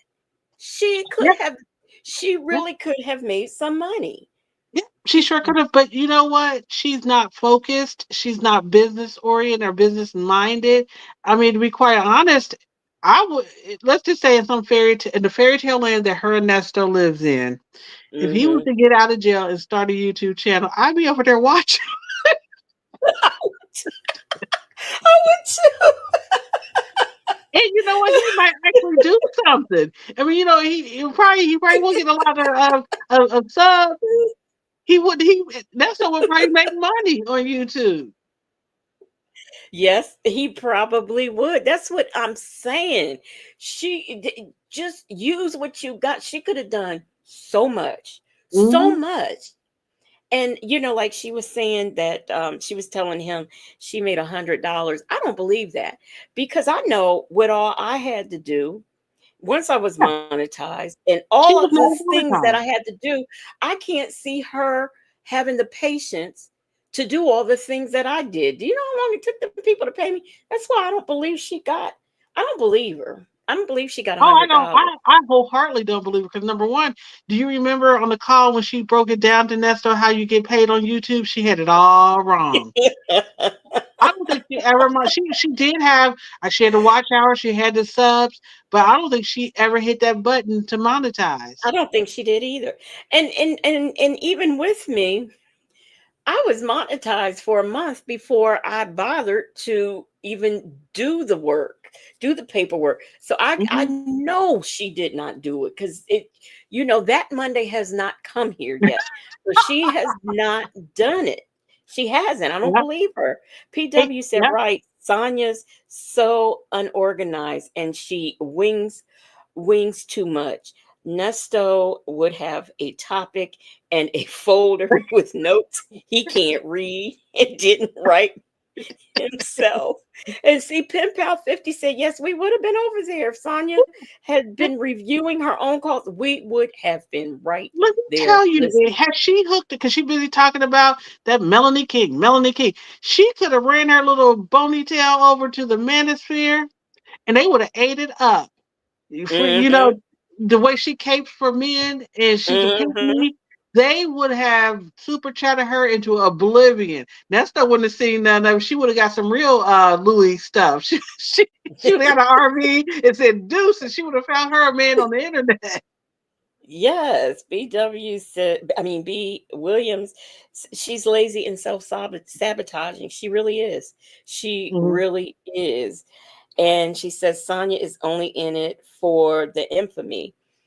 Mhm. I don't, I just can't figure out why she's still here. I guess she really wholeheartedly believes, oh, I can't, let him go now, or I can't kick him Same while thing. he's down, type of thing. Is Yeah, I yeah. believe because I just really don't believe. There's no way she has read all of the things that we have read and really believe that this man is innocent. I mean, Mhm. like she said, where's the proof? That's a relationship. Well, I know when all this stuff first started, we saw where he was supposed to buy Melanie Scretchen Mhm. that RV. She didn't get her money back and she didn't get her RV. I don't understand how she finds that to be civil. No, that's you stole from me. I don't have my money. And then his thing is, well, I can't do nothing if I'm sitting in jail. Okay, but what was you doing all them other months when you weren't in jail? You weren't getting her RV or her money. You was Mhm. buying your wife rings and G-Wagons and things, but you was not running her money. And I'm not the So only one who said this. You may have even said it, Legacy Moon. I personally believe, and this is in my little old humble opinion is that prior to him getting locked up, he thought she was going to be a mark. I He had do a too. Miami connection, and she was in the clubs. She was going to be a mark. And he didn't know. He knows now, of course, that she full of it. But she talked big game. He thought that he could probably make some connections with some folks that because he always looking for somebody's inheritance settlement. He Yeah, always looking for. He's like you know, that pastor on your TV that's telling you to dig down into your couch cushions for change. you know, just like she talks about all the young men who want her and Yep. talk to her, and she only dates men in their 20s, and he's the Hmm. oldest. Girl, if you is running around here your big old age and you only date guys in their 20s, their mid 20s, it's something wrong with you, Hmm. Hmm. Hmm. But because these men's ain't mature no more. hmm and that's why I have fun making my thumbnails for the videos and for the actual YouTube thumbnail because the YouTube thumbnail is more designed to get people to understand what the video is going to be about, what's going to be in the video. But my thumbnails for the actual videos, I got started getting the more I do them, I'm always thinking like, okay, like Easter eggs or just having a little bit of humor, the inside stuff that only people who Yeah, truly know the story can get. So that kind of made it fun for me. That's even like doing a little book covers and stuff like that because it is comical. And it's just that, like I said, right now we are at I would say, kind of a standstill because the calls are dripping out. I know there's tons of them out there. It was like over 900 of them or whatever. hmm, But the text messages, that stuff is kind of slowed down. I was ready to get into the meat and potatoes of the trial, but again, that's going to drag who knows how yeah, long. But I can only yeah, stretch the material for so long. But there are certain things that if like, PW said, I didn't realize that, that it really gave clarity to what he was going on in his head because I've been looking and transcribing those transcripts for so much it almost becomes mush after a while. hmm, So that's I'm glad to hear that because sometimes I'm like, because I believe in putting out quality. I don't just right, want to just throw anything out there because believe me, I could have. hmm. But anyway, yeah. Well, Donna, the cause, I mean, I don't understand, why. Um, well, I kind of do understand why. The Wade Wilson, let me money. tell you, I went into a premiere of Wade Yeah. Wilson, that Hmm. phone calls from prison. 8,000 people in the Hmm. chat. Yeah. Hmm. I said, this is some next level stuff. Yeah. So, I They mean, get paid. me personally, I would be putting up all of the Wade Wilson. Listen, if I can get those transcripts, see what phone calls from prison, she was quoted 2K, but she wanted everything from day one, probably. Me, can I just get a time frame? And how much can I get for $50? Because I can tell you right now, most of that stuff probably would have been garbage, all that nasty talk. I would have Hmm, liked to hear the Nesto type stuff, the inside stuff, like hmm. especially with him and Jesse. If I could get a hold of those transcripts, I will do them because those Yeah. people will come over to listen to them, and that would be. Let me tell you, my channel was up before Nesto's. I did the first transcripts, but the transcripts made a hell of a lot of a difference when it came to my AdSense check. Okay, Hmm. and I can only imagine if I can get a hold of those Wade Wilson Oh text messages. yes, yes, you will get some new subscribers probably. B. Williams said his pathology is easy to understand. Now, how he gets those women to give up those coins is still beyond me.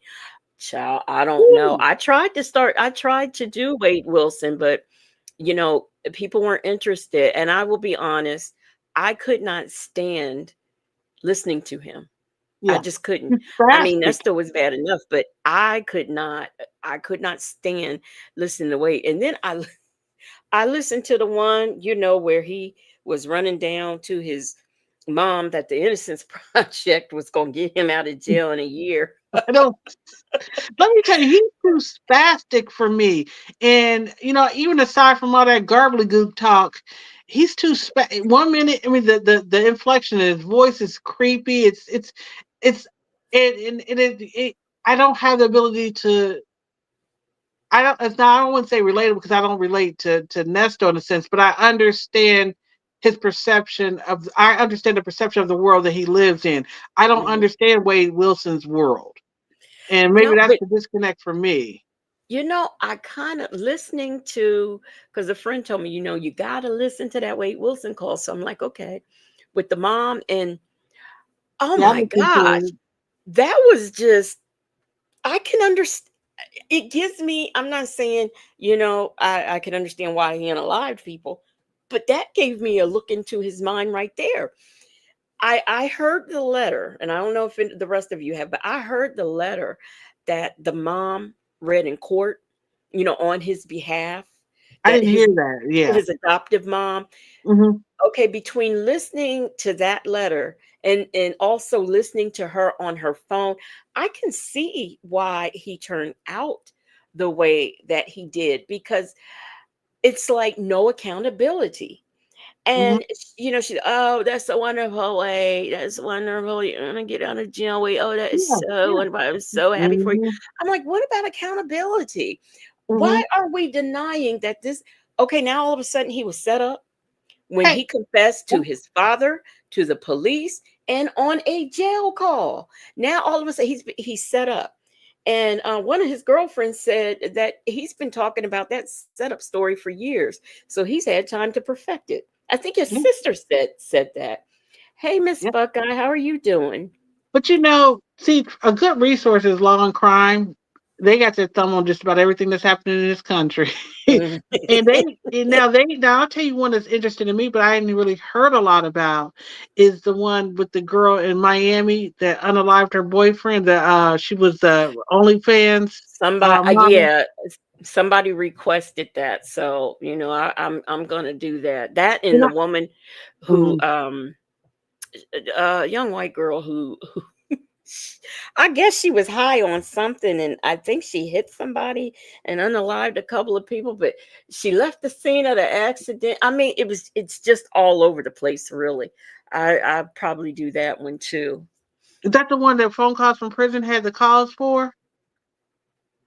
No, that's the Okay. Lisa I Yeah. did a video on her. And I know that there was not a lot of interest in that, but But you know no, what? You got this one just happened not too long ago. But legacy too, and I know it because it's discouraged here. I'm preaching to the choir. In other words, I think you know this, but if you keep going, you know, even though the response may not be initially, if it can, that's why I was saying sometimes you got to create a new channel because you got to somehow.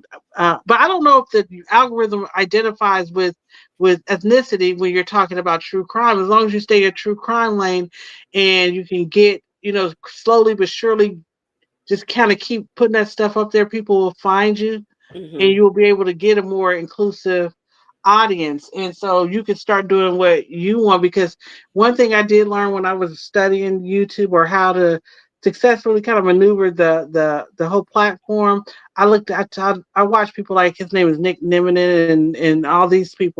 And one of the consistent Roberto Blake, one of the most consistent things they say is focus on the content that you want to do and the quality of it, and the rest will follow.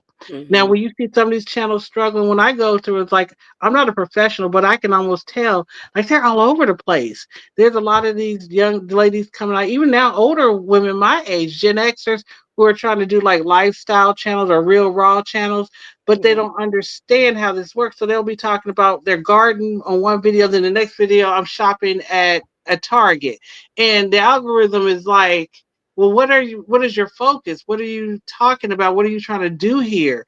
And it Hmm. doesn't know where to put them. So you're confusing the algorithm. Now, if you had one channel that just talked about gardening, but then you created another channel to talk about your shopping, then it knows where to put you. And it knows where to Hmm. put who to put you in front of.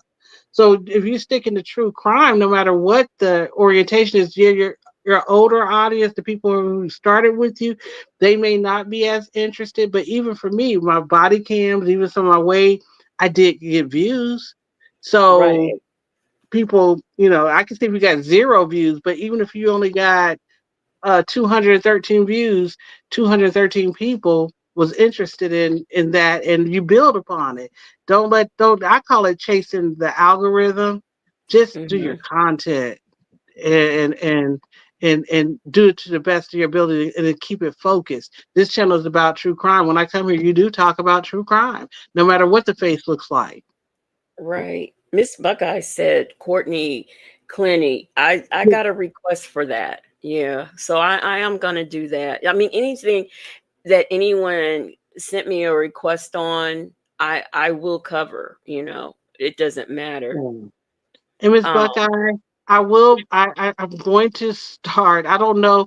Like I said, just what I just told you. That's the reason why I stopped, because I forgot that lesson. I can do the body cam, and if anybody has a problem with that, they don't have to watch. I would love for them to watch, but this is, like I said, you can't get milk from a dead cow. You just can't. I can't keep. I don't know how many times do we mhm. do we want to cover these videos? Yeah. Not and like that. That's just where I'm at right now. So yes, Ms. Buckeye, I've done a couple on my channel. Moving forward, I'm interested in doing more, and Legacy kind of helped restart that. Yeah, because I did body cam. That's why, I wanted her up here because I did body cam and I wanted to get her perspective on it, you know. Right. I watched one like maybe a week and a half ago, and I thought I saved it. Now I got to go search for it. It was a really good one, and I thought it was a really good conversation piece in regards to, just even being a black woman, Hmm. and because it was some young black girls, it was some young girls, and the mother, and how the mother, basically how she had poor examples, poor. There was no, like we were talking about the video we watched. What was really Hmm. going on in the home? Well, in this video, you can clearly see what lessons this girl was learning at home, and so it's like, really, are we Right. surprised that she's out here doing this? Right. And that's why, I mean, because I think that these can now, I mean, I know that one was maybe a cringy one, but some of these other ones I have, like when the girlfriend comes up to the funeral Oh with yeah, all of her family. Did you see yeah, that one? yes, I It's did.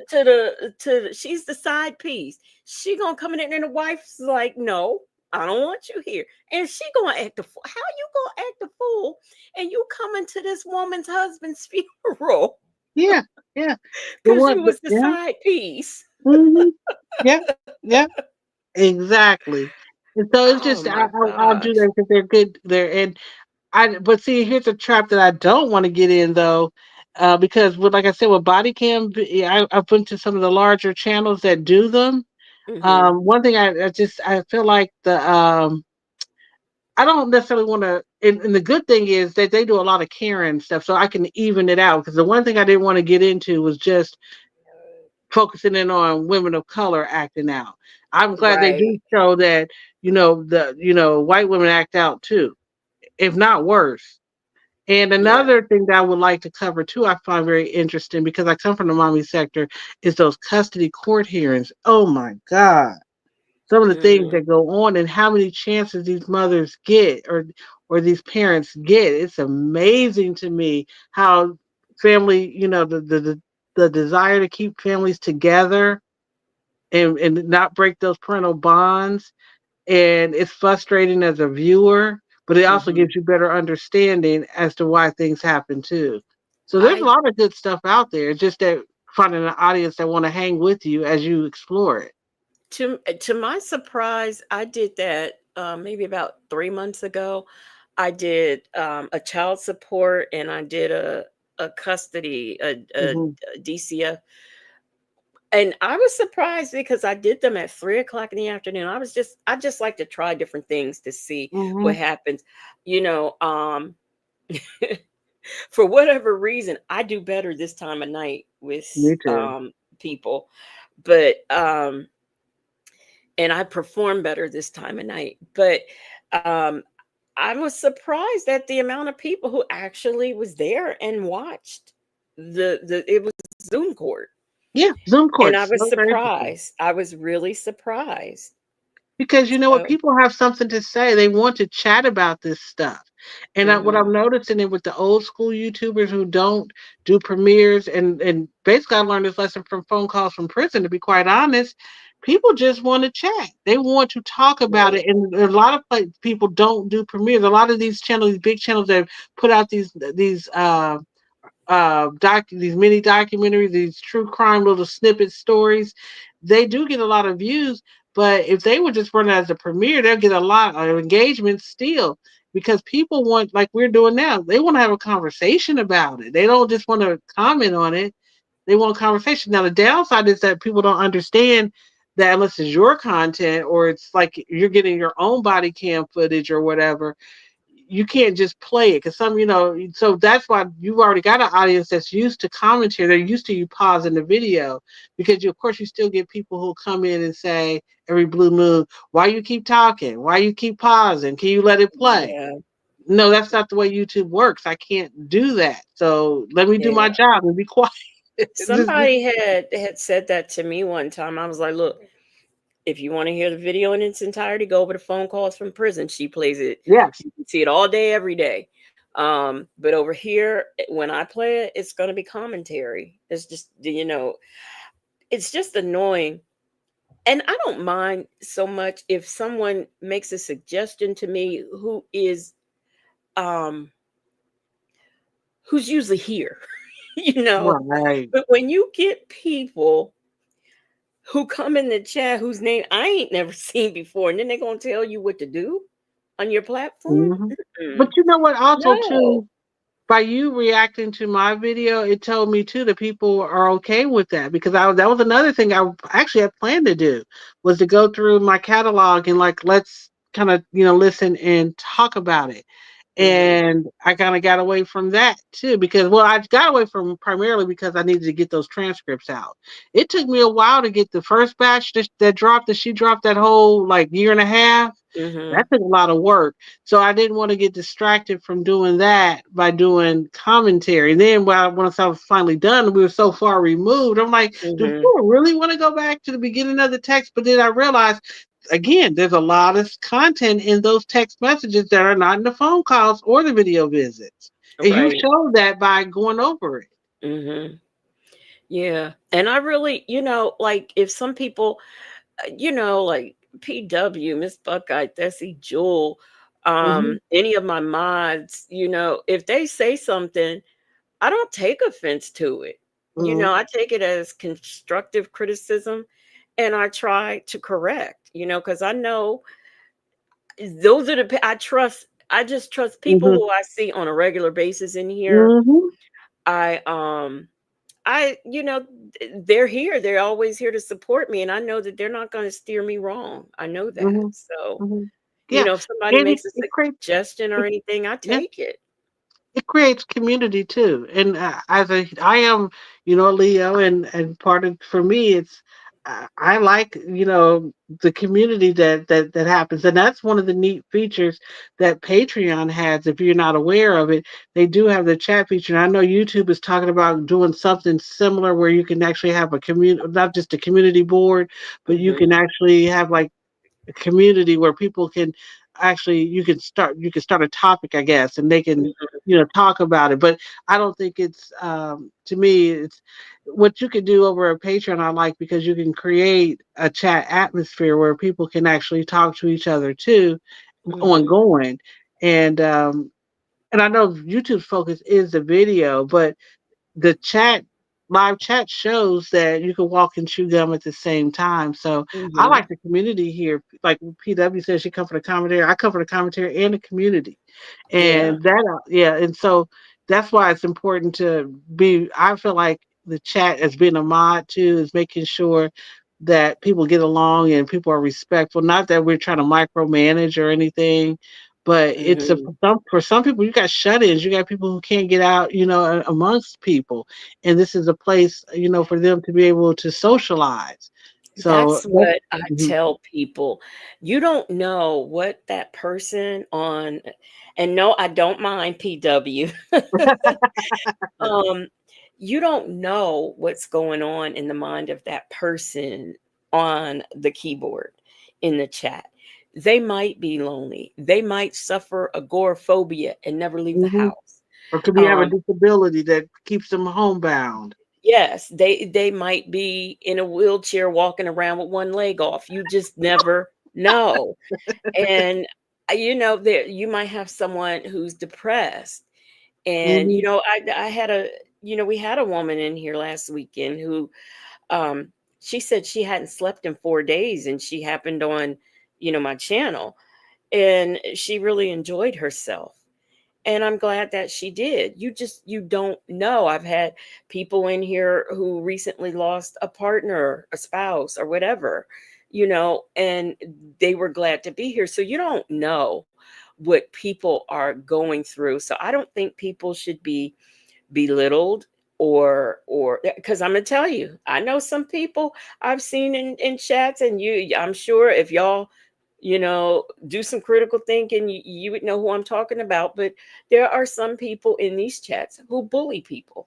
Oh yeah. I've seen it, Mhm. and I don't like that. And No, the no. fact that the person running the platform sees this and doesn't have a problem with it is a problem in itself.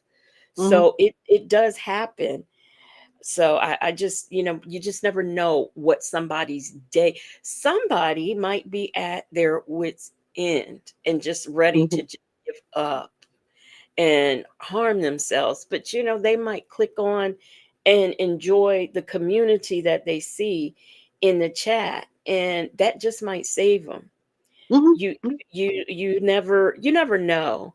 Mai Tai said they just do not like removing the children from the bad living environments just because it's a biological parent. No, they don't.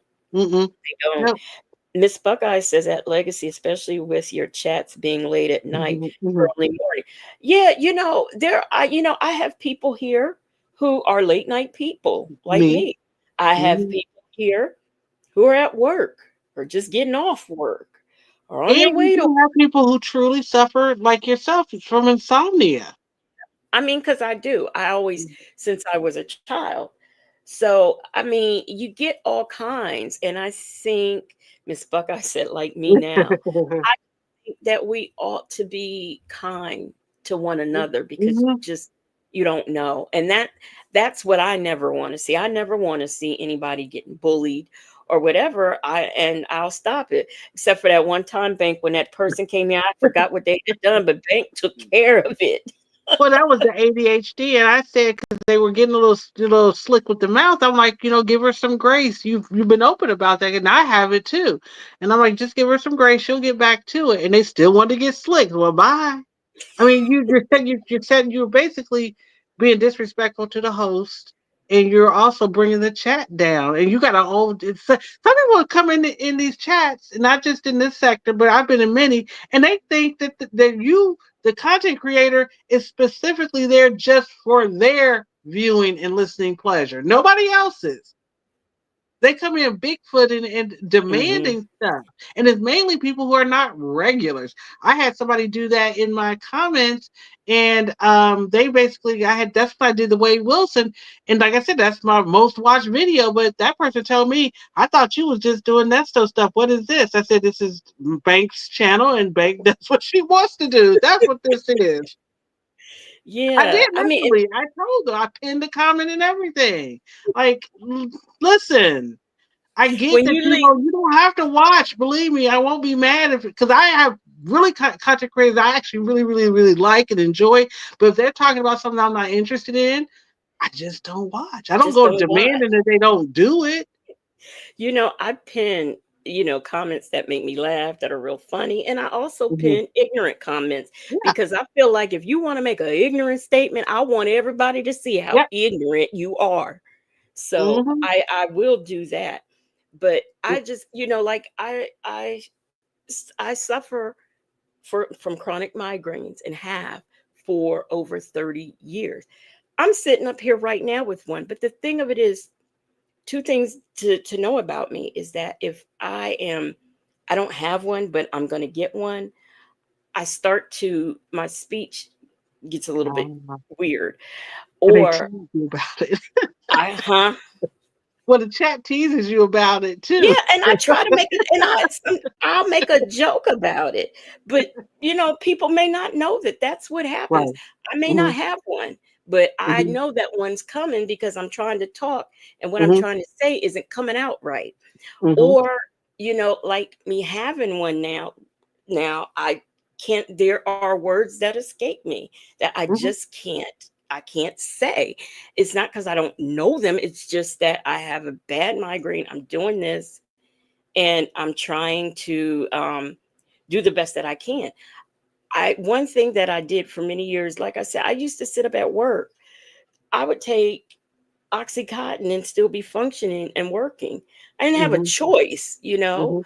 I used to have to leave my office and go to another town just so the neurologist could shoot injections in my temples Mm. of my head and Wow. two in the both temples and two in the back of my neck. Mm. So, I mean, I have suffered, like I said, over 30 years. So I'm used to it and I'm used to functioning, but I'm in the confines of my own home right now, so I can function. It's just easier. I And can you put know my what? little oil on my head and take something. And right Mhm. now I'm going through a thing with the insurance companies. The stuff that really works for me, they don't want to pay for. Of course You know, not. so I have to deal with that. But people, these are things that people have to make that's why you shouldn't tease people. I mean, I don't care, if I'm messing up talking and y'all teasing, that's fine. I'll sometimes joke about it when I know I'm doing it, because I'm not trying to be a Debbie Downer or anything like that. Mhm. It's just something that happens You're a to good me. sport about it, and PW, don't feel bad because you guys have me cracking up. And Legacy is a good sport about it, and I tend to tease people I like. I tell people if I'm not joking or teasing you, I might not like you. So, and as long as that we know, because I early in my early 20s, well, I was a teenager, I was 19. I had to learn real quick. Not everybody, like you just said, you don't know what's going on with everybody. This coworker, she was a big bear of a girl. She would have whooped me, you know, 6 ways to Sunday if she really got mad. And I liked her, but I didn't realize that, I was triggering her. And I apologized to her because she got really mad. And I told her, we walked outside. I told her, I said, I'm sorry. I didn't know that it was upsetting you. I'll stop. I said, but let me tell you, I do like you. I said, I only tease people I like because I feel comfortable. I feel like that they know that I like them. And it wasn't mean stuff. But she didn't know. I Hmm. guess coming from her background, she's never had anybody just be playful with her with no ill intent. You see what I'm saying? Hmm. And so I had to be mindful of that from that day on. It taught me a lesson, to be very clear, especially when I'm just meeting people or, to say, Hmm. girl, I'm just joking or, I love you, whatever, whatever. But I'm never cruel about it. But it was just too much for her. And I had to respect that. And that's sometimes it's hard to get to in these chats Hmm. because I was in a chat and this person, it was a chat where there was it was talking about Sonya, and this person had made a comment about her, and you know how I add them, and Hmm. so they knew I was talking back at them, and I said something to the effect of about the way Sonya had looked, but they perceived that I was saying that there was something wrong with them. They were like, "Well, I can't help myself. This is the way God made me," and I said, and I was like, oh, and I immediately said, no, no, no. I was replying to your comment about what she said or what she was doing, not about you. No. And they Sometimes still kind of it wasn't gets getting it. lost in translation, but tran tran it gets lost in, you Translation. know it, Yeah. translation. That's the word. But, Now, but I want to go ahead. No, no, I was just gonna say, but so it was brought to the attention because they were reading through the chat, the host, and she thought there was like some beef going on, and I clarified again. I said, no, it was just a misunderstanding. I was actually talking about Sonya, blah, blah, blah. And it made sense if you read the chat. It wasn't even nothing. Hmm. Honestly, I don't see why it didn't make sense the first time. But that Well, person never replied back like, "Oh, okay, now I get you. I get." No, it was like they still believe that I was talking about them. I don't even engage and with the person anymore at all because I apparently there's really something don't. else going on. I don't talk in a lot of chats. I don't. I'm I usually, don't anymore. I'll speak and that's it because Mhm. this here she might have been having a bad day, or maybe she's been picked on all her life and she was just waiting to be picked on again. You just never Yeah, know. yeah. But I want to address this comment, two Oh. comments actually. PW said, I thought it was the contact from your neighbors or that you really were drinking and didn't want to say, but that's difficult. No, no, I'm not. I don't drink. I can tell you how many times I drank in 2022 and how many times I drank in 2024. I think I drank twice Mhm. in months apart. I Mhm. think the last time I drank it was because my sister wanted a wine and cheese day. So we had a wine and cheese day, and we bought 2 bottles. That bottle is still sitting in there, and this was at the beginning of summer. So yeah, no, I don't. I really don't be drunk, and I really these. If nothing, these people from upstairs, their stuff really makes me sick. No. Um, but yeah, it doesn't. And then I'm free to be me said, I wasn't trying to be a bully when I said, please not do not play the Walmart trespass girl. I don't think you took it that way, but I apologize anyway. I'm never a bully. Believe that. I didn't think you were bullying because I knew what you was talking about. It's always somebody at Walmart crying and acting a fool. No. I But you knew know one thing. exactly what you meant when you said that. You know what though too, and too, I forgot who you said who just made that comment. They were apologizing. I've been there in enough of your lives that if you really got a problem with somebody, like we had, Mr. So and so, he usually puts his foot in his mouth at least once, toward it, and you have no problem telling him. You don't even ask him to leave. So I think he likes it here because of that. He likes being Yes, and corrected. You'll correct him. I'm telling you, I have been at the end and we leaving out and I've had the music playing and I have stopped the music to correct them. You keep coming back. Y'all, if you think, yeah, he keep coming back, but I have stopped the music to correct them. And I notice when that person is here, they seem to disappear. They don't come Well, he told us to the today you chat were anymore. boring. Well, that we're talking about the Yeah, same thing. yeah, He told okay. us you were boring. Yes, we're talking about this. Yes, we are. I don't pay him no never mind. He's like that, that uncle, that special uncle in the corner over there. And bless his heart. He don't bother me because now, like I said, I kind of understand his his. I wouldn't say sense of humor, but his personality. Yeah, because I He don't enjoys it understand over sense of here. humor. I think he likes it when you get with him.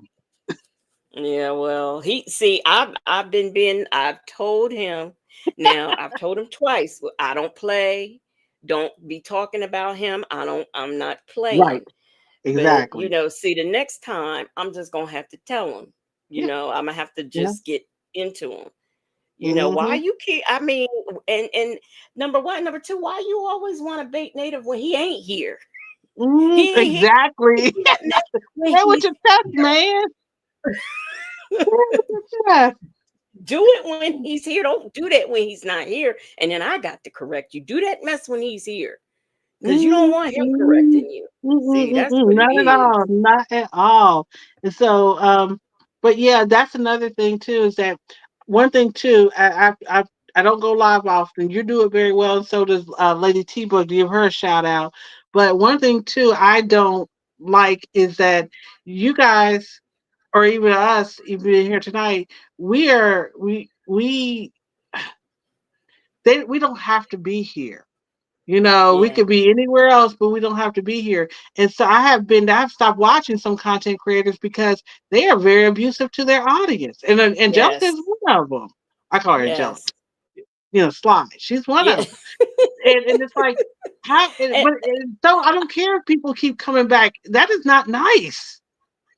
yeah. Yeah, I know.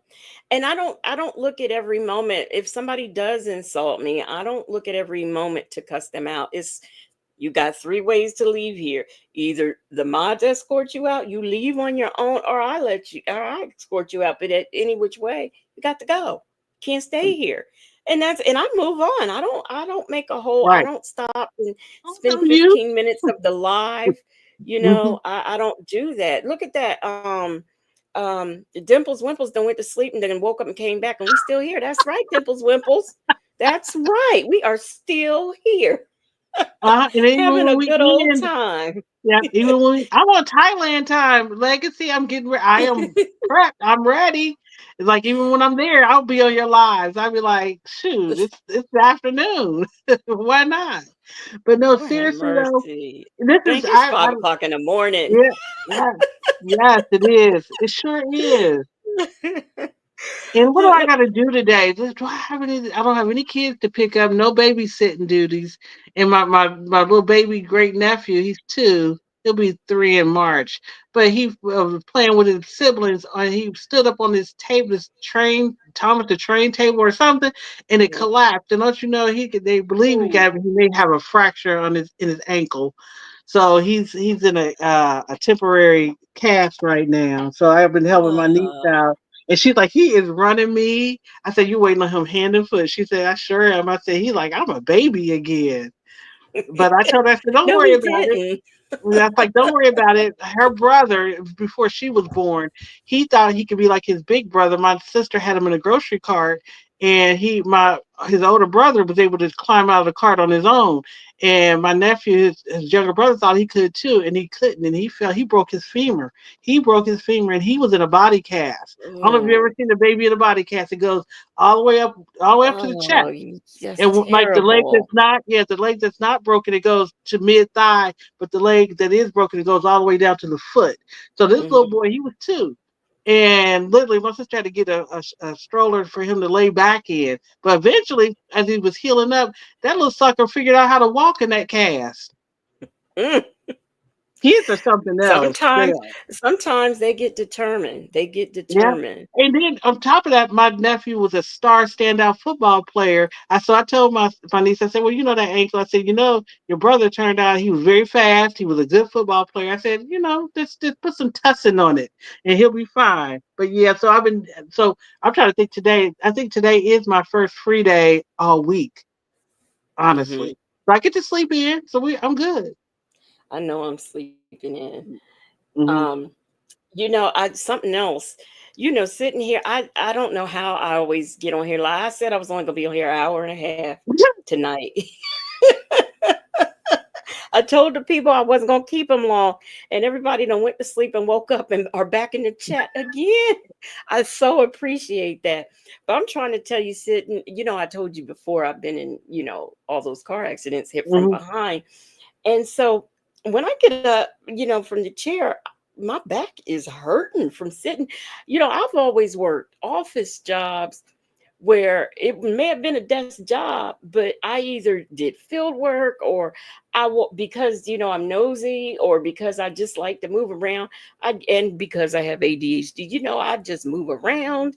I've never but to sit. I don't think I've ever in my life sat this long.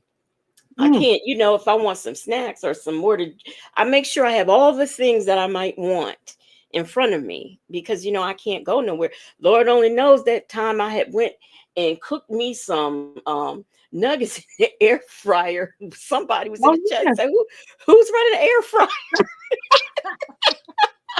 Well, listen, my former job, I couldn't get up. I was a dispatcher, and so, like, I mean, I could get up and have somebody cover me real quick, but literally, that's all I did was sit. Now I don't want to sit, and that's probably why though, because when I do go live, and let me tell you, it's a lot of work going live, especially with the StreamYard. It's a lot Mhm. of It work. is. And It so is. I want to get used to it. So I want to get acclimated to it. But I always thought about that. I'm like, well, what do I do if I have to, go to the restroom? What do I do? How do I do it? I said, oh, I guess the video just got to play a little longer. That's what happens. You So know yeah, what I do? uh I tell them, y'all, I gotta run to the bathroom. So Well, this is now gonna I'm play a comfortable minute. with saying that. Like, we need a break. You know what I'm gonna do, Legacy? I'm gonna do the old school. Everybody get up and stretch. This is a stretch. So everybody take a stretch. I'm gonna play this look because you got some nice music. Play that music and tell us to stand up and take a stretch and take a walk. Go outside, get some fresh air, and come back. That's what you should do. Look, coffee is brewing is up again, and hey, call me on Keisha's phone. A nice young man is in I ain't here. seen him in a minute. Hey, hey. Yeah. Yeah, but I bought me one of those. I said, okay, I'm gonna buy one of these what do you call these things? I got the thing for my back and then a different cushion for the chair, memory foam, Mm-hmm. lumbar cushion. So I said I'll do that. And the difference, I tell you the difference. I can tell the difference. Now, I ain't gonna say when I get up, my back is not acting arthritic or whatever. Hey, Zen Soul. But my sister, you know what my sister told me? She said, well, now y'all see what time I do lives. I don't before I go live, I have done had my shower and I have my pajamas on, okay? Mm-hmm. My Mm-hmm. sister, she go to, well, you know what? You probably should wear a bra.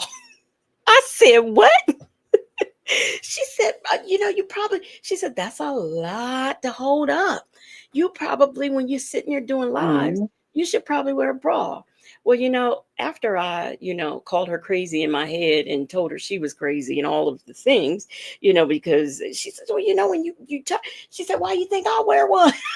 Mm-hmm. Because, me, when I'm in a house, it comes off. I'm sorry. I Yes, just, gotta be if you're not free. comfortable. But, she said, that's why, um, what did Dimples Wimple said, I'm not gonna lie, I saw Dana J and that was it for me. Oh, come on, Dimples Wimples, you can't be like that. But anyway, my sister, that's why we're one. And I'm like, I'm not, but I thought about it. Maybe about an hour later, after I talked about in my head how stupid she was for saying that to me, I thought about it and I said, you know what? So I ordered me a couple of posture bras. Oh, And mhm. now they haven't, they'll come in, I think probably this weekend or something. And so I'll see how that works. I'll see if that makes a difference. Because I know, to be honest, it did make sense what she said. At the time, I wasn't trying to hear that, but that does make sense. She was Yeah, like that. yeah. She And usually that's the carrying, simplest solution. You were like, darn it, why didn't I think of that? Or why didn't I think of that? Like, really? That's all I had to do? It's yeah, because crazy. she's like, that's a lot to carry up there. Because, like I said, I'm not. Mhm. Now, I do Um, have one thing to do tomorrow, today, and I got to get it done, is wash my hair. And some people are like, oh, well, no, it's about a 3 hour process. It's about a 3 hour. yeah, don't even talk about that with me because I need to do that. Dimples Wimple said, "What's a posture bra?" Well, it's a bra. It there's no break in the back, and it has support in the back, and it buttons in the front. So this is probably not any type of bra that I'd wear in public, but just to be in the house with, yeah, because I just can't see. I'm a firm, um, what do you call them? Underwire. I want underwires, Let and me that's ask what you, I wear. let me ask Hmm. you, and it's kind of, because we've been talking about everything, but I had a friend in high school, and I'll never forget, it was our graduation. It was actually on graduation. I went to hug her, and she was like, don't squeeze me too tight. She was like, I had breast reduction. And I said, really? And I said, "Oh, you know what? I did notice something different about you." But she said that, we were 18 and she was huge. And it was recommended, we're talking about the late 80s, early 90s, late 80s, because I graduated in 89, that wasn't something usually they barely want to do it at that time. They barely want to do anything for breast cancer for women.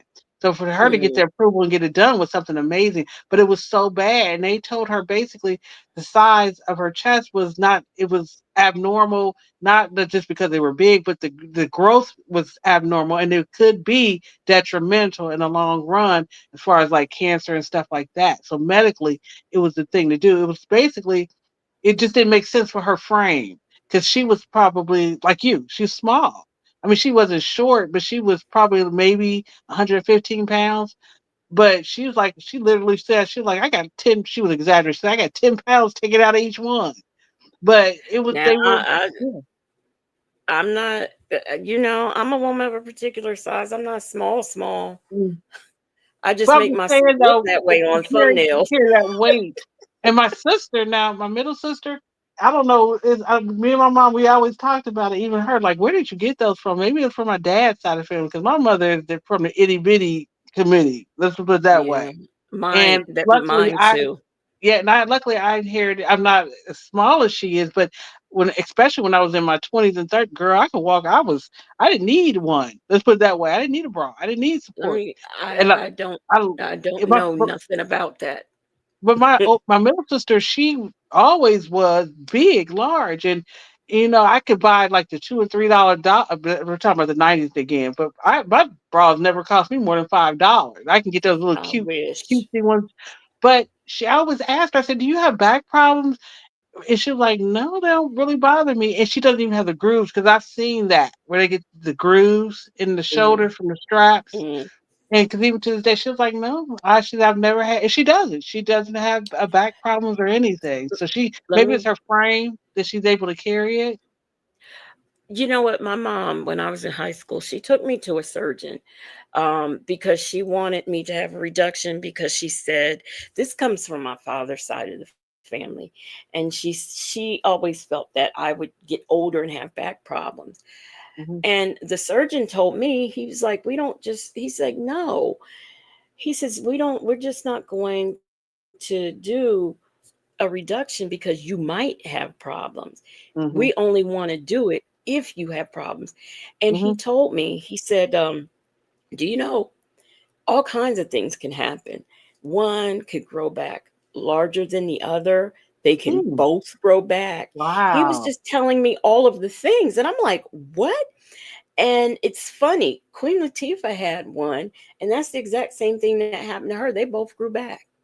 Oh They wow. grew I never back. thought about that. It is fat. Yeah. It is fat And tissue. So. he said you should not do this because you might have back problems.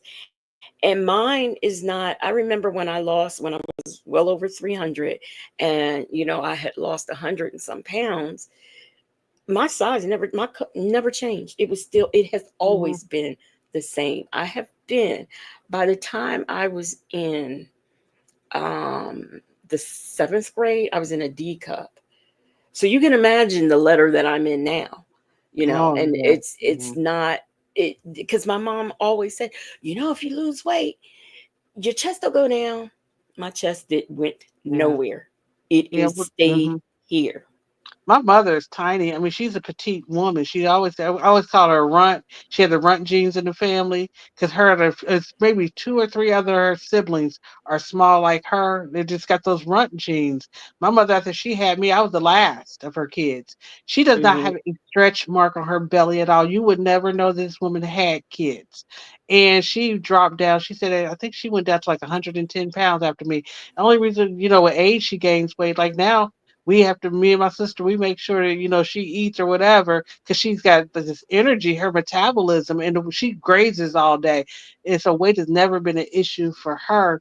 But one thing, so I didn't get the chest, but I sure did get the dunk. And I tell you, I would never need butt implants ever in life, even by my smallest. It was always, I had that pretty brown round, and it used to drive me crazy when I was younger. Literally, I used to wear big clothes to cover it up. Before I came Miss into my feminine superpowers, I was so conscious about. It was really homophobic. I didn't want nobody to see my rear end. I didn't want to be seen. So I was always wearing the big sweaters and long shirts, long t-shirts, all that. Miss Buckeye said that it was difficult for her sister to do sports because she was Hmm. big, but PW said that's almost a disability legacy. I didn't do sports, and a lot of people thought it was because I was prissy, Hmm. or I was just being cute or Hmm. whatever. But no, I didn't. I don't care what kind of bra you get. When you're at a certain size, Mm-hmm. I mean, it's just not going to be comfortable running. Mm-mm. None of that's going to be comfortable. It's just not. It's Well, just not. they said the word of the curb is that today in court, when they got a good look at Sonya, it looked like she did have that reduction or the removal, basically the removal. I saw a video Mm-hmm. where I could tell they are removed. I can tell. And see, that's what I'm saying. People pay, although I don't know why, because bras are awfully expensive at this size. But people pay to get this cup size, and I don't. I mean, who? I don't want to pay um that much money for a bra. I just ain't got no choice. And people, Mm-hmm. the matching bra and panties, well, that's real Mm-hmm. cute. But do you know how much it would cost for me to get Mm-hmm. something like that? No. Mm-hmm. Mm-hmm. I I know. Yeah. just be waiting for what is it, Catherine's? I'll be waiting for them to have a 50% off, a 50% off, and that's still I'm still paying $30 with 50% off. Let me tell you, it was a shock to me once I started gaining weight and everything, and they did get bigger, and I did have to move up to the actual grown woman size. When I the first time I almost fell out when I saw the price, it was like, and this was probably about 10, maybe 15 years ago, and it was like $54. I'm like, what for one? Like, can we get a buy one get one or buy? Can we get a deal here? Because I never had that experience, and then over time it just creeped. It was like one night I woke up and like every day I'm like, you can't wear these bras anymore. You got to go get a grown woman's bra with the wire. I never had to wear wire and the support, and I was just like. I was getting away with it. I was really getting away with a lot. No more. No more. I'm So, also choicy about B. Williams says she's part of the NASA tall um, community. Let me tell you, I I had the my thing was the ones with the underwire, but I had gotten to where they have the wires just in the side. Oh, that tore me up so bad. But at the end of the day, I prefer the underwires, and I could even tell you which brand I wear: Playtex, Glamour Reese, and the other one. I don't know the name off the top of my head, but when I see it, I know it because I know the bra, and that's all I get. I don't get all. mhm, I'm very particular because those are what worked for me, and mhm, as much as I have to pay, I want to mhm. continue to get what has worked for me. So I that's will what I say, do. when you invest in a quality bra, though, they are quality, Yeah. and Oh yeah. they'll Hmm. last. And and they had a discussion. I don't know where I saw this discussion. It was a while ago, but somebody was saying they only, because of the price of them. I think they said they only owned like five, and they said I just wash them and rotate them. And Hmm. she's like, because they're so expensive. She says, and literally like everybody else. I never did this, but I know so many women, no matter what your cup size is, they coming out of that sucker as soon as they hit the door. I heard people say as soon as they get to their car after work. Some people, they say they shimmy out of it in the car. I feel like it's a contraption. I literally, when I'm in the house, I don't have one, but I know as soon as I walk out the door, I got to put one on. I feel like they're in prison. He said contraption. They are a contraption to me. I like and my mom, because like I said, she's a part of that committee. She, for her, pretty much her whole life, she walk around. I remember in the house, she used to walk around just her bra. And I was like, Mom, why you just walk around the bra? She said, it's my house. I can do what the heck I want to do. If I want to walk around in the bra, I walk around in the bra. I'm like, okay. But then I Mm-mm, when realized when I I got older, I understand that. So for me to just have on a tank top, ain't nobody here but me. I just got on my tank. The girls are free. They are free. You are free at last. You are free. Once this door is yeah, closed, you are free. I walk as soon as, especially coming home from work. The first thing off is the I don't, to be honest, I don't know what's first, the shoes or the bra. All I know is, before, by the time I step foot in the door, before I get all the way in the room, they're both off. Yeah. I know hmm that hmm much. hmm And we're creative. We can get out of that too with our clothes on. I think men be like shocked. Like, wait a minute, what are you doing? I don't have to take off my shirt, especially if I got a short sleeve on. Oh, I ain't gonna take off my shirt. You know Mm-mm. something else I do. I I leave mine fastened and I step in Mm-hmm. because I can step into it and pull it up and everything goes up. Wow, that's a new one. My look, my behind and my hips will never allow that to happen. It will never happen. Yes, yes, that's how I have always I've been doing that. Oof. Wow. What grade was I in when I figured that out?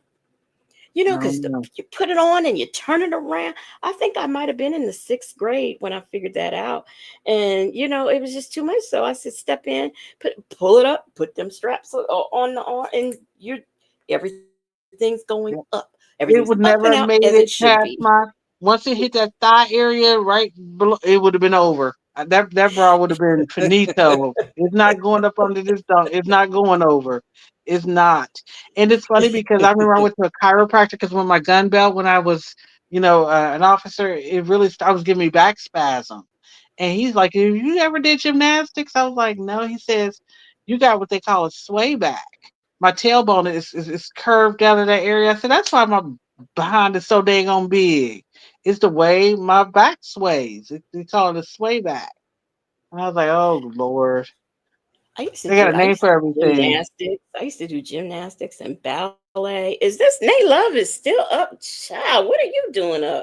But Or she are might have you one came of the back. ones are you one of the ones who went to sleep and came back?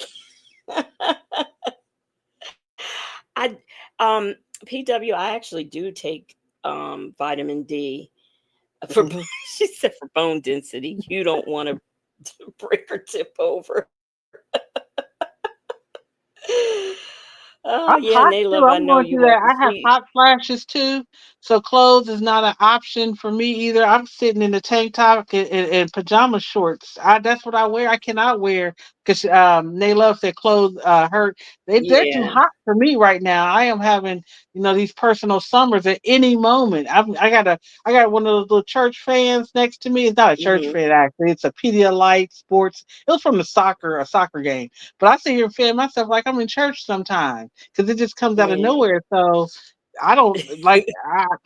I'm almost. As soon as I come home, I take off my pants and I put on some shorts and I put on a tank top because I'm always hot. And I used to be cold all the dang Yeah, on time. Now I'm hot, and it's a different kind of. You I never don't experienced it. Oh my god, you just like an inferno. And I sweat out of my scalp too. On top of that.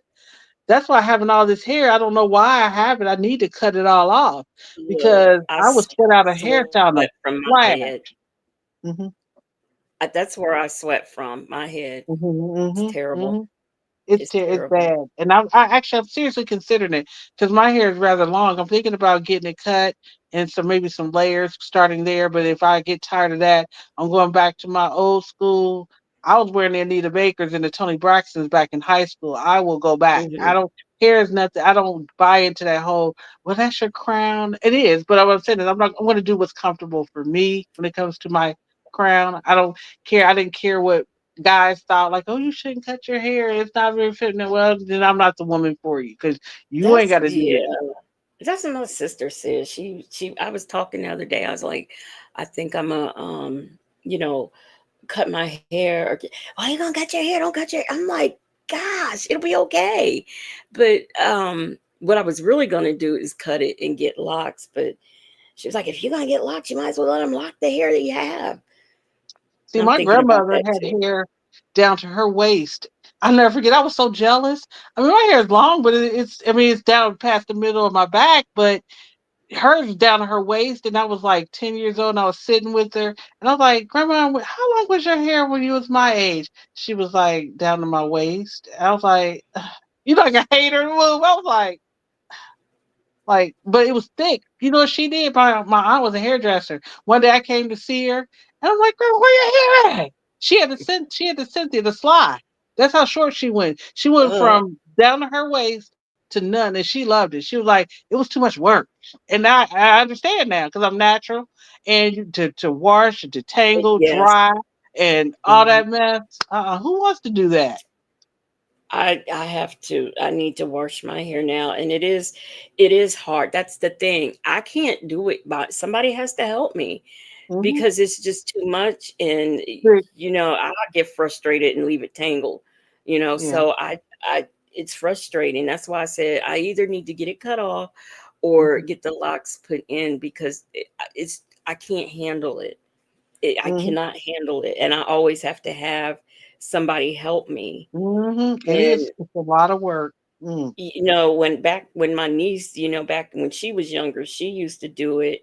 Mm-hmm. My sister did it, and then my Mm-hmm. niece, when she decided she wanted to play in hair, she used to do it. Yeah. But it's got to the point where I don't have anybody, and one thing I don't Mm. let is a lot of people fool in with my Right. hair. I will not. Mm-hmm. Mm-hmm. So, but I'm glad I have a picture where one of my friend's daughter did my hair, and I don't know, I was at the kitchen sink. So my back was to her and she took my phone and flashed a picture. And it shows my hair was almost down to my behind. I Even believe my it. sister From the my picture. sister Mm-hmm. couldn't believe it. Mm-hmm. Um Because yeah, when and you they don't love play to with see your hair, it she's seen my grows. hair. Let me tell Yeah, you, I've all always these had little it. I've tips and always tricks. had it. Yep. All these tips and tricks that they be sharing online. I'm like, let me tell you what grew my hair out the fastest. Not messing with it. Not Mhm. messing with it. And my Mhm. hair is, I would say, because my back is sway, it's probably it's if my nieces are, and I can't tell sometimes because I can't see my back. So when I blow it Mhm. out straight or whatever, she's like, your hair is long. I'm like, is it really that long? I was like, because it's not a big deal to me because the hassle I went through, so I barely wear it. I will blow it out. I got a brush blow dryer because the regular old school, my arm was about ready to fall off. And then when I do wash my hair, I have to wash it in sections. I usually put it in 4 plaits, and then I just kind of wash it in sections and not try to do it all at once. But my hair actually is funny to me. Like the older I've gotten, my hair pattern has changed. It's almost like it's reverting back. And I know what it is because of the chemicals. I don't have chemicals in my hair, but it's Mhm. reverting back to my hair of my youth. It's a little, it's the gray to me. It hasn't changed, but it's kind of came back to itself. But it tangles and it holds water, and it's just, Uh-huh. and Yep. it's crazy. It's crazy to me. I'm really close to it. I was like, if I want hair, I can go buy a wig like everybody else. If I want to wear hair I can cosplay somebody with long hair if I wanted to for a day. But I even bought a short wig. I call it my little auntie wig. And people who knew me from back in the day when I took pictures with that, they were like, "You cut your hair off? I love your hair short." I'm like, "No, this is a wig." They were like, "Well, you should cut your hair short." I was like, "Yeah, but it's maintenance on that too, though." To be honest, Yeah. when you get short hair, it's That's maintenance. all I wear. That's all I wear is wigs because Mm-hmm. I like different styles. I like different colors, and I can't do now. When I say different colors, I don't be going all buck wild, but Mm-hmm. I like my auburn, my blonde. I like that, and I Mm-hmm. like sometimes I like short. I like long, although I can't do the real short because for whatever reason, my kitchen grows Mm-hmm. long. My sister says, because I asked her one day, I was like, how do you wear them short wigs and your kitchen don't show? She said, oh, I just cut it off. I said, what? Mm-hmm. She just takes scissors and just chops her kitchen off. Yep. Mm-hmm. Because Mm-hmm. she says, this is weird. Why does our kitchen grow like that? I was like, I don't know, but it is weird. It Yeah. is weird. You sound like yeah. And the funny thing is talking about hair because some people are hairy. It occurred to me. I don't know. I was in maybe my mid 20s, and one Hmm. day I was in the shower and I had my razor and shaving my legs, and I'm like, you don't really have any hair on your legs, and it was mainly like around my ankles, but it wasn't a lot, and just a little bit on my shin area. Hmm. I'm like, you don't have any hair on your legs.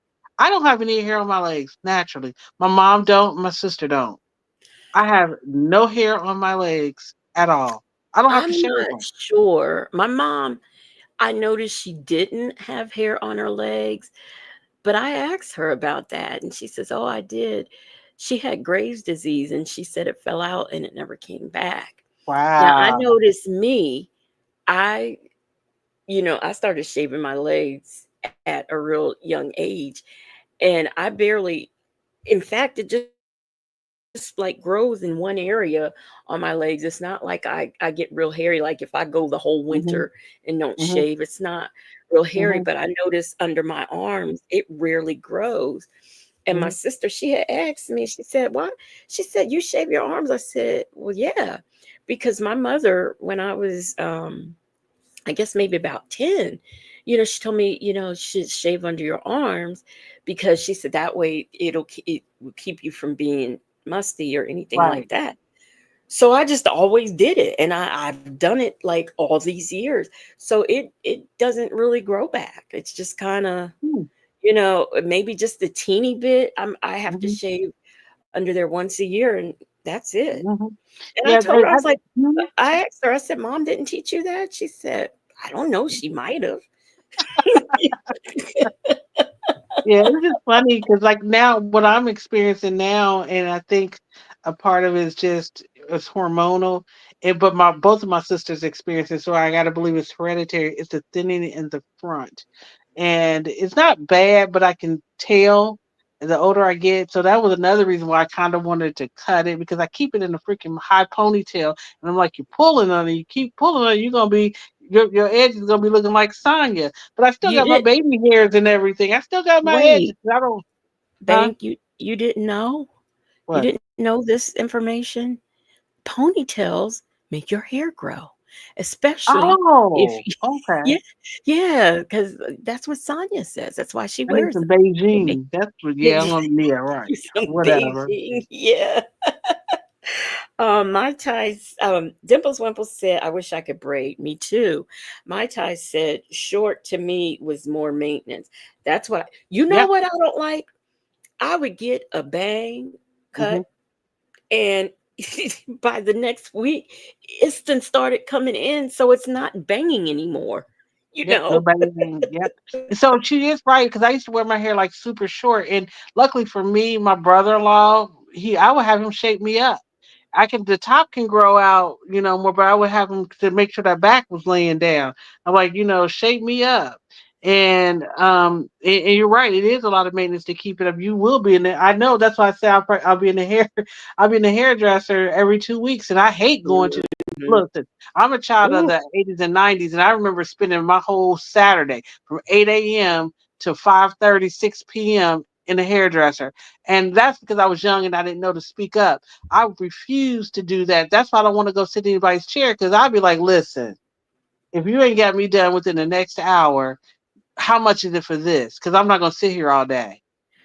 I My appointment is didn't. at 8 o'clock, I expect to be in your chair at 8 o'clock. I was lucky. I always had somebody at home who I knew and trusted to Mhm. do my hair. So I didn't have to go to the beauty shop. Good night, PW. I didn't have to go to the beauty shop like that because, my sister did it. She pressed it. My mom pressed it. My grandmother could take the Marcells and put some curls in your hair, and you would have those curls. I would be in Ohio, and she would put some Marcel curls in Mhm. my hair, and Mhm. 2 weeks later, my hair is still curly. Oh yeah, that's old school. Now So, I was always able to do my own hair when perming was the thing or relaxer was the thing. My mom showed us. My mother was the type that you're gonna learn how. I'm not gonna sit here and really be relaxing our hair. So I could mhm, do that kind of stuff straight. And even to this day, I'm really good with a flat iron and I can curl it. But when it was short, that's when I spend most of my time in the hairdresser. Because that goes back to what my tie was saying is because when it's short like that, you got those layers cut in there. You got to keep that up. Got to keep it fresh because you're getting down to and then my hair will wave up too, so I have a little bush, So it's like mhm, I had to keep it done, and that's my only fear about going short is that I always had a relaxer when I wore my hair short. Without the mhm, relaxer, I'm just gonna have an afro. Real talk. I want to have an afro because my hair it is susceptible to humidity. I sweat, and so that's the only thing that's keeping me away from really going short. Is I'm not interested in relaxers anymore. right, right. Well, who said was that? Yeah, Dimples Wimples said her mom used the hot Yeah. comb Oh yeah. on the stove. Yeah, that's how Yep. mine was always done Hold on that ear. the stove. Except for when, my niece, when she decided to do when I Hmm. went natural, and she was going to school and she was fancy. She's been into hair since she was Hmm. in elementary school, and she got fancy. I bought her a few mannequin heads and a stove and some hot combs. I bought her all of those Hmm. things, but instead of the stove, she had the little fancy, Hmm. little silver metal Right. stove that, Yeah. That the little fancy people in the beauty salon the use. Yeah, oven. I That had bought her oven. one of Yeah. those. Yeah. That See little now, oven. what my niece she inherited from my big sister, she got these little nimble fingers, and they can braid like nobody's business. And braiding to me is not even about the fact that they can just because I can braid, but they can part. And they can literally look at your head. They can just start because she does it with her daughter now. She'll just say, "I'll just start parting, and then I'll just come up with a design." And I'm like, "How do you do that?"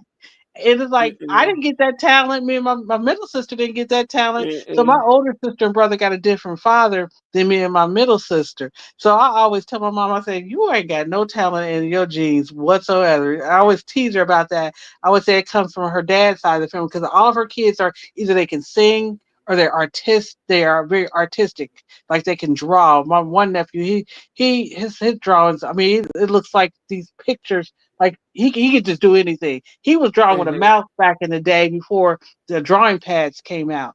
So, but my niece is real talented, and she has an eye for space with that. Because I'm like, how do you know how much of a part to do or how to do it this angle? She's like, I don't know. I can just visualize it. But she's really good at that. So if I need braids, she could do all kind of braids. She can do twist out. She can do all that stuff. So and I do, guys. I'm always keeping her kids, so I ain't got to pay her nothing.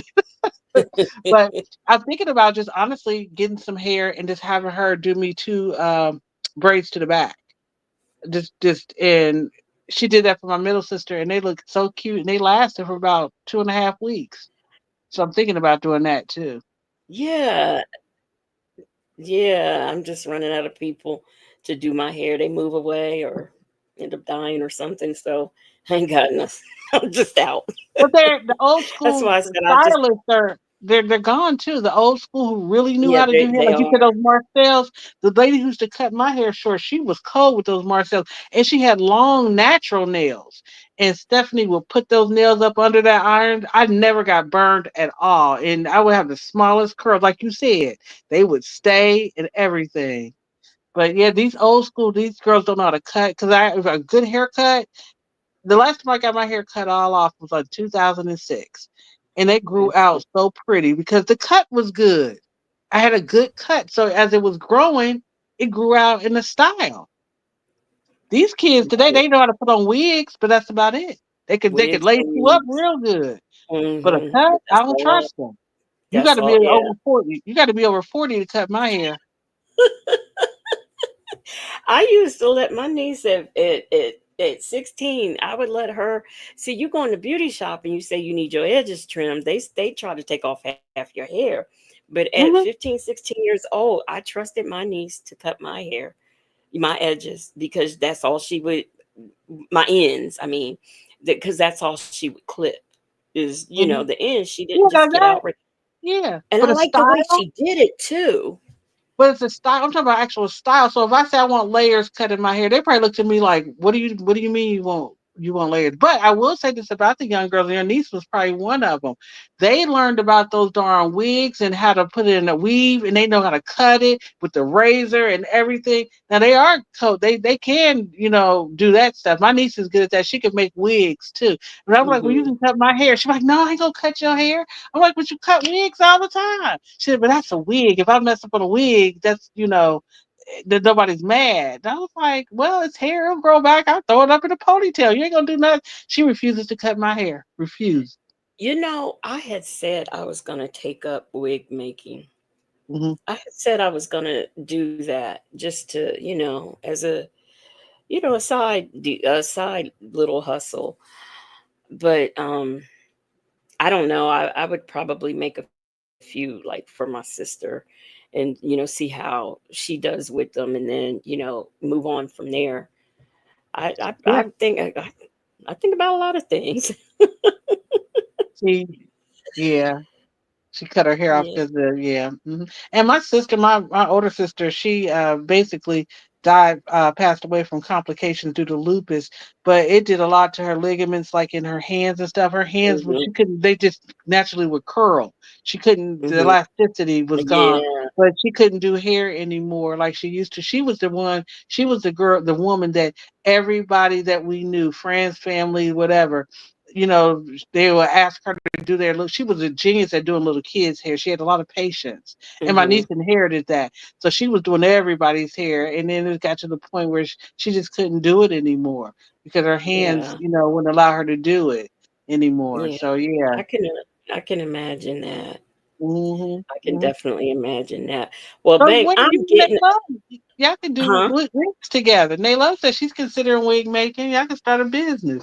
And they love we too far apart.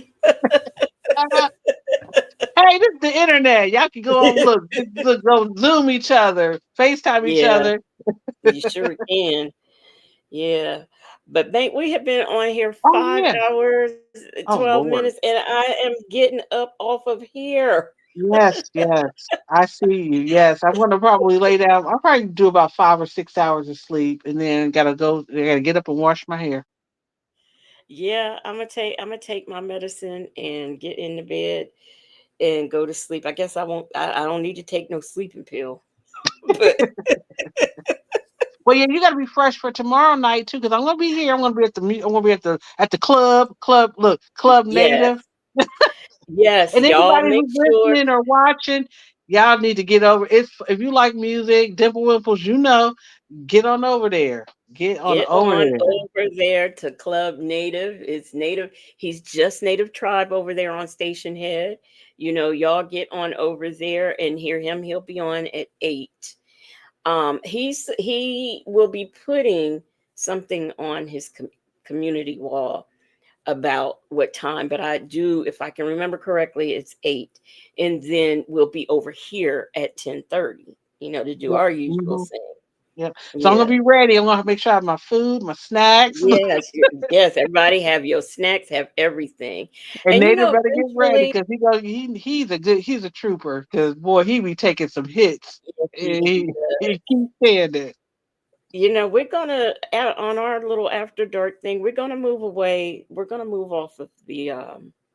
the Nesto Mhm. cinematic universe. We're gonna move off of that. 'Cause there's a lot of other stuff to be talked about. You're right. Yeah. So yeah, we'll be, eventually moving off of that. But I enjoy when we do that together, the after dark together. Mhm. So it's really fun, and it is a good way to end your Friday. So y'all have a great day today. Today is Friday. Good Friday night just got morning. paid. you know, be over there on Station Head with Native Tribe, and then come on over here after dark, 10:30, with Mhm. myself and Native Tribe. And we just gonna have a good time. Yes, Dimples Wimples. After dark, anything goes. Yes. And I love it. Anything Look, this is grown folks talk. We're grown folks. I remember when we first started doing the after darks, we would start on a call and get Yes. like 3 minutes. 10 minutes into it. And then that's the end of the call. I don't know where we went or how we got there. Yeah. But we have a good old time. So I hope everybody comes Yeah. back with us, and we will not be on here for 5 hours. So I Yeah, okay, now said, you done and jinxed I was like, yourself there. I was like, what? Why can't we never get off of there before any three? We always end up with 3 hours, except for when he has to go to work. I always try to make sure I get him off, at a decent hour. But yeah, Thirsty Rabbit, Where you been here, Thirsty Rabbit? I didn't know you was here. But But yeah, I y'all, will see all y'all. yeah. Huh? What'd you say? I was just saying, 69 people still holding strong. So Yeah. you Yeah. CJ the cat, good night. Yeah, good night, y'all. Let me find. Well, good morning. I need to make for as late as I be on here sometimes. I need to make morning. a good morning a sign, instead of good night. I have good night. I don't have good morning. My Ty says I'm here for the 5 hours on the weekends. Well, I'm gonna go Yes. ahead and drop down so you can focus on getting out of here. And Okay. Thank I'll you see so you much for coming tomorrow. up. Oh no, no Yes. problem. I'll see you tomorrow night. Okay. And good morning to everybody. Good morning, everybody. I'm gonna find some music. Let me see. I'm gonna find some music. I don't know if we should go fast or slow. I'm not. Uh, uh, what's this? I did that yesterday. What's this? Yeah. I mean, come in on. That's what we go out on. Good morning, everyone. Have yourself a good day today. And I hope to see you all back here tomorrow night for After Dark with Native Tribe and Legacy Moon.